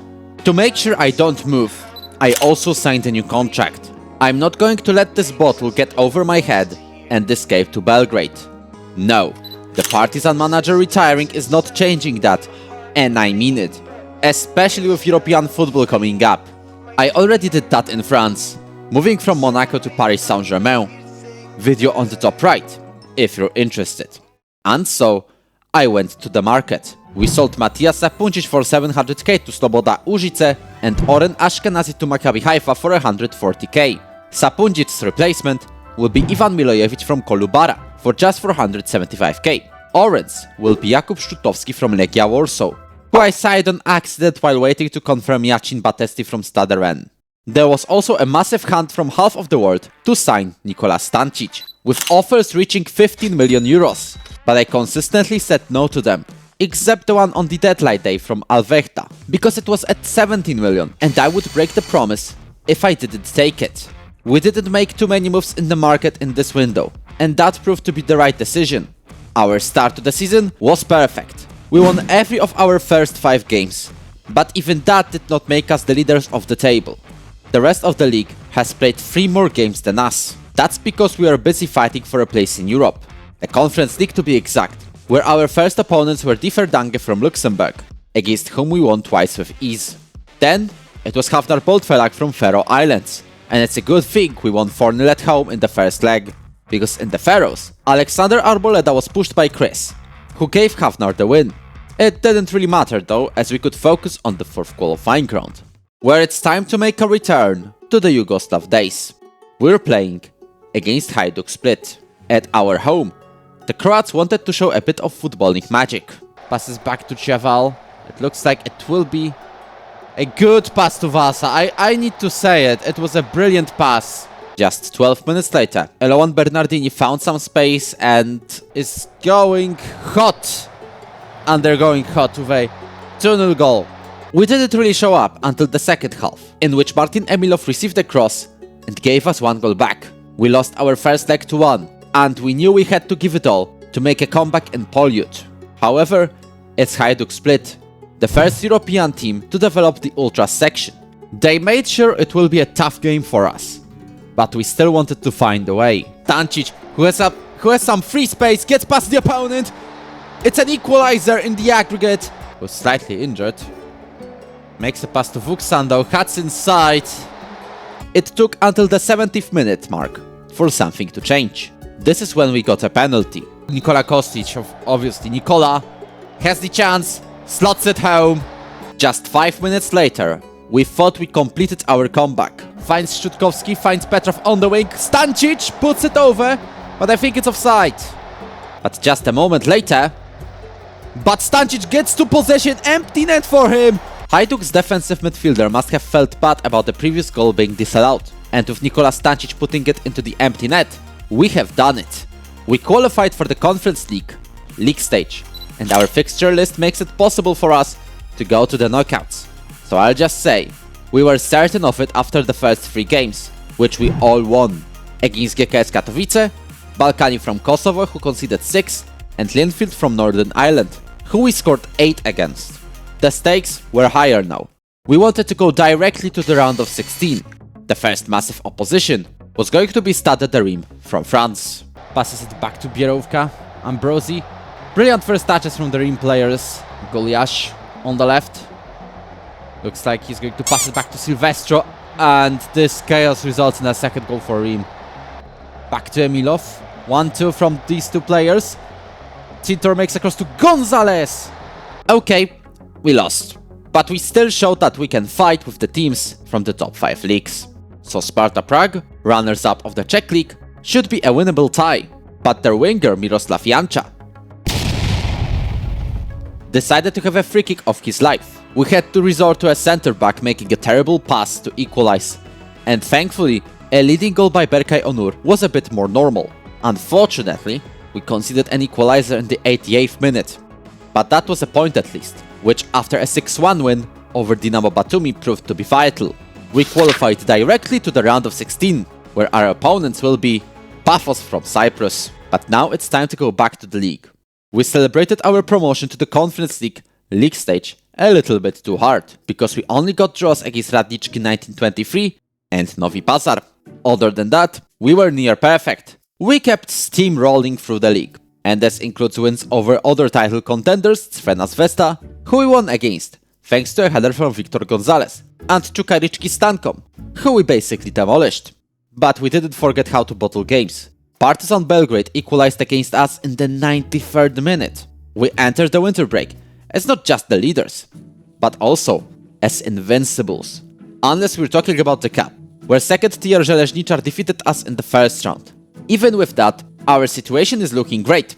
We just have to make sure we don't bottle it like in the last season. So, in the winter transfer window, we said goodbye to Jakub Issener, who went to Liepaja in Latvia, and Victor Gonzalez, who is ready to conquer the top 5 leagues again, and went to Marseille for 2.5 million. The only signings we've made are Zoran Antic from Bačka Topola for 1.1 million, and a free agent Andres Rovira. These 2 transfers have one goal in mind: secure a league title, the first one ever won by a team outside of Belgrade. And so we kept pushing. February was perfect, with 5 wins out of 5, which increased our lead to 15 points. Could we become the Invincibles? Partizan Belgrade were going to verify that claim, and they verified it negatively. They just went on to thrash us, with a 3-0 result. This loss also put a hit on our results. With a draw against Novi Pazar, we at least won against Bačka Topola. And I probably know the reason behind those 2 bad results. We were tired after the Conference League round of 16 against Paphos from Cyprus. We first traveled to the island and showed we are the favorites. Andres Rovira scored 2 quick goals in the first half, and it looked like we will dominate the entire tie. But then, when I was busy making substitutions, our striker, Miloš Radosavljević, got sent off. I went strikerless, and right after, we conceded. And 81 minutes in, we conceded again, which means we bottled yet another win. Thankfully, there's a second leg near the border with Hungary, and there you guessed it, Marcelo Rose went on to score against us. Looks like we're getting knocked out, isn't it? If there's a man who can save us in this aggregate, it's Andres Rovira, who equalized with 20 minutes to go. Just 9 minutes later, he had another big chance, but hit the crossbar. And when we thought we'll go into the extra time, we got a penalty in the 94th minute. Andres Rovira can carry us to the quarterfinals. He's done it! We're making history in Subotica, and we'll have a chance to take on a revenge for the league stage. We'll be taking on Stade de Reims in the quarterfinals. We have a chance. Not the biggest of a chance, but we do have a chance. Sretenovic in the area, passes to Maintanis, and we're already taking the lead. Which puts us in a very difficult situation compared to Barros Rodriguez, who enters the area and he puts up an equalizer. Well, I think he was marginally offside though. But Arboleda puts it in for himself regardless, and it isn't offside. This will result in a third goal. You can see Rousseau. This is way too confident side. Barros Rodriguez, and it indeed is a third. This was a nice start to a disaster. But also, enough evidence we can fight against the big leagues. So let's turn things around at home. Good cross, but Mastro Giovanni misses it. Batesti finds Rovira. I think it was too slow a little bit. Rovira to Radosavljevic. Brilliant strike. That looks like Dan Mikal Aras. Koulibaly. I thought he was making a long shot. With this aggregate loss, it's the 5th time we got knocked out in the European quarterfinals in this save. When will we finally get past that stage? We've wasted way too many chances in this save to win something. And I don't want us to lose the league title to Crvena Zvezda again. Čukarički is a bit too far away. They are the two final opponents before the league splits into two groups. Win both and we can pretty much claim the league title. Finds Quesada on the right side. Low cross to Vujovic. Mareko to Živkovic. We clear it again. Quesada, he's already made a cross today. And this time he's going to shoot it by himself. Velio Quesada, first goal of the season. It doesn't change the fact we've been abysmal today. At least TSC Bačka Topola won. Ilic. This time he loses possession with a too light of a pass. Radosavljevic puts a goal in. We have a very narrow lead. And we have another throw-in for Čukarički. Dojsa from close range. At the league split, our gap got reduced from 12 to just 9 points. Which means we're not that safe. But wins over Crvena, Čukarički and Partizan, who all are our first 3 opponents in the championship group, will guarantee us the title. Hunsi cuts inside and Heidinger. It looks like Crvena Zvezda are going to get the second goal. This is the team that reached the Conference League quarterfinal, by the way. Pintor to Antic. I don't think he was offside. The goal stands. We lost. We just lost the game. Gets a cross. Szczutowski in the close range. He finds a goal. Rovira finds Maintanis back. And Maintanis doubles the lead. I was afraid he was going to win this header. Nemec. And this header actually goes in. But it's not going to stand again. Čukarički are looking for the breakthrough, and from a very close range, no. Just no. Finally, a win. I mean, finally. Only temporarily. Grelo. Čudic, and Čudic wins the header. Of course. Milojevic to Miloš Radosavljevic. Brilliant strike from outside the area. Stojanovic on the left. Finds Emilov, don't think he was offside. Radosavljevic might have been offside. He's not, we're taking the lead. We didn't make things easy with a loss to Crvena Zvezda, but it's still far from over. We're still in the lead, but by just 6 points. A win against Bačka Topola would be crucial. But it's highlight an advantage for Bačka Topola, and not only they have the advantage, they might also win a penalty.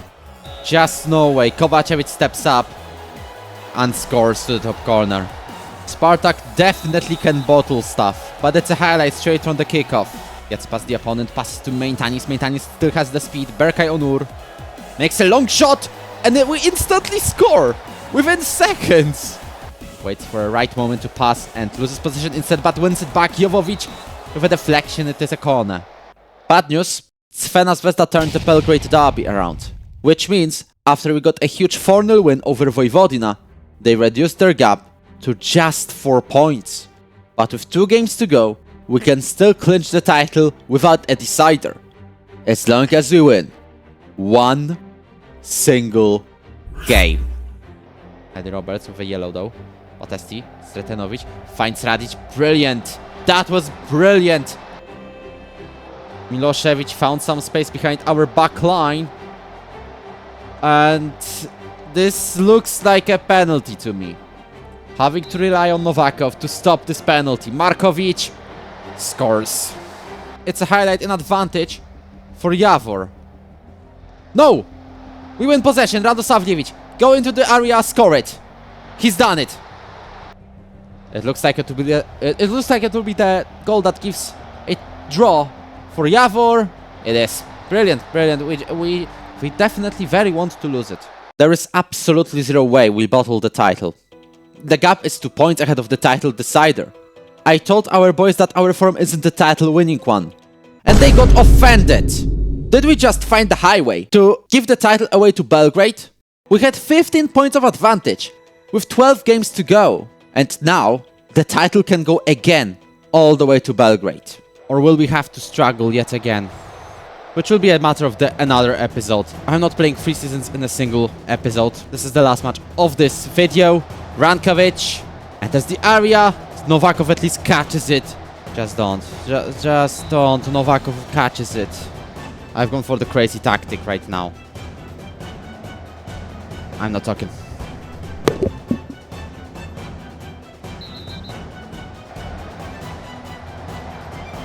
Make a cross. Or pass to Petrov. Radosavljevic hits the crossbar. Title over. I cannot believe this, man. No way.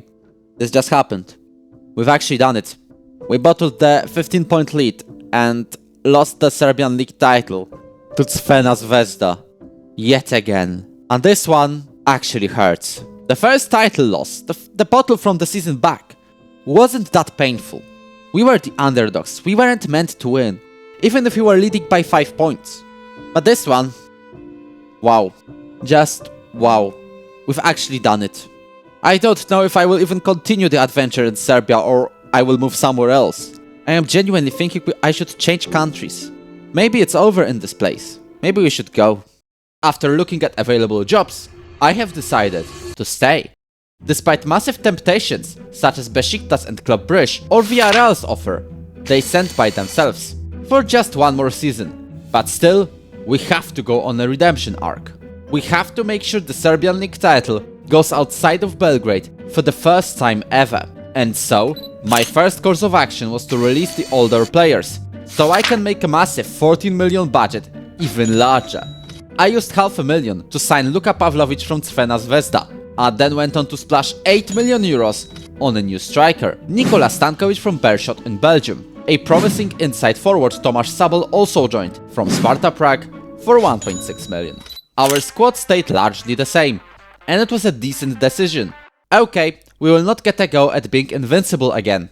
Partizan won 1-0 at our place. But this still didn't prevent us from starting the season on top of the standings, level on points with Czukariczki. During this summer, I also applied for the Polish national team job, which was freed by Bartosz Grzelak after the Poles got knocked out in the round of 32 of the 2042 World Cup, won by Spain in extra time, despite Cristiano Ronaldo Jr. scoring for Portugal. Unfortunately, Poland said no to the country's greatest manager of all time. But coming back to our club, we are also getting another chance in the Conference League, and we started with 2 4-2 wins against Torpedo Żodino from Belarus. We then faced Brøndby, who we won against at home 3-1. We scored 2 goals very quickly, and Nikola Tintor in stoppage time secured our win. However, in Denmark, Brøndby wanted to fight back and scored 3 goals. Thankfully, one of them was an own goal. Therefore, we advanced without a lot of stress. So, we're in the 4th round, and we played Hradec Králové from Czechia. The first game was a comfortable 3-0 win, but in Czechia, despite Nikola Stankovic opening up the scoring, we conceded a dubious penalty, which ultimately finished the game with a draw. That didn't matter though, we made it to the Conference League stage again, and our fixture list seems to give us a huge chance of qualifying to the round of 16. And to meet our former team, Budućność Podgorica, from which I only recognize 2 players. But our first opposition was Legia Warsaw from Poland, who had a terrible start in the league. One detail that I forgot to tell you is that the Polish league became one of the better ones in this save. Sure, it's not a new top 5 league, but they had their representation in the Conference League quarter, semi, and even a final in recent years. You guessed it, I'm making excuses for the fact they scored 2 in the first half. We tried to regain hope in the 82nd, but Łukasz Wejwar from Legia closed the game off in the 86th, meaning we started the league stage with a loss. Not a good start. And the news was only getting worse ahead of the fixture against Viking. Yes, 6 of our key players were injured at the time. So we had to put our usual Metzala, Martin Radic, up front. Thankfully, he stood up to the challenge and scored a hat-trick to win the game for us. Meanwhile in the league, despite that injury crisis, things were looking great. We just kept winning without fail, and 13 matches into the season, we were already 8 points ahead of Čukarički and 13 ahead of Crvena Zvezda, who were in a massive crisis, following some Champions League defeats. And of course we had to reduce the gap to 10, bottling a win against them for like the 60th time? Thankfully, all other games were wins, which helped us lead the league by 12 points at the winter break. This includes a 6-2 demolition of Partizan Belgrade, in which Jasur Rahimov, our playmaker, scored 5. Meanwhile in Europe, we guaranteed ourselves the knockout rounds with dominant wins over Pogoń Szczecin, our former team Budućność Podgorica, Ayr United from Scotland, and I wanted to sell Liepaja, but we stupidly lost 3-2. Overall, this was enough to just qualify directly to the round of 16, where we will play Celje, the dominant force in Slovenia. However, we will have to cope without Yasin Batesti, whose 3.1 million release clause was activated by Bologna. Eddie Roberts went to Almeria in Spain for just 100k. Alexander Petrov went to China for $1 million, and I chose his replacement to be Pero Milosavljevic from Čukarički Stankom for $1.5 million. Petr Poštulka joined from Slovan Liberec for 600k on a right back, and then I broke the bank. 7 million on Adrian Klenowszek from Šibenik in Croatia. I know this is like twice as much as I should spend, but we have to use the money if we want to have success both in Serbia and Europe. I think we have one of the strongest teams Serbia has seen in recent years, and it showed, with 6 league wins in 7 games. We kept our 12-point lead before the most important games of the season, the 2 title deciders against Čukarički and Crvena Zvezda. The latter one will play the eternal derby a day after our tie with Čukarički. But first, Europe. Celje seemed to be one of the easier opponents we could get, and it showed 2 minutes in. Tomasz Sabol scored a header from close range. Celje seemed to be no match, aside from their single weapon up front, Nabil Abidi, who didn't even get a chance in the Netherlands. He's in his prime, so he's got something to prove, and 33 minutes in, he equalized. We thought this was a singular incident, with Nikola Stankovic returning the situation back to normal. I tried slowing the game down, but Celje wanted to use it to their advantage, and so they did. Not only Nicky Offord, on loan from Brighton, scored in the 82nd, but Nabil Abidi helped Celje go to Serbia with a win in hand. He also scored in the very first minute of the return leg, and now we looked like we're getting knocked out. We did not hear any bell. Jasur Rahimov wins a penalty, and Nikola Kostic converts it. 6 minutes later, Jasur Rahimov gets past the defender and scores a driven shot. Unfortunately, the Offord Abidi duo still does wonders, and Celje retake the lead. However, this is still the Conference League football, the absolute peak of the sport. Radosavljevic cuts inside and scores into the top corner. Stankovic is caught offside in the 84th minute, but in the 87th, he completes this absolute cinema of a comeback. He got caught offside again in the stoppage time, and fine margins could still make us lose. Ricky Offord was in a 1v1 with Mastro Giovanni, but the Argentine goalie saved, and that means we completed a comeback. In the quarter-final, we will play the Romanian champions, CFR Cluj. But we will take a look at our Conference League run after we take care of the league. Čukarički is the team closest to us, so winning against them would do us a huge favor. Passes again to Koch, Vela, to Enric, but we have a highlight at the end of the first half. Radosavljevic with a decent shot from the free kick, Makes a long pass to Radosavljevic. Brilliant one, I must admit. Pass back to Stankovic. Hits the post. Rebound. 1-0, we're taking the lead. And this rounds up the first of 4 title deciders we have. What's more, we already guaranteed ourselves the Conference League football with this win. But it's not our final goal. We still have to win over Crvena Zvezda to enter a highway to the title. But I think we should advance forward at this point. Rahimov. And we instantly lose possession. We should have kept it. We should have kept it. Vago. Punsi. And Punsi is hitting the crossbar. Simic finds Rovira. I think he was offside though. Think he was offside. And he was. Back to Radosavljevic. Rahimov has the empty net. He's done it. 1-0. We're going to equalize it very quickly. No, we clear it. Simic has been fouled. Simic has been fouled, but the ref does nothing about it. Dribbles with the ball.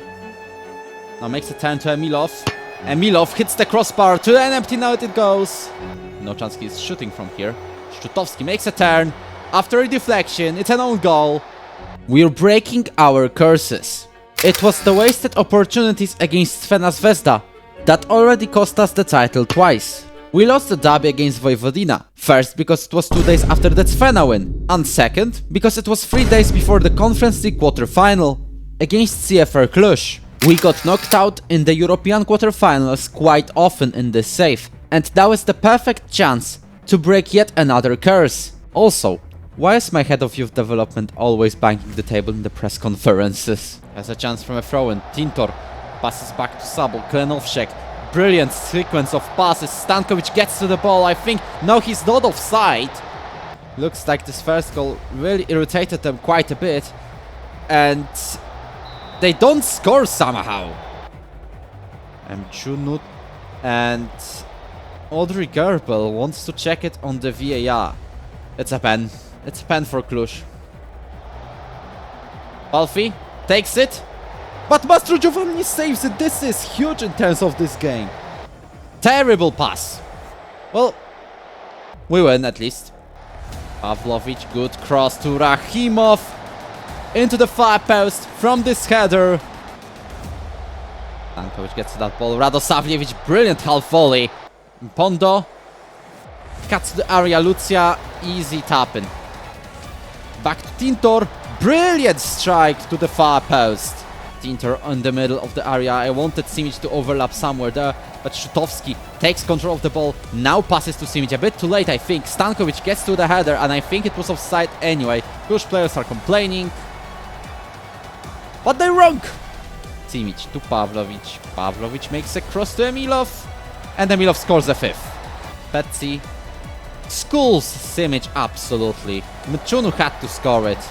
We'll be the only team from Serbia in the Conference League semi-final, and we'll be taking on Olympiacos. At this point I'm wondering, could we go not only for the league title, not only the cup, but go for all 3 trophies in a single season? That would be a massive payback for the 2 wasted chances to win the title. But turns out, no. We lost to Napreda Kruševac in the cup semi-final, but we still have a league title to win. So let's do it. We can guarantee it within 3 games against all of our 3 biggest rivals. We're starting this deciding pretty much game. Firstly Strukarički with our throw-in. Tomasz Sabol hits the post and we win possession again. Martin Radic. Sabol. Radic finds some space. 1-0 against Strukarički. To pass it to the far post, Radosavljevic gets to that ball and scores for a second. We are truly no longer bottling it. We might even go for the 3rd. Who steps up? It's going to be Radosavljevic for the brace. Hits the post! On the left. Milenkovic wins it. Radosavljevic must be thankful that despite the fact he missed the pad, we still won 2-0. Antic, Klenovšek, Emilov. Radic finds Stankovic, powerful strike into the left corner of the net. 1-0. I see Tintor is giving a cross to Szczutowski. I would almost miss out on that goal. We're 15 points ahead of Strukarički. A single point wins us the title. There is no way we're bottling this now. Sabol passes to Koszulka. Pavlovic makes a pass to Stankovic. who scores. As of now, we're the champions. We're absolutely thrashing Partizan. Pavlovic hits the post from the free kick. He is going to make a cross to Sehic, and we somehow save it.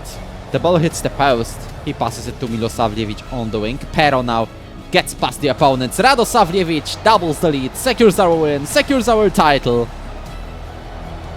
Radosavljevic makes it a brace as well. Turns out, with 88 points already with 4 games to go, we finally won the Serbian league. For the first time ever, a team from outside the capital city has actually done it. This took way too long. We should have already claimed the title in the first full season, but we wasted our potential win against Crvena Zvezda. We then had 15-point lead with 12 games to go, but still lost it, despite 86 points to our name at the end. And now turns out, the third time was the charm. We've not only won the first ever title outside of Belgrade, but also finished as Centurions with exactly 100 points in the bag.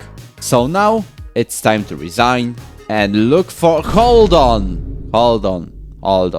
There is a Conference League semi-final against Olympiacos. It's the first time a Serbian team has gone this far in Europe since 1992, when Crvena Zvezda went to the semi-finals of the Champions League. Could we also make history in Europe? Klenovšek. Rahimov finds Pavlovic.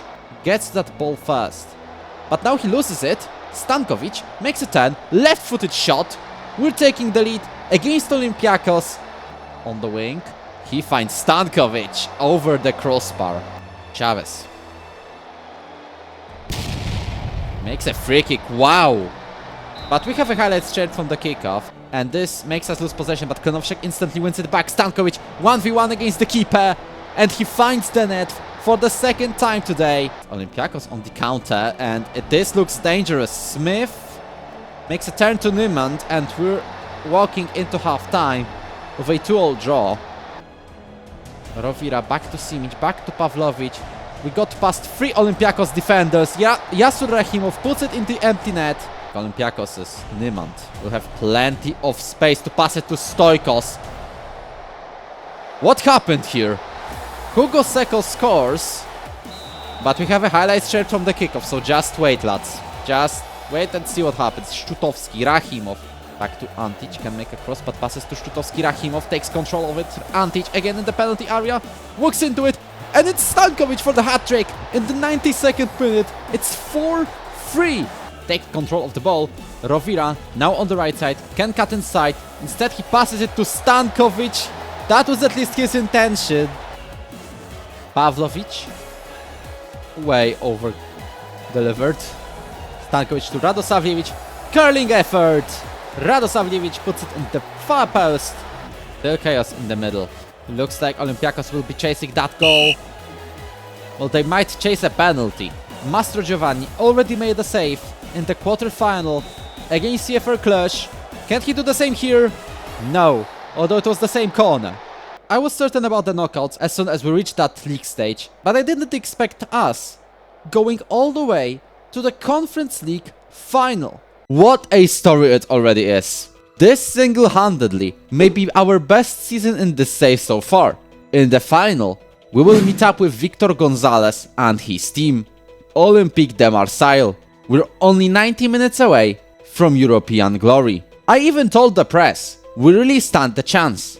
Last season, we scored a goal in every match against Stade de Reims, both in the league stage and in the quarterfinals, even if we lost all 3 games. So I believe we can cause an upset, and a half. I decided to use the strongest squad we could deploy for the final. I hope we're going to make a lot of trouble for Olympique. Pavlovic finds Rovira on the wing. Stankovic gets to a 1v1. He's already scored. We're taking the lead over Olympique de Marseille. Looks like we have a heavy advantage here. Rovira. That's 2-0. That's 2-0 over Marseille. Finds Radosavljevic. Klenovšek to Pavlovic. Makes a pass to Stankovic. 1v1 again. 3-0. What's going on? Klenovšek finds Rovira again. And this is not a penalty. 100%. It's a penalty. For what? And we can go to the dressing room with a 4-0. I mean, at this point, we have to win. If it was 1-0, I wouldn't expect that, but despite that goal, we have to win. Posztulka finds Rovira on the right wing. And it's a tap-in for Nikola Stankovic. This was unexpected, and that's to say the least. Not only did we win the Conference League, we absolutely demolished our opponents. And that is the end of the chapter in Subotica. We won the 8th league in the Ultimate Glory Hunter Challenge, so staying in Serbia is pointless now, unless we wanted to go for the Champions League with Spartak. So, the very next day after achieving European glory, I resigned from the Spartak post. What will be the 9th league in our journey?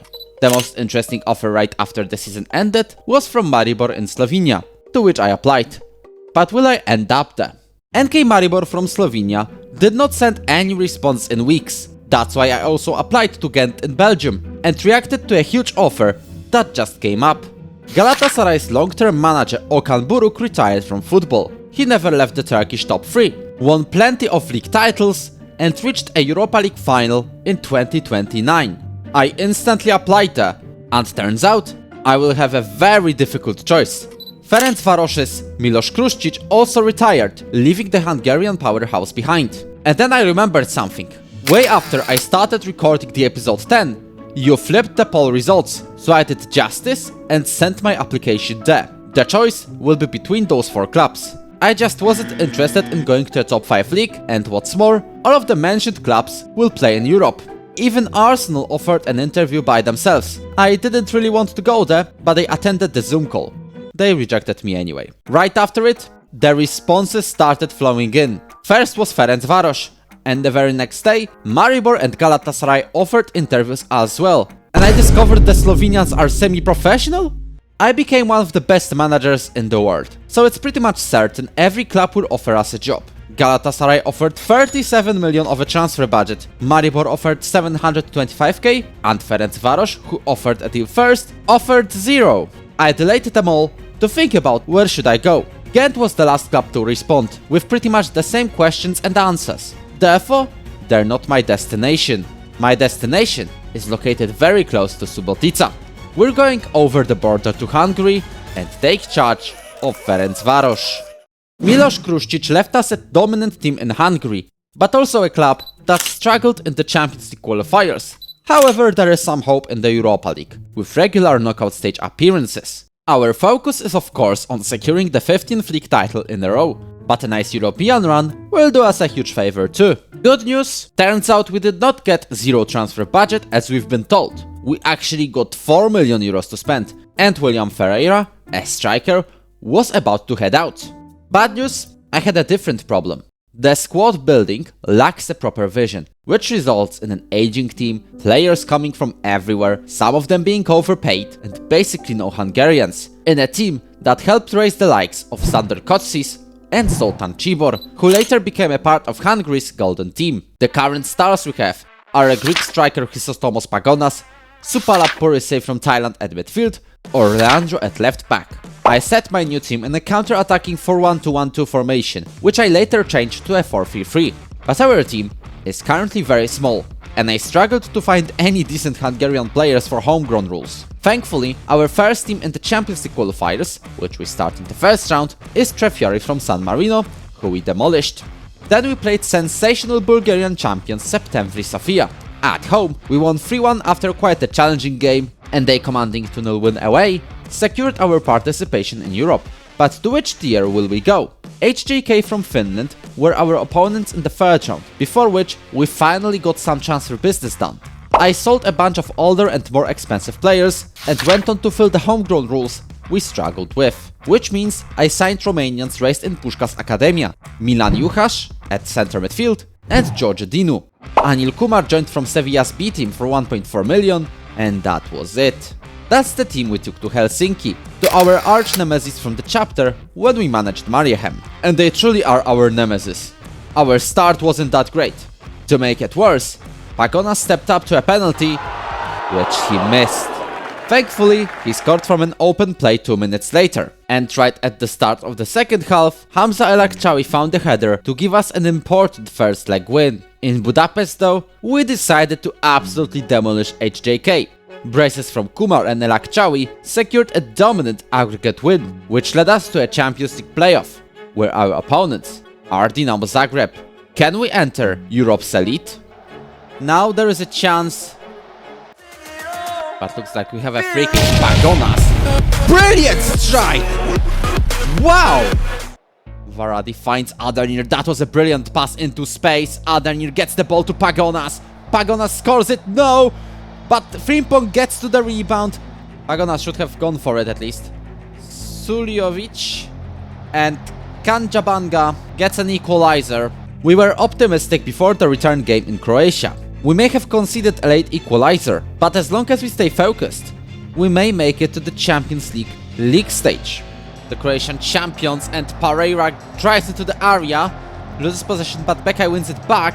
Silva now finds Pereira again, he cuts inside, makes a pass to Freitas, loses possession, and this launches a counter for Dinamo Zagreb. It looks like if this goes in, we can say it's pretty much over. Molina. If you thought dropping to Europa League will give us some easier opponents, you'd be somewhat right. Torpedo Kutaisi, Aarhus and Groningen are beatable teams, but at the same time, we've got Bayern. Knockout stages are possible, but not that likely. And the players of course were disappointed with us failing to reach the Champions League stage, of course. At the same time, we started the league, and I think I know why we struggled to find the transfer targets we wanted. We are, most of the time, too good for the league, and I realized that we cannot just find suitable players in our league. That's why I went to Romania, signing Innocent Zulu and Seppo Mokoena. We are most of the time too good for the league, because I misclicked on the team talk during the major Budapest derby against Újpest, and we lost after a late goal. Thankfully, before the Europa League stage started, we secured an early lead in the table, 4 points ahead of 4 teams. This lets us focus on Europe. Our first opponent is the team we rejected, Galatasaray. We were confident we can fight against the Turkish giants. Finds Leandro this time on the wing. He can cross it to Pagonas or to Bernardos. That's a pass to Bernardos. He finds Adamir. He shoots. Brilliant strike. Powerful one. What a banger. Faleko again. Maybe this time he can put it forward. And Bernardos somehow scores it. And that is a brace for the Greek man. Because at least we recycle it. Adamir gets the 4th. Finds Varadi. Varadi gets to El Akchawi. That's 5th. And that is a statement and a half. One thing I did not expect was that we would absolutely dismantle Galatasaray. I'm sure that if I would have taken over Galatasaray, we would be the ones smashing Ferencváros 5-0. The next opponent would be much tougher though, even if they have fallen from the very top. Bayern, one of the favorites to win the whole thing. But guess what? We like to cause upsets, and today isn't any different. Finds Purisai, and that brilliant strike goes in. We're taking the lead against Bayern. Is on the wing, slightly injured, passes to Buchholz, and this deflected shot finds the net. This is back to Mokoena again. We're taking it slowly, and we're not taking it well because we've lost possession. Yokotani makes a cross to Ishii. Poleko tried to win this ball back, but it looks like it's going to be a third for Bayern, I must admit. Mokoena falls Ishii. Seppo gets a yellow as well. Ishii has a chance. We save it! This was a very tight game, and it's unfortunate we didn't get a win here. However, the next games proved that the dismantling of Galatasaray wasn't an accident. Our third opponents were Aarhus from Denmark, who we thrashed 5-1, with a centre-back Joel Peltonen scoring a brace from corners. Next was Groningen. This is the game where Tamas Varadi, our right back, went on to shine in the 2nd minute. And also shine for Groningen fans, because he scored an own goal in the 2nd half. Thankfully, we turned into another gear in that same half, scoring 3 more and winning 4-1. This was the exact same result against yet another team we rejected, Ghent. Adamir set the tone with a brace early on, and Chrysostomos Pagonas set the result with a brace late on. Red Bull Salzburg were tougher though. Despite Patrick Majoros giving us the lead 21 minutes in, Salzburg used their set-piece tactics to equalize and settle this game as a draw. We were pretty much guaranteed to go to the knockouts. But could we go to the round of 16? Our penultimate opponents were Genoa. Winning against them will give us the direct entry to the round of 16. Genoa thought, let's make it easier for those Hungarian guys. And their centre-back got a red card. This opened up the highway, with goals from Purisei, Elak Chawi and Pagonas, leading to an easy 3-0 win. We booked our slot in the round of 16 and adding on a dominant 5-1 win over Torpedo Kutaisi from Georgia, we finished the league stage on 3rd, which is massive. We're only behind the two favorites, and the question is, how far can we go? Feyenoord in the round of 16 is going to give us a tough journey to potential quarterfinals. We are mainly focusing on Europe in this episode, because when we caught up in the league, we were in a 10-point lead by the end of the calendar year. We may have gotten the draws against Honvéd and Újpest, but other than that, we were nearly flawless, scoring a ton of goals. We confirmed our dominance by intensive, but also almost flawless January. 3 wins, 2 draws, and we kept our lead by 11 points. At this point, we're getting closer and closer to the league title, and I'm wondering if we can go for the double. Yes, we went to the cup semi-final and the Budapest derby against Honvéd. Unfortunately, we will take on them without Lázaro Fernández, who went to Excelsior, and Ignacio Moya, who traveled to River Plate. We did not sign anyone though, because we lacked money. That didn't stop us. We won that derby 2-0 and advanced to the final.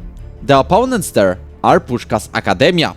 Kumar crosses it into the area, Vermes finds the net, we're taking the lead, and we have won the Hungarian Cup. One task is completed, but it doesn't count to the Ultimate Glory Hunter Challenge. So now it's time to take care of the league. We went 30 competitive games undefeated, and we're on course to guarantee the title with 4 or 5 games to go. Our first chance to get the crown was away at Kecskemeti, in game week 29 out of 33. Yes, the Hungarian league system is simple, you play each and every team 3 times. Just go for it all, Kumar, to Foleko, he wins the header, and it's yet another cross. This time Adenir gets fouled, we have a penalty, and the Portuguese striker steps up and scores. The Nene flick in the Ultimate Glory Challenge has been won. I consider this win as a payback. A payback for when we stupidly gave away 2 league titles in a row with Spartak Subotica and Serbia. And the media still decided to use our semi-final cup loss there as a punchline in their media article. We may have slightly gotten complacent coming to the end of the season, drawing against Giori and Puskás Akademia. Still, we comfortably secured the 16th league title with a single loss to Újpest, 17 points ahead of Puskás Akademia. But this was far from the end of our chapter in Budapest. We still have the Europa League knockouts to play in. Our first opponents there are Feyenoord. Can we cause an upset against a Dutch powerhouse? Goes to the far post, Di Lorenzo. Kaiser finds Nielsen, Nielsen finds Okoch. He passes back to Kaiser. And Kaiser shoots it, but it was way too weak. And it leads to Feyenoord's corner. Italkba was offside, thankfully. Gets past Kumar, unfortunately. Makes a cross to Nielsen. Nielsen loses the header, but Smet gets to it, and he hits the post. There is Kumar. Brilliant pass to him. Although a bit too late. And we get the goal! Chrysostomos Pagonas, with a 30th goal in all competitions this season. And this rounds up the first leg against Feyenoord. I just reminded myself of when we were managing Ruch Chorzów in the 6th episode, and we had Feyenoord in the Conference League qualifiers, and we've actually beat them. But he might get to that second ball, and he somehow wins it. Majoros on the left wing, the Slovak. Gets to the byline first, will make a cross.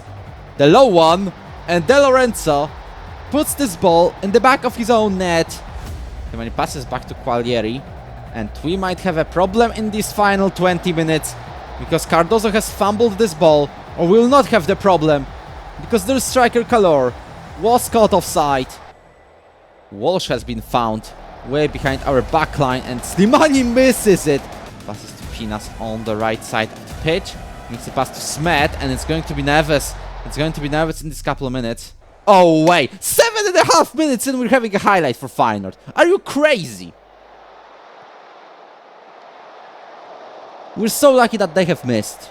We were very close to not playing Feyenoord at all. That's because they have painfully won against our former team on penalties, Spartak Subotica, in the knockout playoff round. A meeting with a former team after just 10 months? That would be massive. But it's not happening, and we have to focus on our quarter-final opponents, Aarhus from Denmark. We're starting this game strong, because we score a goal in the 3rd minute. The corner has been cleared, but he gets into the area. He scores, but I think it's offside. It is offside, unfortunately. Zachariasen is in our area. Jeje. And I've seen him scoring plenty of goals in the Europa League this season so far. The Brazilian left back makes a cross. Keller, who might have just won a penalty for us. It looks like Bruce is taking it. And he doesn't score. Zulu. He finds Jukasz, and that brilliant long shot goes in the 93rd minute. Irregardless of Pursay's penalty kick and Bernardos' offside, we're going to Denmark with an aggregate lead. Finds Zacharias and Jeje gets past our defender. Dinu has been absolutely smoked here, but he loses the header. And guard wins the ball back. He now make a long shot, hits the crossbar. Finds Fernandos again. He gets it to Pagonas. And we're doubling the lead. Makes a cross to Zachariasen. Takes control of it. Seen us losing worse ones throughout this save so far. Okay, what is happening here is massive. However, the next hurdle is the heaviest one. Bayern are our semi-final opponents. We have already lost against them in the league stage. Narrowly though. Can we possibly reverse that and find our way to a second European final in this save in a row? It looks like there will be a tough opponent. Renier had to fight for this ball against 2 players. Majoros finds Adenir. What a start to this game! I know Bayern will try to find a way to come back. There's still Bayern. Ricard to Dybala. As I said, looking for a breakthrough, but you can tell Bayern's defense has been broken for the 2nd time. Finding Purisay, we're still passing it to the central defenders at back, but Jukasz finds Adenir for the 3rd time in this game. We do the exact same thing. Chrysostomos Pagonas scores a leading goal 71 minutes in. Passes back to Puchol, someone. Diabate to Noureddin. Can Cardozo make a miracle? He's not. This is where the game ends. It's 2-all. Looks like we're starting this game well, because Bernardos with a volley gives us the lead against Bayern. Let's wait with this corner, Joe Reed. That ball went to Spaniolo. Ricard, spectacular volley. Varadif tries to find Pagonas. Pagonas loses the header, but Adenir gets that second ball as usual. Adenir gets past the defender. Makes a pass back to Frimpong. Pagonas was offside, unfortunately. We've gone through the entire 2nd half without a highlight. That means it is the extra time can lead us to the Europa League final. Majoros finds Alakciao in front of the area, hits the post, hits the crossbar. No goals in extra time mean we're going to a penalty shootout. It's only about keeping it cool now. A striker for Bayern. He scores into the top corner. The Portuguese man who scored to the first leg has a chance, but he's been stopped by Węska. Regardless if we win or not, this was already a wild ride. But we want that victory. We want to play in the final. And Cardozo helps us. Has to put the ball in the back of the net. Another left-footed man. And he's been saved again. Then it's going to be huge. Bottom corner. If Majoros misses, our European run is practically over. He does. Our hope is in Cardozo at all times. And he makes yet another save. The Finnish centre-back, already interest from Premier League. And he proves it. He has a chance, and he's been stopped by Cardozo. This is 3rd save for our keeper. Węska looks disenchanted. Węska is worried. Covers his head and his hands, because Alakciao can score it. He does it! We are in the Europa League final. How? We've done it. Completely out of the blue, we reached the Europa League final. Esteban Cardozo, who saved 3 penalties, is an absolute legend. Who will we play against? Juventus, as we're going to Toulouse in France. I told our players that nothing is impossible. This is the mentality we adopted in this save, and it's time to maybe, possibly, potentially complete the underdog story of the decade. Bigger than the Spartak Subotica win in the Conference League just a season ago. Welcome to the Europa League final, and we're starting off potentially with a bang. Christos Pagonas has a free kick. The time when Cardozo made that third save in the penalty shootout. Well, let's wait a second. Cardozo makes a save, and Juventus also have a free kick. Degano, pressured by absolutely nobody. Frias gets that ball. His first goal of the season. Geronimo Frias scored the first goal, and Ugo Granieri scores a second. Is this over for us? I still must admit, this was a wild European run. And though we have to admit, we were outclassed by the old lady in the final, I still want to say, this was an adventure of a lifetime for Ferencváros fans. Right after the season rounded up, I stepped down and left the capital city of Hungary. Though I must admit, this place gave a ton of memories in a very short time. I'm thinking I have an ambition to win the Champions League at this point. It's getting to me more and more. And the question is, which club will help me reach it? On the day of my resignation from Ferencváros, the most interesting offers were from Slovan Bratislava in Slovakia, AIK Solna in Sweden, and FC Zurich in Switzerland. There were also a bunch of decent other clubs available, which you can see right now in the list. But my eyes were set in only one direction. In real life, Slovan Bratislava is Slovak football's powerhouse, consistently winning the league title. They also wrote history in the Champions League last year, advancing to the league stage for the first time, after beating Midtjylland from Denmark in dramatic fashion. Let's just ignore the fact they got 0 points. However, in this save, Slovan has fallen from grace, becoming a mid-table team, even dropping down to the second tier in the 30s, and only recently qualifying to Europe a couple of times. Though my favorite club in Slovakia is MŠK Žilina, which has done quite well in this save, getting a couple titles on the way, I found it a great chance to rebuild a fallen giant. So I applied, went for an interview, and accepted the offer. Of course, both Dinamo and Hajduk offers in Croatia had to appear right after I joined. We joined the club that famously lifted a European trophy, but that was 75 years ago, when Slovan won the Cup Winners' Cup against Barcelona in 1969. Our new team has a bunch of talented young players, with the age not being a huge problem here. But there is one other problem, and that is the club's finances. We're nearly 2 million euros in debt, and that means little to no transfer budget. This isn't much money to play with, so we have to base our squad on local youth. And luckily for us, there's quite a lot of them in the B team, with many of the players having 5-star potential. So let's build our team.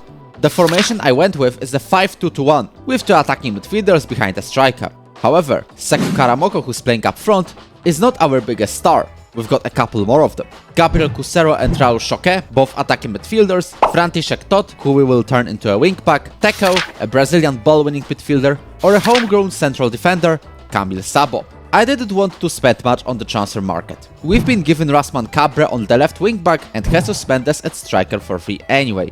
Maybe I'll get more money later down the line, but only if you subscribe to the channel. Thank you for doing so, and turns out I did. Mainly thanks to selling Carlos Cortes to South Africa and Alberto Galindo to Sweden. But let's stop this transfer business for a while. Our squad is predicted to finish the season on the podium, so let's make sure we can go even higher than that. Our debut opponents are last season's champions, Košice, away from home. Košice started this game strong, creating a bunch of chances, but it was Jesus Mendes who came on at half-time, scored in the 58th, to start our campaign with a win. But the start wasn't perfect, with draws to Trencin and Podbrezova, and with only one against Dukla Bańska Bystrica thanks to a late goal, which was still a decent momentum before coming under the hill of Dubain to play MŠK Žilina. Soshoni scored a goal late in the first half, but it was offside. But early in the second, they scored from a penalty.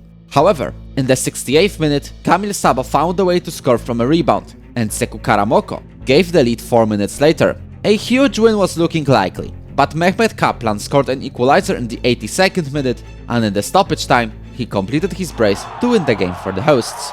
In this game, you may have also noticed a couple of new faces, so let's introduce them. First is Boris Uliaki from AS Trencin, who replaced Bartolo Tatis at centre back. Michal Dubec from Tatran Prešov will replace Mario Hernandez, and there also is Milan Moravcik from Skalica for depth at center back. Those signings were the ones for defense, and it showed on the pitch. We lost another game, this time to Serbia, and got 3 more draws against Petržalka and the Derby, Tatran Prešov and Dunajska Streda. And when we won, except a 3-0 thrashing of Komarno, we won only by a single goal against Skalica. This was a difficult start to the season, but at least we were in the position that would give us the championship group. Žilina was in the lead, right ahead of Dukla Bańska Bystrica. However, to keep that slot, we have to keep winning, and Trenchin's late winner wasn't going to help. But things changed later on. We played 2 games in our home ground. First one was against Košice, which we won 3-1. Then we hosted Podbrezova and put 3 goals in the back of their net. A late draw against Dukla Bańska Bystrica and a 1-0 win over Serbia put us in great momentum before a second game against MŠK Žilina, this time in our home, in Trehelne Pole. The problem is, Michel Ademi started with scoring early on. However, our response was just as quick, from a free kick routine.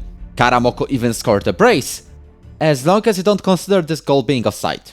The actual brace though was scored by Michel Ademi, and for almost the entire second half, there were no highlights. No chance for a comeback. No chance to show a sign we're fighting for the league title. Until the 92nd minute, when Petr Czerny sent a long ball to Karol Duda, who took a shot to the far post and gave us a huge draw. We later on added a 1-0 win over Petržalka and a 7-1 demolition against Komarno. However, the key match will be played in Prešov against Tatran. Let's just say it didn't go too well. We let our opponents enter our box too easily, and Tatran used it twice to their advantage, to get them involved in the title fight as well. A 7-0 win over Dunajska Streda showed our strength, as well as a 3-1 win over Skalica, but it doesn't change a key thing. We entered the championship group in second. There's only 5 games to go in that, but there's also one more competition we're playing in, and that is the Slovak Cup. We're doing quite well there, and by that I mean a comfortable 4-1 win over Petržalka in the second round, but then we nearly got stopped by second tier Shamorin and only got saved by Seku Karamoko scoring in the 94th minute. At least Spišská Nova Ves was an easy 3-0 win, just like Považská Bystrica, who we defeated 2-0. Skalica in the semi-final, braces from Boris Uliaki and Gabriel Kusero led us to the Slovnaft Cup final, in which our opponents were AS Trenchin, which is the last game of the season, so we'll get to it once we finish the league. With only 5 games to go, which definitely is not an error in the database update I downloaded, because in Slovakia don't play everyone twice after the split. The leaders are Dukla Bańska Bystrica, a team that in the season preview is meant to go down, and they're also our first opponents in the Champions playoff. We wanted to start this game strong. We had a lengthy stint of possession in the 5th minute, which we finally decided to use. After a quick couple of passes, Seku Karamoko opened up the scoring with a tap-in. He also had another chance just a minute later, but his shot was stopped by the keeper. Unfortunately, the other part of the squad wasn't functioning as well. Michal Dubec made a clumsy punch-out, which basically let Dukla score into an empty net. This error was outweighed by Raul Choquet, who showed for yet another time he can score from distance. We then survived the storm. Dukla came very close twice, thankfully hitting the post in both occasions. We survived, and then we scored. But Jesus Mendes was offside, and to make things worse, we had a penalty, which Seku Karamoko squandered. Dukla was struggling to create chances since then though, and nearing the end of the game, they gave possession away, helping Mendes score and secure our win. This is a huge win for us. This win gives us hope of stealing the first league title since 2030. The next opponents were Trenchin, and though we cost ourselves some trouble with Roman Sokol's red card, we got a quite comfortable 2-0 win, thanks to Raul Choquet's penalty and Jesus Mendes scoring a rebound. This win, coupled with MŠK Žilina giving us a helping hand, gave another portion of huge news. We took the lead of the league for the first time this season. However, there is a problem.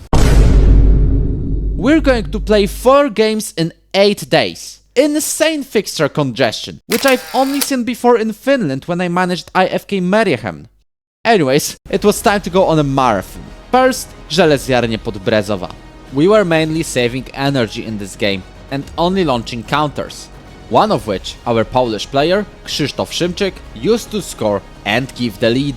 We had an advantage and created a couple more opportunities, but turns out Szymczyk's goal was the only one, and we got yet another win. But this victory wasn't the only good news that day. Tatran Prešov striker Darwin van der Wilden scored the brace against Dukla Bańska Bystrica, letting Tatran win 2-0, which means we're going to a penultimate game against Žilina with a chance of clinching the title with one game to go. Before that decider, I of course messed up the team meeting. Mehmet Kaplan finds Pecha, who cuts inside and makes a shot, but Brezova even bigger of a favor. They've taken a 2-0 lead now. Simko scores for 1-0, so we don't even have to watch that result right now. Makes a dribble as a Metzala to the right wing, looking for that half space, and Karamoko finds the empty net. And we have won the Slovak League for the first time since 2030. Of course I would rather do it with Žilina, but they're doing quite well in this save anyway. But Slovan had a difficult journey. They waited for it 15 years, but they're finally lifting the Slovak League title. And there's a chance for a double crown as well. After a shaky start to the season, I did not expect us to reach the league title in the first time of asking. I'm saying we did it mainly thanks to quick development of our local youth, the center back Peter Czerny, a left wing back Jakub Kis, William Sinko at right back, or Karol Duda at center mid. They played a massive part in this success. Turns out the title celebration game against Tatran Prešov was my 1000th game in management of this save, in which I gave a chance for the youth and lost 1-0, helping them finish 4th. But there's one more trophy to collect, the Slovak Cup, and only a game against Trencin is separating us from claiming it. Simko on the right wing finds across to Karamoko. For us, Kusero, he finds Mendes. I think the Spaniard was offside. He's not. We scored in the 33rd. On wing finds Kolbas. I think he's going to make a cross to Benko. Benko was offside and the referee is about to correct it. And it's our highlight. Kabra finds Szymczyk. He makes a cross to Hotul. That was very calm. That was cold, this first touch in the penalty area. A domestic double for Slovan Bratislava. Not only we've won the league, but we're also crowned the Slovnaft Cup winners. Let's be real, I did not expect us to succeed with Slovan in the very first season, but turns out, it happened. So, we completed the 10th league in the Ultimate Glory Hunter Challenge with yet another domestic double. I recommend every one of you watching this video to try out managing in Slovakia. You get a fair share of talented local players, you don't waste your entire budget on 3 of the most talented of the bunch, registration rules are pretty lenient, and there's a bunch of historic brands. Really an underrated league. But for me, it's time to go on a hunt and find a new league to win. However, right now there isn't a single club on the list that I'd be straight up interested in. So when an offer will pop up that I will take? When I looked at the clubs available, I didn't find anything too interesting. Maybe Nek Nijmegen or Fastav Zlín in Czechia seemed okay, but it's not really what I wanted right now. Benfica had Adam Smith under threat, but the club already took part in a bunch of Champions League knockout stages, so they don't really need us. But just 2 weeks later, something happened. While I spent my time declining offers from the Premier League, I remind you how Dinamo Zagreb's managerial position opened right after I joined Slovan Bratislava. Turns out, they did it again, as Christian Timar retired from football after only securing 4th place. This time, I couldn't skip over that opportunity. Osijek also let go their gaffer, but they're not my primary destination, despite winning the most recent Croatian Cup. Dinamo invited me for an interview, in which I've said I want to commit to this club long term and not resign right after winning the league.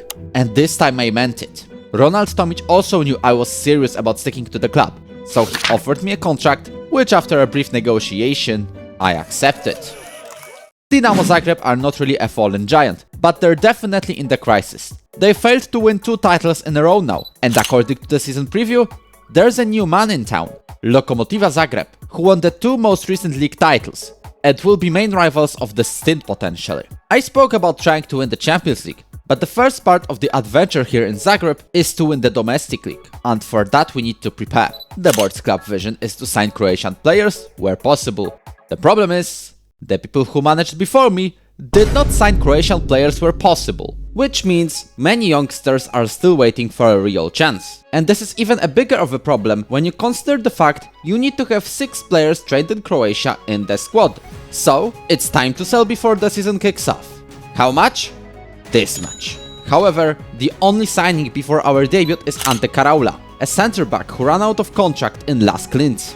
I set our team in a 4-2-3-1 formation, and its goal is to dominate the opponents. Who are they in our debut? You guessed it, Lokomotiva Zagreb. And turns out, this start of the season was better than I expected. A team that should demolish us according to the season preview was nowhere near around. Ivekovic started our game strong with a solo run, after which he scored into the bottom corner. Josef Todt doubled that lead with a header, and Ivekovic finished the job after a nasty pass from Viktor Freitas. Lokomotiva's Andruszak scored the header, but it changed nothing. We started with a dominant 3-1 win. But Lokomotiva is not our biggest rival. One of the bigger ones is Rijeka, who held out for a 0-0 draw, being slightly helped by Jose Marin, who got sent off. This game happened between the first 2 matches of another competition we're in. Dinamo finished the league on 4th last season, which means we've got a ticket for the Conference League qualifiers. Our first opponents are Nyíregyháza Spartacus from Hungary. I hope I pronounced that name correctly at least. And what if I told you Vanja Ivekovic started strong again, scoring 2 goals within the first 2 minutes? That set the tone for the rest of the aggregate, which we won 10-3. Then we played Septemvri Sofia from Bulgaria. We used our weird free kick routine to open up the scoring, but Septemvri wanted to fight in this one. However, Jose Marin finished a build-up play of ours to give us the lead, and despite a last-minute highlight, a 2-1 win. But in our home, we were terrible in defense. The man who capitalized on it was an Argentinian striker Walter, scored a double and won Septemvri the aggregate. Paride Gorini's free kick only confirmed our fate. Knocked out just after 2 rounds, we literally fate our goal for this season. The sudden Conference League knockout exposed a major problem. We also struggled in the Croatian league, dropping points against Varaždin, Šibenik or Osijek. Thankfully, we could nullify those L's with W's against Slaven Belupo, Gorica and Istra. However, only one match mattered in August. The eternal derby against Hajduk Split at our home. Just like on the stands, it was entertaining on the pitch. Andres Molina shined, giving 2 assists. First one was to Basil Perzon, who scored into the top bins. And the second was a brilliant defense-breaking pass to Ervin Suljovic, who confirmed our win in the first eternal derby in Croatia. It's a shaky start to the season, and after the first of 4 rounds of matches, we are 3rd in the league, right behind Hajduk. The lack of form forced us to improve the defense, with Peter Czerny from Slovan Bratislava for 750,000 and the Ukrainian Vitaly Palamar from Ruk Lviv. The price for him? 14.5 million euros. But it's still nothing compared to what Lokomotiva did. Not only they hired a 2030 World Cup winner, Aurelian Chouameni, as their manager, but they also signed Marco Esposito from Bournemouth for 36 million, which is Croatia's transfer record.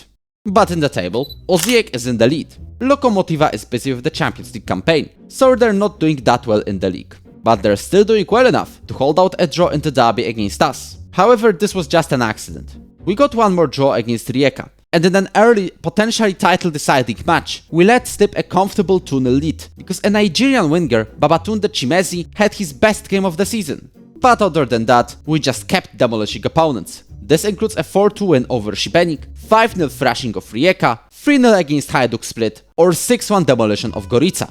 Thanks to this rise of form, we went up to 2nd place, only 2 points behind Osijek, though the leaders have a game in hand. I am also here to give credit for the rise of this form to a formation change. I switched to a 5 at the back formation, which brought us much needed defensive solidity. And the winter gave us a chance to make our squad a bit fresher during the transfer window. Our left winger, Ervin Suljovic, went to Lech Poznań for 4 million euros. And then, the sale has begun. Josef Todt joined Shanghai Port in China for 4.2 million release clause, and Andres Molina got a payday in Saudi Arabia for almost 10 million. At least, this fixed my budgets. Because the board took all of it for themselves during the autumn. I was looking for a right winger, and I got a free agent. But what a free agent! Ademar is going to be our star from the get-go. We also secured the loan of Jonut Forna from CFR Cluj with an optional fee. So how did we do in the league with those signings? We started the spring very well with a 16-year-old Maxim Picak lobbing the keeper in the Zagreb derby. Then we got 10 points in 4 games, which included a 5-1 demolition of Slaven Belupo. And there was the derby against Hajduk Split. We started terribly, especially in defense. We were just giving the ball away at any chance to Hajduk, giving away 2-3 goals. But still in the first half, we gave ourselves some hope when Mario Maric finally scored a tap-in. I told our team how unhappy I was with the performance, and after the substitutions, it seemed to work. Peter Czerny scored an equalizer from a header. 81 minutes in, we thought we made it. Jonut Fornak got to the cross first and scored the leading goal for us. Unfortunately, Jairo Vasa from Hajduk got to equalize almost instantly and salvage a draw in the derby. Legia Warsaw fans may have seen a similar game before. Looks like the second place is getting more and more likely, and the championship is slowly fading away in favor of Osijek. Unless we can turn the momentum in our favor and get a very important win against the title rivals. Turns out we actually won. Vanya Liber scored a massive goal 71 minutes in to reduce the gap to just 4 points. Make it 1 after our win over Istra. Why? Lokomotiva Zagreb gave a huge helping hand by winning 3-1 against Osijek away from home. That was massive news before the last round of games. We're 19 games unbeaten, and within 4 match days, we turned up and went from a comfortable runner-up slot to a potentially title-winning team. Unless we suddenly lose to Rijeka, who also won a week later against Osijek, so I say it evens out. We then had the final Zagreb derby of the season against Lokomotiva, in which we got an early penalty scored by Antonio Vidovic. This was enough to secure a win and keep our gap to the top at 1 point. We then secured wins over Varaždin and Šibenik. And Osijek? Not only did they drop points against Slaven, but also lost the cup semi-final on penalties to Lokomotiva Zagreb. Speaking of the cup, it will be the Zagreb derby in the final. Because we're there too, after we kept winning against teams from lower leagues. It is a double-legged final for some reason, both home and away. We'll look at it after we wrap up the league, where something I didn't expect just happened. We took the lead of the league with 5 games to go, which we kept after drawing against Slaven Belupo. Funny how us and Osijek keep being defeated by the same teams. So let's test if it's true. Hajduk Split first played Osijek and salvaged a draw. Will they draw against us in the eternal derby? No, Palamar finds Pirpić Bosanac, Forna, Jonut found Liber. Liber scores, but I'm afraid it's offside. Gets the ball to Jukic, gets the ball to Ademar on the right side of the pitch. Makes a low cross, Vidovic this time scores, and it's valid. The Brazilian winger with a brilliant low cross. Again, somewhat to the far post. Bergman can take the ball on the right side of the pitch. Gets past the opponent. Makes a cross to Jukic. Nikita Jukic with a second goal. Ademar cross to Karaula, who hits the post, hits the crossbar, but Bergman gets a rebound. Osijek is playing relegated already, Gorica. It's a draw. This is huge. This was massive news. This means a single win over Osijek in the penultimate matchday wins us the league title, no matter what. I told our men what's on the line. It's time to claim something that seemed to be impossible before the start of the season. Chimezi finds Mikanovic and the situation is looking difficult now. Kraula finds Forna, finds Liber. Liber, fantastic volley that equalizes the game and that puts us back on top. It goes to Mikanovic, done it again. He's done it again. Krajcek. Jukic tried to win this ball. 4. Absolute embarrassment right before the finish line. We're level on points with Osijek, but they're in the lead, thanks to a head-to-head record. We have to count on Lokomotiva Zagreb in the final matchday, otherwise it doesn't matter if we win against Istra. Gets past the opponent somehow. That ball goes to Vidovic. Forna this time! He puts it in the back of the net and it's valid. You can probably tell we're demolishing our opponents. And we're hoping for a miracle on the other side of the capital. But Osijek scored not 1, but 2 goals, making the league title borderline impossible. Lokomotiva pulled 1 goal back, but they were guaranteed 3rd place, so they had nothing to play for.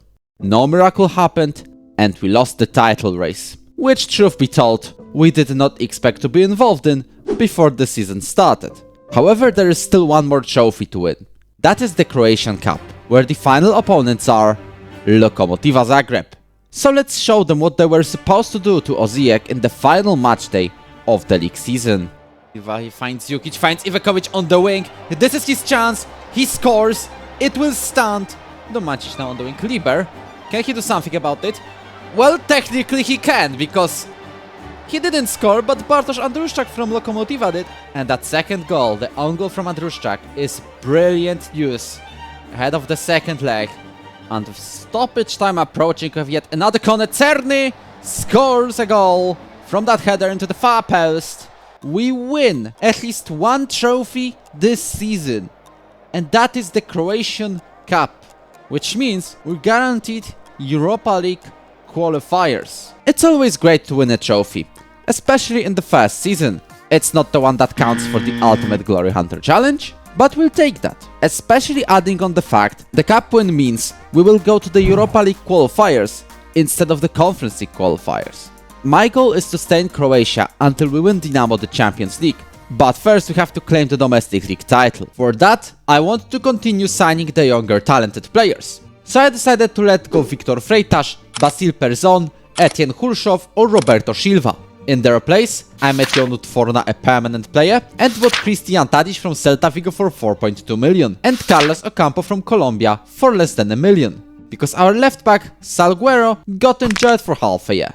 I also brought in Johan Rodriguez in case Vanja Ivekovic would go to the big leagues, which he did, heading to Ajax for 25 million. I also added Baldo Pezo from Šibenik for 3.4 million, Nebojša Stefanovic from Radnički Niš for 2.8 million, or Denis Koljic from St. Gallen for just over 12 million, which means I broke the bank in this transfer window again. With those signings, I am confident about our chances of clinching the league title, but it won't be possible without a strong start to the season. And I don't think there can be a better start than a Super Cup against Osijek. The Super Cup, which thanks to Jonut Forna's lone goal, we won 1-0 and lifted the first trophy of the season. In the league, we've also taken an early lead after the first 9 games and started building a gap over Hajduk Split, which we built up to 4 points after our 2-0 win in the first Eternal Derby. But what about Europe? With 3 days to go until our first match, we still didn't know who we would be playing in the first round. Turns out, it's Omonia from Cyprus. Against them, we got 2 quite comfortable wins, with Vanja Ivekovic scoring a brace in both games. He only left in August for clarification. Then, it was Djurgården from Sweden, and this tie was much more dramatic. We did not start well away from home, despite the advantage. It was Djurgården who scored the only goal in the first leg. However, on our ground, we showed we can fight. Antonio Vidovic got the pass from Ivekovic and equalized the aggregate. We then left a lot of space for Darkwa from Djurgården, and you know it, he scored. Which meant we were still losing, but we found hope. 69 nice minutes in, Jonut Forna got to score a volley from a corner, and it meant extra time. In it, unfortunately, the Swedes found an equalizer, which gave them an aggregate win. Following that loss, we dropped down to the Conference League, where AC Oulu awaited a 0-0 snooze fest at home, against a team from Finland. I've been told we cannot score because a goal is magically locked, and only subscribing to this channel will unlock it. Thank you, and I think it worked. We've scored 5 goals to progress to the final qualifying round. The reward? A bit harder opponent, Feyenoord.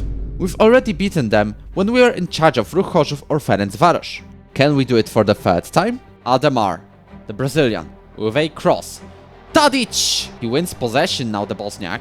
Rodriguez finds Jukic, he enters the area, fantastic strike into the near post with left foot. Arikawa makes a cross from a free kick, Sanchez finds a header and makes it 1-2, it's not looking good, and unfortunately it's Feyenoord's highlight, but Vidovic wins it back, he's on the right side of the pitch, makes a pass to Koljic. Koljic may have won us the aggregate.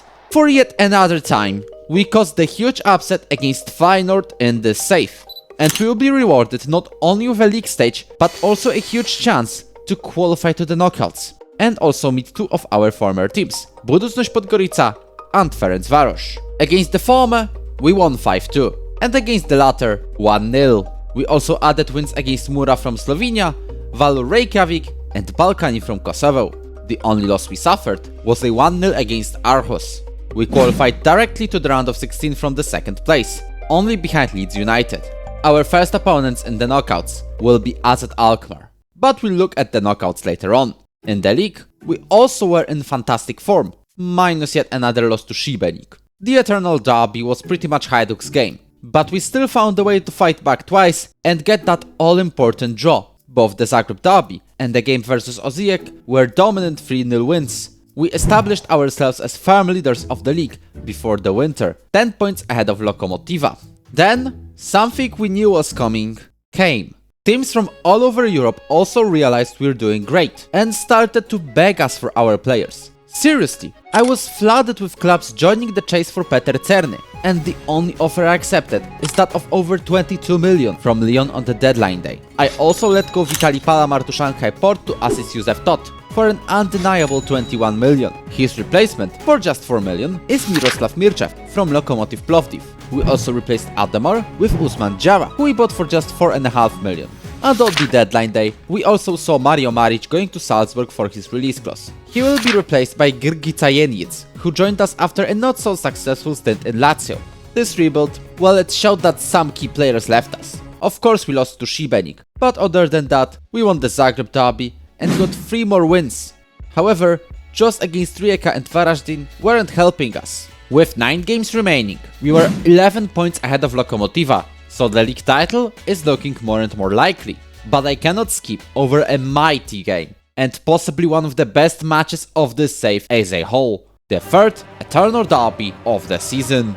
Our start, unfortunately, was far from ideal. We were giving up plenty of space on our left side, letting Di Matteo Perdic and Emilio Vuksan score 1 goal each. With more chances for Hajduk, we thought we were going to be demolished. But nearing halftime, Maxim Picak blasted a shot from the close range, giving us some hope into the second half. The hope that quickly vanished, after Hajduk scored from a corner. This triggered me to sub on Antonio Vidovic, who got a chance to score a penalty 77 minutes in and converted it. We went all in to score an equalizer at that point, and it finally happened 6 minutes later. Denis Kolic scored a massive first-time shot to give us the draw. But in the stoppage time, things went even better. Maxim Picak, a 17-year-old academy graduate, gave us the derby win despite carrying an injury. Games like this are a massive indicator of the fact not only we can win the league title, but also go far in Europe. Asset Alkmaar were our opponents in the round of 16 of the Conference League, and the Polish striker Kacper Duda wanted to prove he really is an elite striker. However, he just couldn't.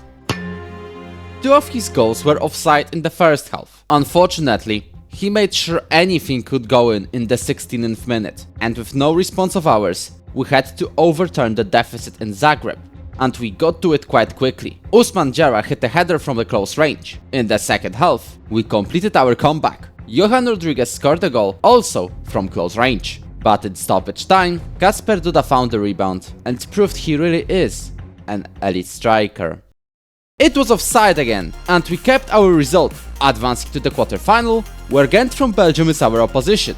And they scored a header late in the first half, and it was nowhere near offside.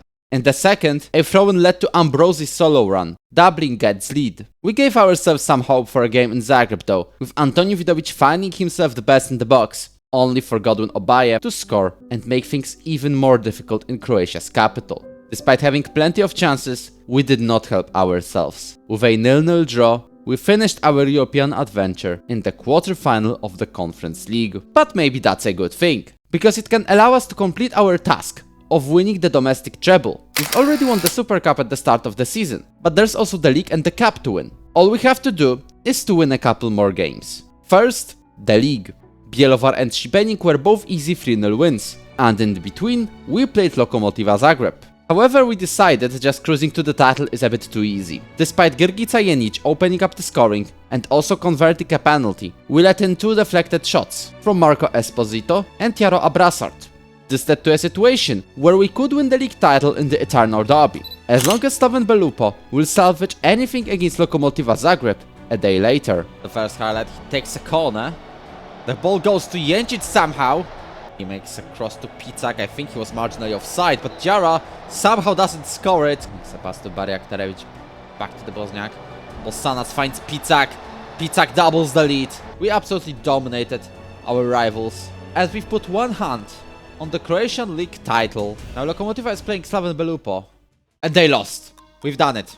After 2 years, we've done it. We won Dinamo's first league title after 3 seasons of drought. We could make this club a powerhouse of Croatian football again in the near future. After getting a guard of honor from the team of Istra, we won 5-1 against them and lifted the trophy above our heads.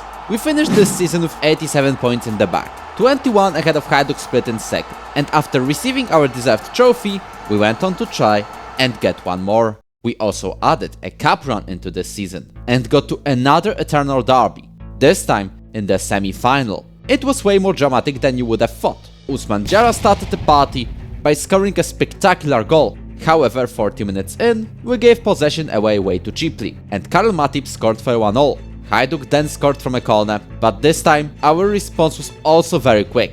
However, things went south with 12 minutes to go, when Daniil Mandic scored from a rebound. But we had a highlight straight through the kickoff, and Antonio Vidovic scored a tap-in. We were heading into the extra time, but in the final minute of the stoppage time, we got a corner and...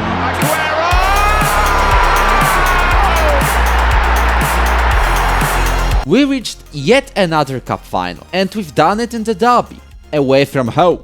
That's some absolute cinema. Osijek were our opponents in the final, looking for revenge for the Super Cup loss at the start of the season. It was Lokomotiva Zagreb last year, now it's Osijek, and they start by scoring a header. Forna drives into the area, he finds Jenic, Mircea finds Kolic on the left wing, his fault. Jenic scores. Kolic, fantastic strike from outside the area, that's free.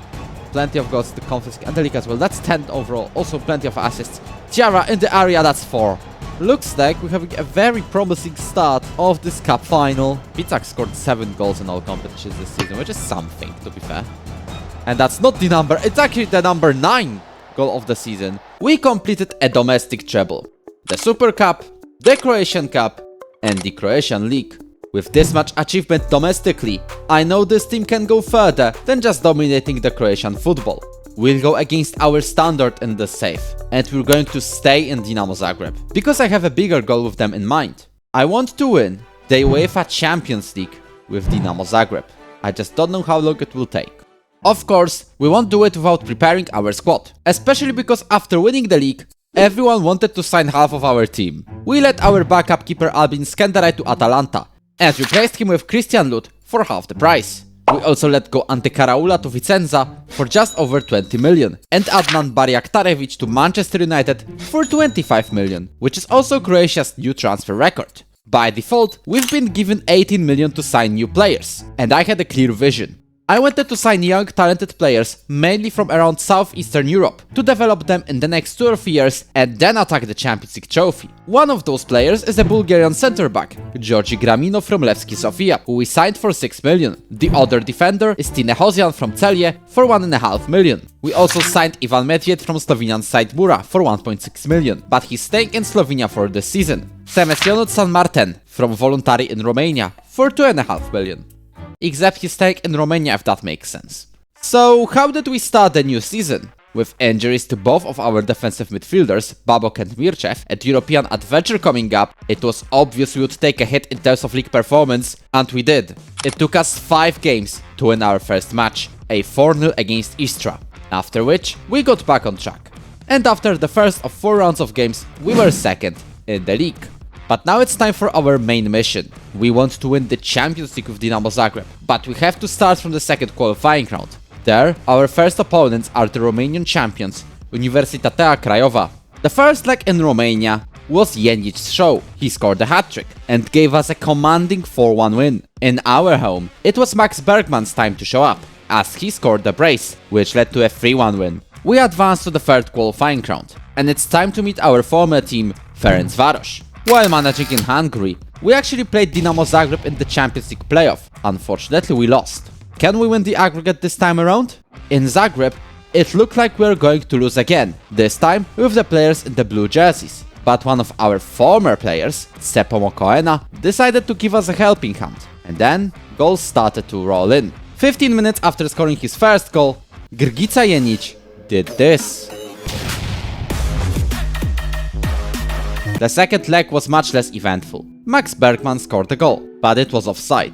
and Supala Purise gave Hungarians some hope by scoring a penalty. But the team from Budapest couldn't do more, and we qualified for the Champions League playoff, where FC Basel from Switzerland awaited us. One thing I did not expect was us absolutely demolishing the Swiss champions, but it somehow happened. We scored a total of 4 goals in the first leg and dominated the game. The first leg advantage and a goal from Usman Jara in the return leg gave us a lot of comfort. Basel equalized, but it changed nothing in this aggregate. We qualified to the UEFA Champions League stage. Our fixture list is giving us some hope to try and mix something up in the competition, with games over Genk or Copenhagen, but nothing more. Fabrizio Romano gave us the odds to win at 10,000. We wanted to prove him wrong from the very get-go, starting with a debut against Genk, but Jasmin Avdic had some other ideas in mind, and Miroslav Mirchev decided that 1 red card in this game wasn't enough. Obviously, the red cards did not help.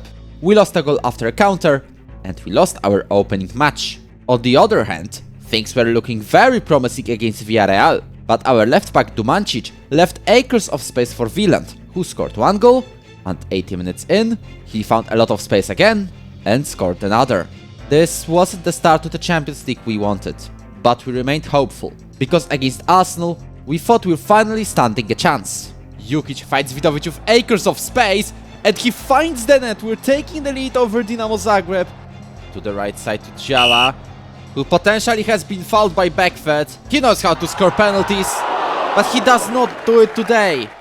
James has been offside here, but the ball didn't get to him, and therefore there was no offside, and Iñaki at Xeberia. Martinez with a cross to Mensah, short post, and Iñaki with another goal. This time it was way easier. We will be having yet another Champions League loss. We were close for once, but of course we had to fumble it. We weren't in a good position before the game against Ajax, and in it, we left way too much space for Emmanuel Braff, who opened up the scoring for the Dutch. Though Bergman quickly equalized, Ajax had a corner, and this time it was Josip Kontek who messed up. He tried to make it up with a penalty save, but this didn't help us create any chances, and therefore, we were the only team with 4 losses in 4 games. We could still change it though. Against Copenhagen, for the first time, we were declared the favorites. Come on lads, if we have any chance of scoring points, it's today. But of course, Kontek with yet another mistake on goal. Graminov on the right side to Bosanac, back to Vidovic. Vidovic with a strike to the shirt post. We've scored our first point in the Champions League this season. What's even bigger of a deal is that against Sevilla, we are also declared very slight favorites. But even with that in mind, we still wanted to help Sevilla win. But thankfully, we've seen a miss of a century. This was a wake-up call. So big of a wake-up call that minutes later, Antonio Vidovic gave us the lead. More chances followed, but Max Bergman just couldn't find the net. Girgica Jenic though could, capitalizing on the defensive error. And just when I was about to bring on the subs... Well, there's a long ball through. And oh my God, an insane goal! I've just seen the most insane goal! Speaking of which, you can also subscribe. And meanwhile, Jenic scored another goal from a recycled corner. Also quite spectacular.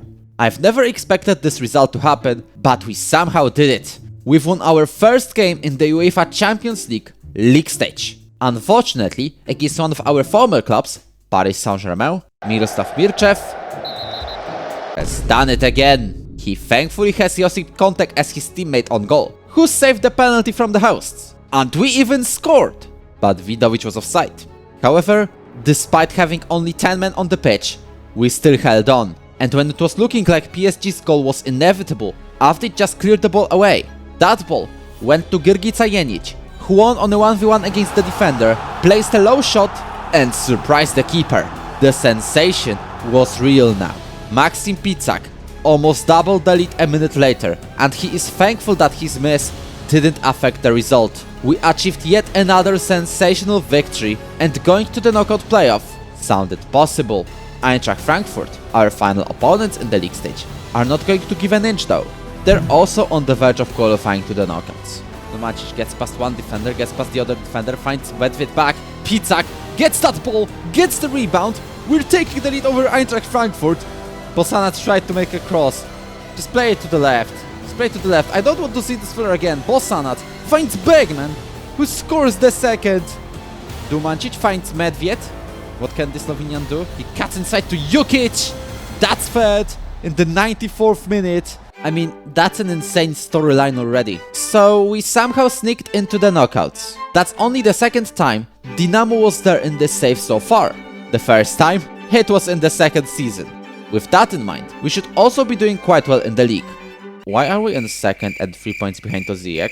Well, the reason is simple. We kept dropping stupid points because we had to rotate the squad. Just like a 1-0 loss to Šibenik or a 1-0 draw to Bielovar. Thankfully, Osijek is our only competition this season. The rest is just too far behind. We got a draw against them during the winter. This might be the sign we have to spend some money to secure a league title. We have 60 million euros in our transfer budget. And I've decided to make even more money with sales. Ocampo, Liber and Kolic all left us. And Johan Rodriguez went to Wolverhampton for a release clause. But the amount of Rodriguezes in Zagreb did not change. Gerardo Rodriguez came to us from Uruguay. On the left back slot, I signed Francesco Casqueja. My priority for this position was Ivan Markowski, but he chose Juventus over us. And I think it was a blessing in disguise. We also called both Jonut San Martin and Ivan Medved back from the loans. With reinforcements, we are finally able to retake the lead in the league, 23 games in, when we won against Istra and Osijek lost to Šibenik. We also quickly lost the lead 2 games later, because Šibenik likes to cause trouble to the big two. We then took back the lead in the very next game, after demolishing Lokomotiva Zagreb, which led to Lokomotiva sacking their manager. With 9 games to go, we're back on top of the league, with just 1 point of advantage over Osijek. But before our direct encounter against them, it's time to look back into the Champions League. We're in the knockout playoffs, and our opponents in this round are Arsenal. We narrowly lost to the Gunners in the league stage, but can we turn our fate around in the stage where we cannot make mistakes? Takes control of it, passes to Thomas, but we try to clear it, and thankfully Kontek was there to stop the shot. Finds Jara, he makes a dribble, tries to make a cross, Grgica Jenic with a goal. At Xaberia, he tries into the area and equalizes, and it's Usman Jara who will deliver a cross. That cross finds Diallo, Diallo with a header, we're in the lead again. But Arsenal are in a rush here. Tadic tries to clear it. Javier Thomas with a top bin strike. And it's going to finish with a draw. And I'm actually saying here, it is far from over in London. We're still waiting for an action on the right side. It's Thomas with a cross to McLaren. Mariano versus Contact, top bins. Avdic not able to get him back. Gościniarek with a fantastic strike, the Polish international. And Jara, Diallo makes a pass to Pizak. Pizak with a chance. Consolation. Finds Gościniarek on the left again. It's Rivas with loads of space. He finds nobody, but he makes a cross again. And Maicon Hein finds the third and ends this for us. Despite our loss, this was a wild ride anyway. I expected maybe an odd win in the league stage, but we somehow found our way to the knockouts. This run showed how much potential do we have, and that we might go for the win sooner than we expect. Speaking of potential, 4 of our players made it to the next gen list, and I'd be reluctant to see any of those players leave for the big leagues. We can bring the big leagues to Zagreb again, but we won't win the Champions League without qualifying there first. Thankfully, Croatia is now ranked 15th in the coefficient rankings, so the second place also gets a chance to qualify for Europe's elite. And 2 other clubs, Hajduk and Lokomotiva, also massively contributed to the ranking, with the former going to the round of 16 and the latter even to the semi-final, both in the Conference League. But for us, winning the title was at stake. The deciding game? Again, the one against Osijek, which was a game of set pieces. We got a penalty, which Antonio Vidovic converted. Then, still in the first half, our rivals hit the post, but a mess in the box led to Kasman's equalizer. At halftime, I brought Usman Jara on the pitch, and he caught up an injury. But it didn't stop him from shining once again. However, 92 minutes in, our hearts were broken. Andrei Petrovski got a pass to an open space from a free kick, and equalized. In moments like this, you desperately look for a hero. So in the last-ditch effort, we had a free kick that was cleared. However, we quickly recycled the ball. It found Usman Jara, who launched the cross. In the box was Maxi Pizak, who last season saved our eternal derby against Hajduk Split, scoring a 93rd minute winner. The winner that was crucial for us to win the title. Today, Maxim Pizak decided to do it again.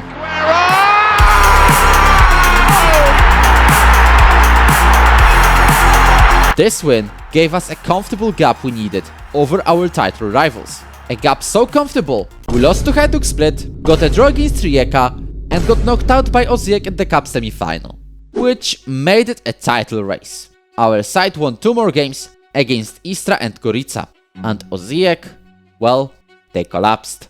They lost to Šibenik, Lokomotiva and Bielovar, and with 3 losses in a row, they fell too far. And we defended our crown with 3 games to go. It was a massive season for us, as we reached 2 European milestones. We got to the league stage and also participated in the knockouts. Hopefully, the next season only brings us more success. And we have the resources for it. We have 81 million euros in the transfer budget to be exact. Couple smart moves, and we can go for it all in the very next season. Especially since we got an insane bid for Miroslav Mirčev. 45 rising to 60 million from Bournemouth would shatter our transfer record. Mirčev rejected it. However, Bournemouth could still get Max Bergman for 11 million. Abdoulaye Diallo also left for Arsenal for a release cost of 8 million, and Brajovic went to Willem II for just over 1 million. We have so much money that we have to use them. So I signed 2 talented players, Josip Szpechar from Lokomotiva and Jechven Kostik from Lviv, for a total of 25 million. Our adventure in Europe again started in the second qualifying round. Our first opponents were Hungarian champions Sopot, who we easily won twice against. Then it was Košice, the champions of Slovakia. In this aggregate, Grgica Jenic scored 3 out of 4 of our goals, winning us the aggregate for 1. And in the playoff, it was Dynamo Kiev. At home, we won despite being down to 10 men. But away, we only got a draw. And thankfully, despite multiple of wasted chances, we held the 1-goal lead in the aggregate, qualifying to the league stage again. We've been given an okay-ish fixture list. We can win against Slavia Prague or Fortuna Sittard, but reaching the knockouts will again be tough. The champions of Czechia were our first opponents in the league stage. We won 2-1 against them, thanks to Maxim Pizak scoring straight from the kickoff after we conceded a goal. Then it was Lazio, and we lost this game 1-0 after a late goal. Against Manchester City, our statistics weren't that bad, apart from the stat that matters. We conceded 2 goals, 1 after a free kick and 1 from a deflected corner. Thankfully, we played much better against Juventus. A quick brace from Grgica Jenic meant we were comfortably in the lead. So of course we conceded 2 goals in the second half, and the view of losing this game was looming large. Thankfully, 92 minutes in, our centre-back Nebojša Stefanovic became our hero and gave us a crucial win. The match against Fortuna Sittard ended with our easy 3-0 win, after a brace from Geraldo Rodriguez, but we still finished this match down a man, thanks to Miroslav Mirčev. Porto was another of our concerts, with another comfortable 3-0 win over the Portuguese men. Vito Pirpic-Bosanac decided the best course of action when playing at Anfield was to tackle the opponent. Before that red card, we still conceded the only goal. And given Liverpool's advantage, I'm surprised it only finished as a 1-0 loss. We finished the league stage with a stalemate against Monaco, after its only goal was ruled out. This draw helped us finish 14th in the league stage, and in the knockout playoff, we will play Lazio.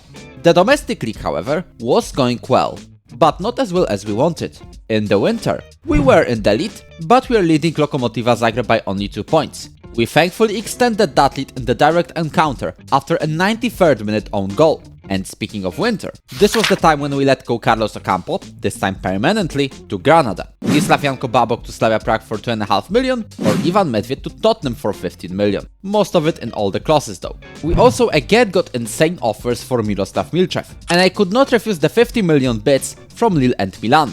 Mirčev chose to go to Italy and shattered our transfer record. I have decided to only sign Karlo Igor Bukvashevich from Istra, just to make sure we have the numbers in midfield. Despite the sales, we still reached our goals domestically. Our only loss in the league in the spring was against Osijek, and we dominated the league. We won it with 5 games to go and 21 points ahead of Lokomotiva and Osijek. We also won the Croatian Cup in the derby against Hajduk Split. 12-1 on aggregate. But now it's time to find out, can we win, or at least go far, in Europe's elite? Lazio are our opponents in the knockout playoff round. We lost 1-0 against them in the league stage, but with our rising form, we could now leave no chances for the Italians. Spechar. He finds Jara in the penalty area, and we're scoring the first goal 2 minutes in. Stefanovic this time. He finds Kostyuk. Kostyuk makes a cross. Grgica Jenic with a goal. It will stand. We have a massive win. It gives us a lot of room to work with in our place. Finds it back and is about to make a cross. What kind of cross he tried to do? Graminov in the area with a shot to the far post.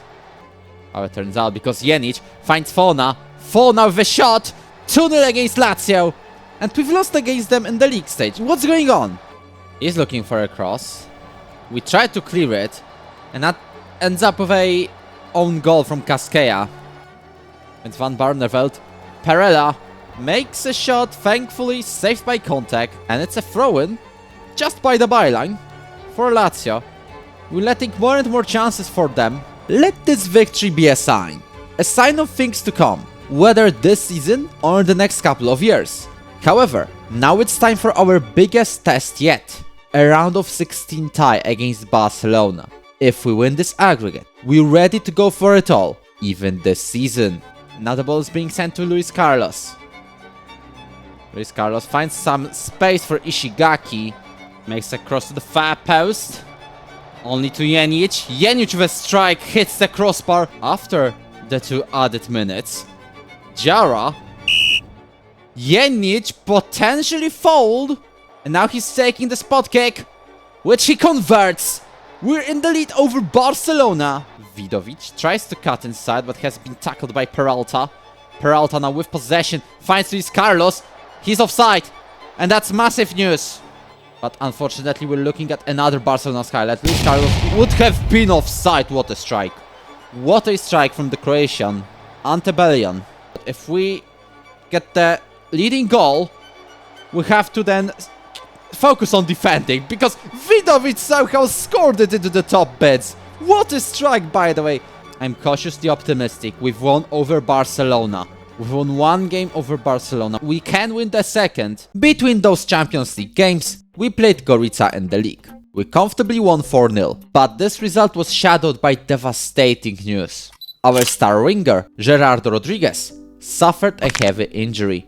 His damaged cruciate ligaments eliminated him from the rest of the season. That means, in the second game against Barcelona, we have to cope without him. Can we keep our result without the Uruguayan? Ishigaki finds Shippers, and this time he has way too much space. And he equalizes the aggregate.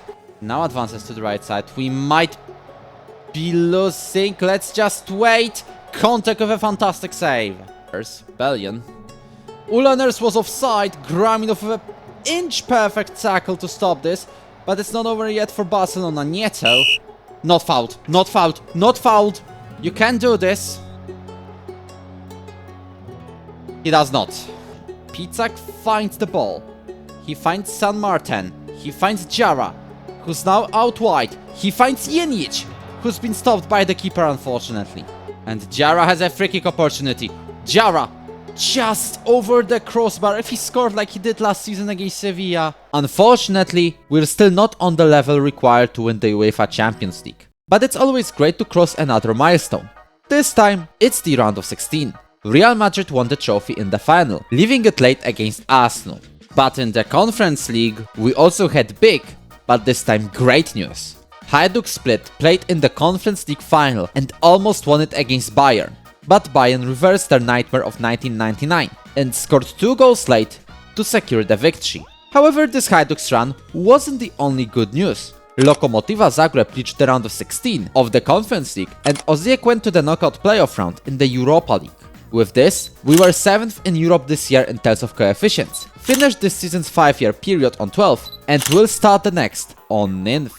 That means we'll go straight to the Champions League playoff round instead of the qualifying rounds, and if we're in the top 10, we will even go to the league stage. In season 27, we will reach the year 2050. Could we go for it all, halfway through the century? I think we're only improving as a team, and we're getting closer to our goal step by step. Though of course, we became much stronger this transfer window. It ended up with us signing Aladin Çeken, a centre-back from Besiktas for 7.5 million, he later went to Sociedad for a loan, as well as his countryman, a winger Ahmed Kara, who was a free agent. Another winger in Michael Mkize from South Africa joined on a free after his contract with Mamelodi Sundowns ran out. Lovre Vukovic joined us from Lokomotiva Zagreb for over just 5 million, and Fran Roko Darajkovic came from Gorica for almost 6 million. The notable departures are Josip Kontek, who went to Liverpool for 15 million, David Tumancic, who went to Osijek, Francesco Casquilla to Partizan for a loan, and Jonut San Martin, who left us for Hamburg for 14 million. We also received 60 million offers from Georgi Graminov, from Manchester City and Barcelona, which I rejected. Kontek was replaced by Marcel Baumbach, previously a #1 keeper at Schalke, and the left backs were replaced by Ruben Dario Alvarez from Colombia, as well as Zdenek Klupik from Juventus on loan. This amount of transfers begs one question. Is our squad a bit too big? This will be verified by our performance in Europe. Our opponents in the Champions League playoff are PAOK Saloniki from Greece, and let me say, this game went far away from what we've planned. At home, we are even down a goal, but Ahmed Kara scored a 90th minute winner. Away, we lost 1-0, and this led to a penalty shootout. Thankfully, Marcel Baumbach saved the penalty, and Maxim Pizak gave us the league stage with a nasty panenka. Our fixture list? It varied from Manchester City or Arsenal to Anderlecht or Galatasaray. We still had a 9,000 to 1 chance of winning the UCL, and it showed against the Belgians. Despite taking the lead early on, Anderlecht scored 2 goals in the first half and started our campaign with a loss. We also couldn't get the result against Monaco. Couple of wasted chances led to a stalemate. But against Manchester City, Ousmane Diarra found the net again, and we genuinely thought we're closing on our maiden win. But of course, Manchester players scored not 1, not 2, 3 goals, and we lost yet another game. Same fate met us when we played against Borussia Dortmund, but this time the German side made sure to score 3 goals first. But things seemed to turn around against Riem. Grgica Jenic gave us the lead late in the first half. However, Felix Brandt cancelled it, and it looked like we're going to end up with yet another draw. But Maxim Pizak has already saved us a bunch of times in our stint with Dynamo. And guess what? He's done it again. A week later, against Galatasaray, Grgica Jenic again gave us the lead, and this was the only goal. Unfortunately, we did not keep a draw against Arsenal, losing 2 goals in the second half. This means, with 1 game to go, only a win against Atleti will give us a chance of going to the knockouts. And now we're on verge of getting eliminated, and only a win gives us a chance for anything here. Diarra gets past the defender. Alvarez finds Vukovic to the middle. Diarra in the box. Grgica Jenic with an opening goal. Waits for a right moment to pass it. Goes to the right. He looks for a cross. And Ahmed Kara with potentially a crucial goal. That's tunnel in the 18th minute, but it won't be enough, I'm afraid. I mean, it's unfortunate. We are genuinely on the verge of qualifying to the league stage, but the goal difference knocked us out way too early. At least, we had a massive lead in the league during the winter, which we kept until the end of the season. And that's great news, because we will start the next Champions League campaign in the league stage. No qualifiers this time around. Ahmed Kara was quite decent last season, but overall, he could have given more. So I decided to sell him to Saudi Arabia for 33 million, as well as Antonio Vidovic, but for only 2.8 million. Adding on over 100 million in the transfer budget we've had already, I knew one thing. We want to win the Champions League with Dynamo, and to make sure we have a chance, it's the right time to play bold. So I signed Liam Labe from Stade Rennes. A price for this centre-back? 27.5 million. And Nehosian going back to Rennes for 6 million. But before him, I also signed Jonis Gerard from Orsilon for a modest fee of 65 million. And Christian Lut going to Standard Liège for 750k. We also made a swap at left back. Francesco Casqueja went to Lokomotiva Zagreb permanently, and from then, we took Ilan Držić. And on the deadline day, we let go Jonut Forna for 9 million to Feyenoord, and replaced him with Jan Hodul from Benfica on a loan. So who are we going to play in the Champions League? Teams like Riem, Luzern or Roda are beatable, but I am afraid reaching the knockouts will be decided on a very tight margin again. Borussia Dortmund was our first opponent, and they unfortunately found 2 goals. We only could score 1, with Georgi Graminow's header, but that wasn't enough to beat the German team. Against Roda, we've only seen 1 highlight, but it was enough for Josip Szpechar to give us a winning goal 69 minutes in.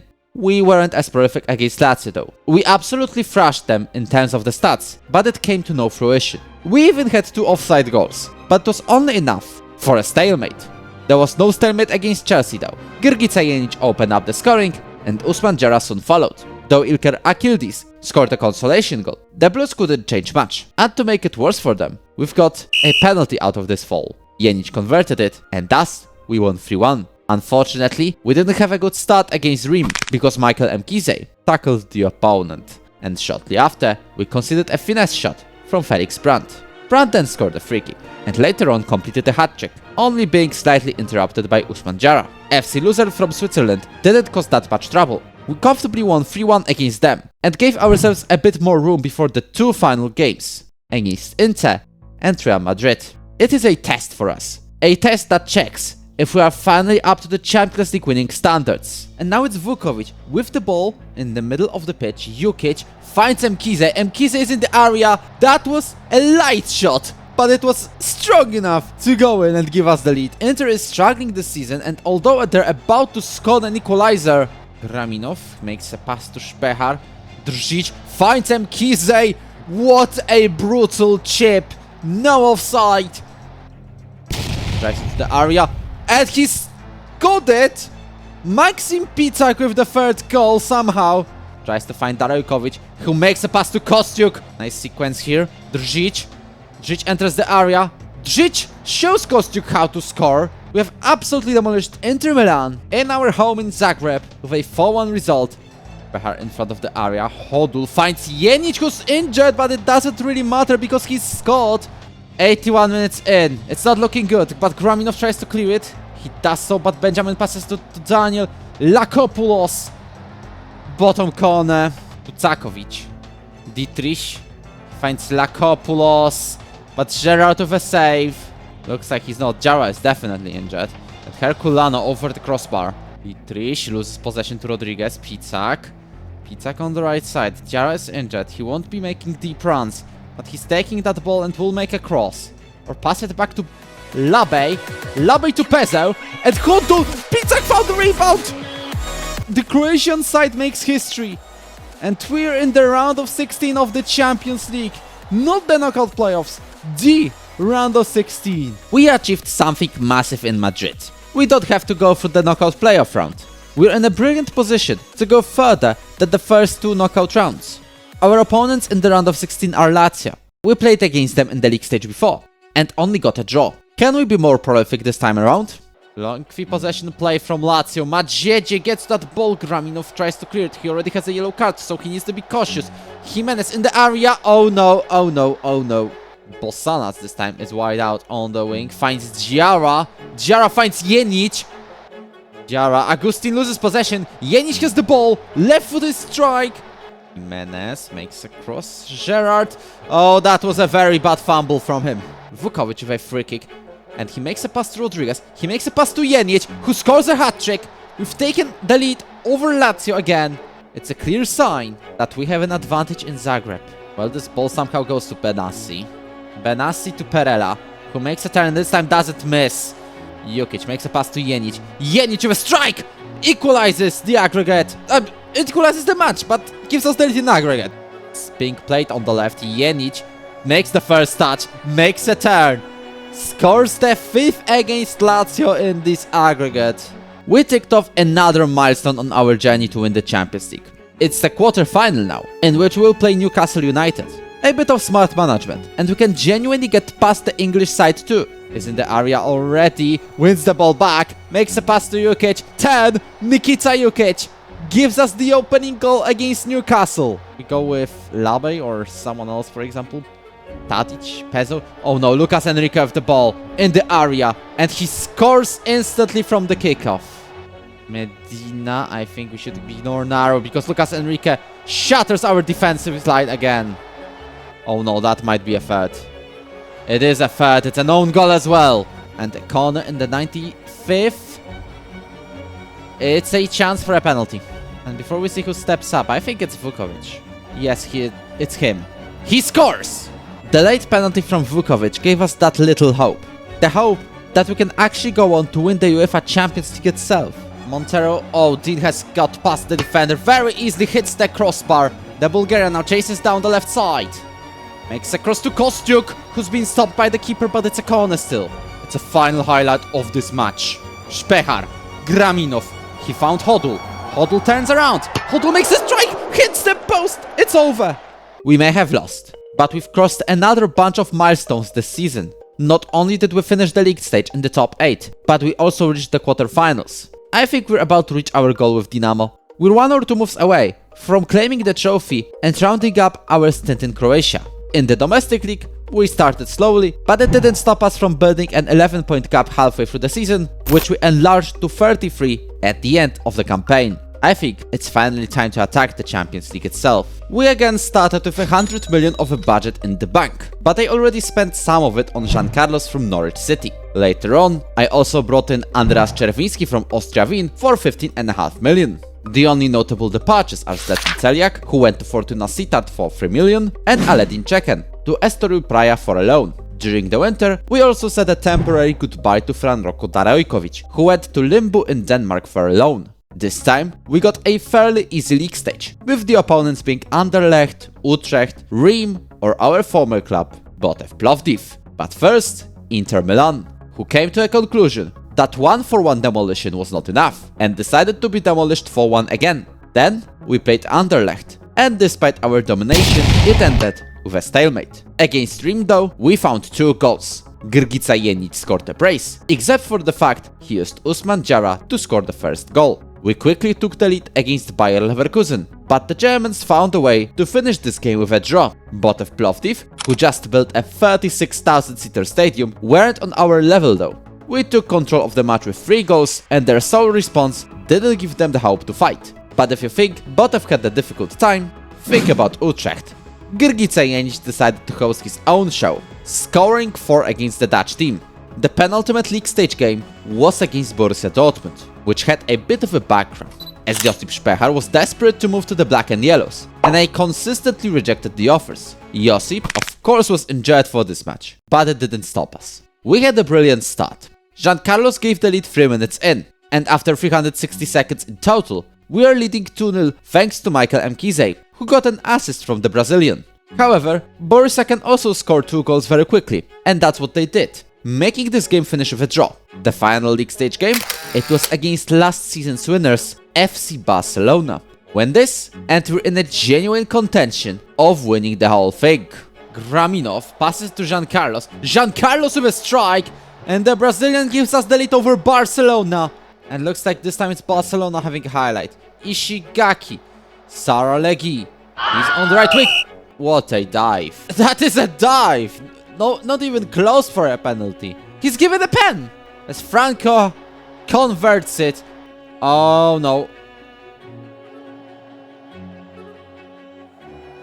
Because Blanco finds space and Liam Labe scores an own goal. It's offside. It's offside.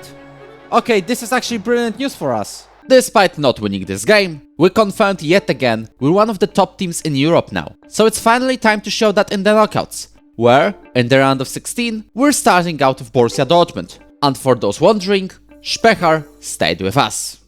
He already has a yellow, so he has to watch out. The Frenchman. Gerard, terrible pass! That's absolutely terrible! Linus Devil with a goal. Jenic finds Mkize on the left. Mkize with a cross. Jenic equalizes. Evens out. Thinks. Vukovic.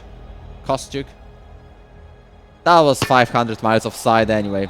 That is a draw in the first leg, but we have the advantage. In terms of the stats, very attacking formation here. Jukic finds Avdic on the right wing, and now it's across to Jenic. Referee says no offside. We're taking the lead over Borussia Dortmund. Mazinho.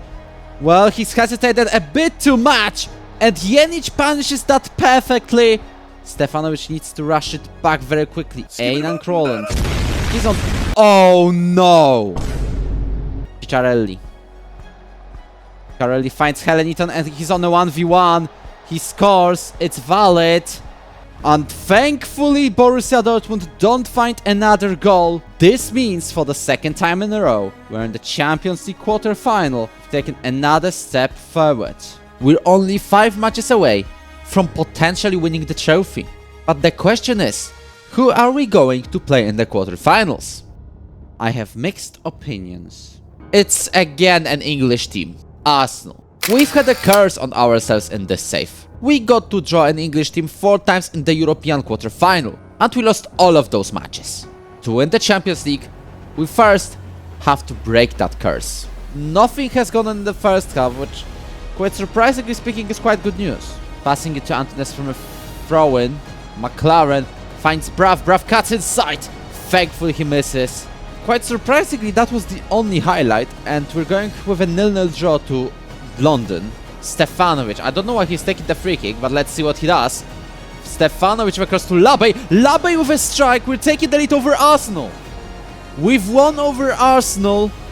We are in the Champions League semi-final. We crossed a huge milestone here. Newcastle tried to make a comeback against Bayer Leverkusen, but just fell short. So we're taking on the runners-up of the Bundesliga, who would later on win the league. Rojas then passes to Tribaldi. He'll be looking for a pass back to Herbert, and Rojas with a strike. He's advancing forward, the Frenchman. Jukic finds Vukovic, but the ball goes to Mkize. Mkize with a strike! We equalize in the aggregate as well. We'll overlap Kostyuk. Kostyuk rushes down the right wing himself. He'll be looking to make a pass back to Vukovic. Pechar wins that ball. Mkize makes a turn and scores the second. We're taking the lead over Bayer Leverkusen. A throw-in. Rojas. Naxu to Reed hits the crossbar. Raul Gracia with a goal. Now it isn't great news, but it's okay news, because we could have been winning. And now we're looking for a sequence of our own. Grgica Jelic finds Diarra on the right side, and this somehow finds the net. We're taking the lead over Bayer Leverkusen. It is an own goal, and it's a corner. Stefanovic. And Labe again scores just like against Arsenal. Jukic, Kostyuk, Vukovic, 3-0 against Bayer Leverkusen. Nothing else will change. We've done it. We're in it. We're in the Champions League final from Zagreb. Let's now find out who will be our opponents there. It is going to be between Manchester City and AS Roma. Of course, the Conference League win, but in the Champions League itself, it's the comeback against Barcelona. But it looks like they're not starting with a comeback today. And it looks like Manchester City on a very good way to cement their way to the Champions League final. It's going to be left-footed, definitely. Hernan Flores has not been stopped by the keeper, but Ober did find his intentions right. Instantly loses him possession. As well as Moldovan wins it back very quickly. Dribbles past the opponents. Irina Moldovan with their second goal tonight. But it will take something massive from the Italians. Karimi De Palma. And he scores a consolation. I can't see what's going on here. Probably the game just finished. But it looks like Manchester City are in the Champions League final and will be our opposition in Puskás Arena. Turns out we will go against a team managed by a man who has a stadium named after him. Before going to the final though, we absolutely dominated the league with a cup win as an addition. And now, this is it. This is the UEFA Champions League final. Just one game, and we can write ourselves in the history books forever. This is it. I mean, this is genuinely it. Manchester City, we're keeping them not that well, because Gilvery is looking for Henin. Yoris Gerard with a save. Is looking for the right side of the pitch. We'll be looking for a cross or pass back to Bosana Semkize with the ball. Terrible miss. 0-0 draw at halftime. Any changes in the 60th minute? Now it's time for the changes. Ilan Držić, Hezel, Pizak, Rodriguez, Jean Carlos for Vukovic, Moldovan to Vasic. Vasic, fantastic tackle from Bosanac, but it only goes to Henin, who's been stopped. Final minute. Stefanovic, long ball. Now we have to just win this header. We do, but we... Oh no. Oh no. No. No! Don't do this to me. Moldovan on the left side. Bosanac with a tackle. Botfield. Vasic, Henin.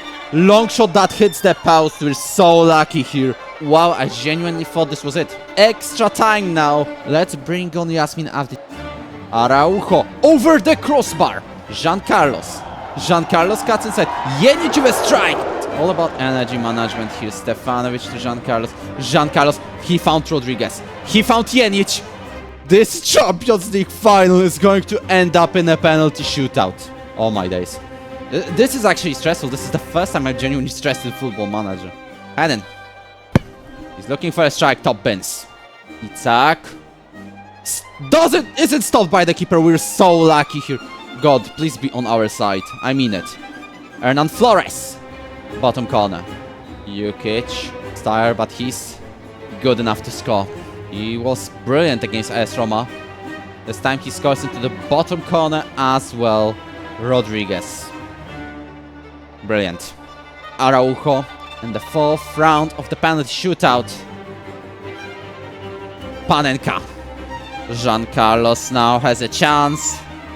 Good strike here. Well, it is time for Miller, who is hitting this penalty. Too powerful for Gerrard, and this is the deciding one. Grgica Jenic needs to score. He scores, but that was so close. Borsit. Stopped by Joris Gerrard, and this is a brilliant chance for Baldo Pezzo to become the man who gives us the Champions League trophy. Baldo, it's only you. Please. Please. He's done it!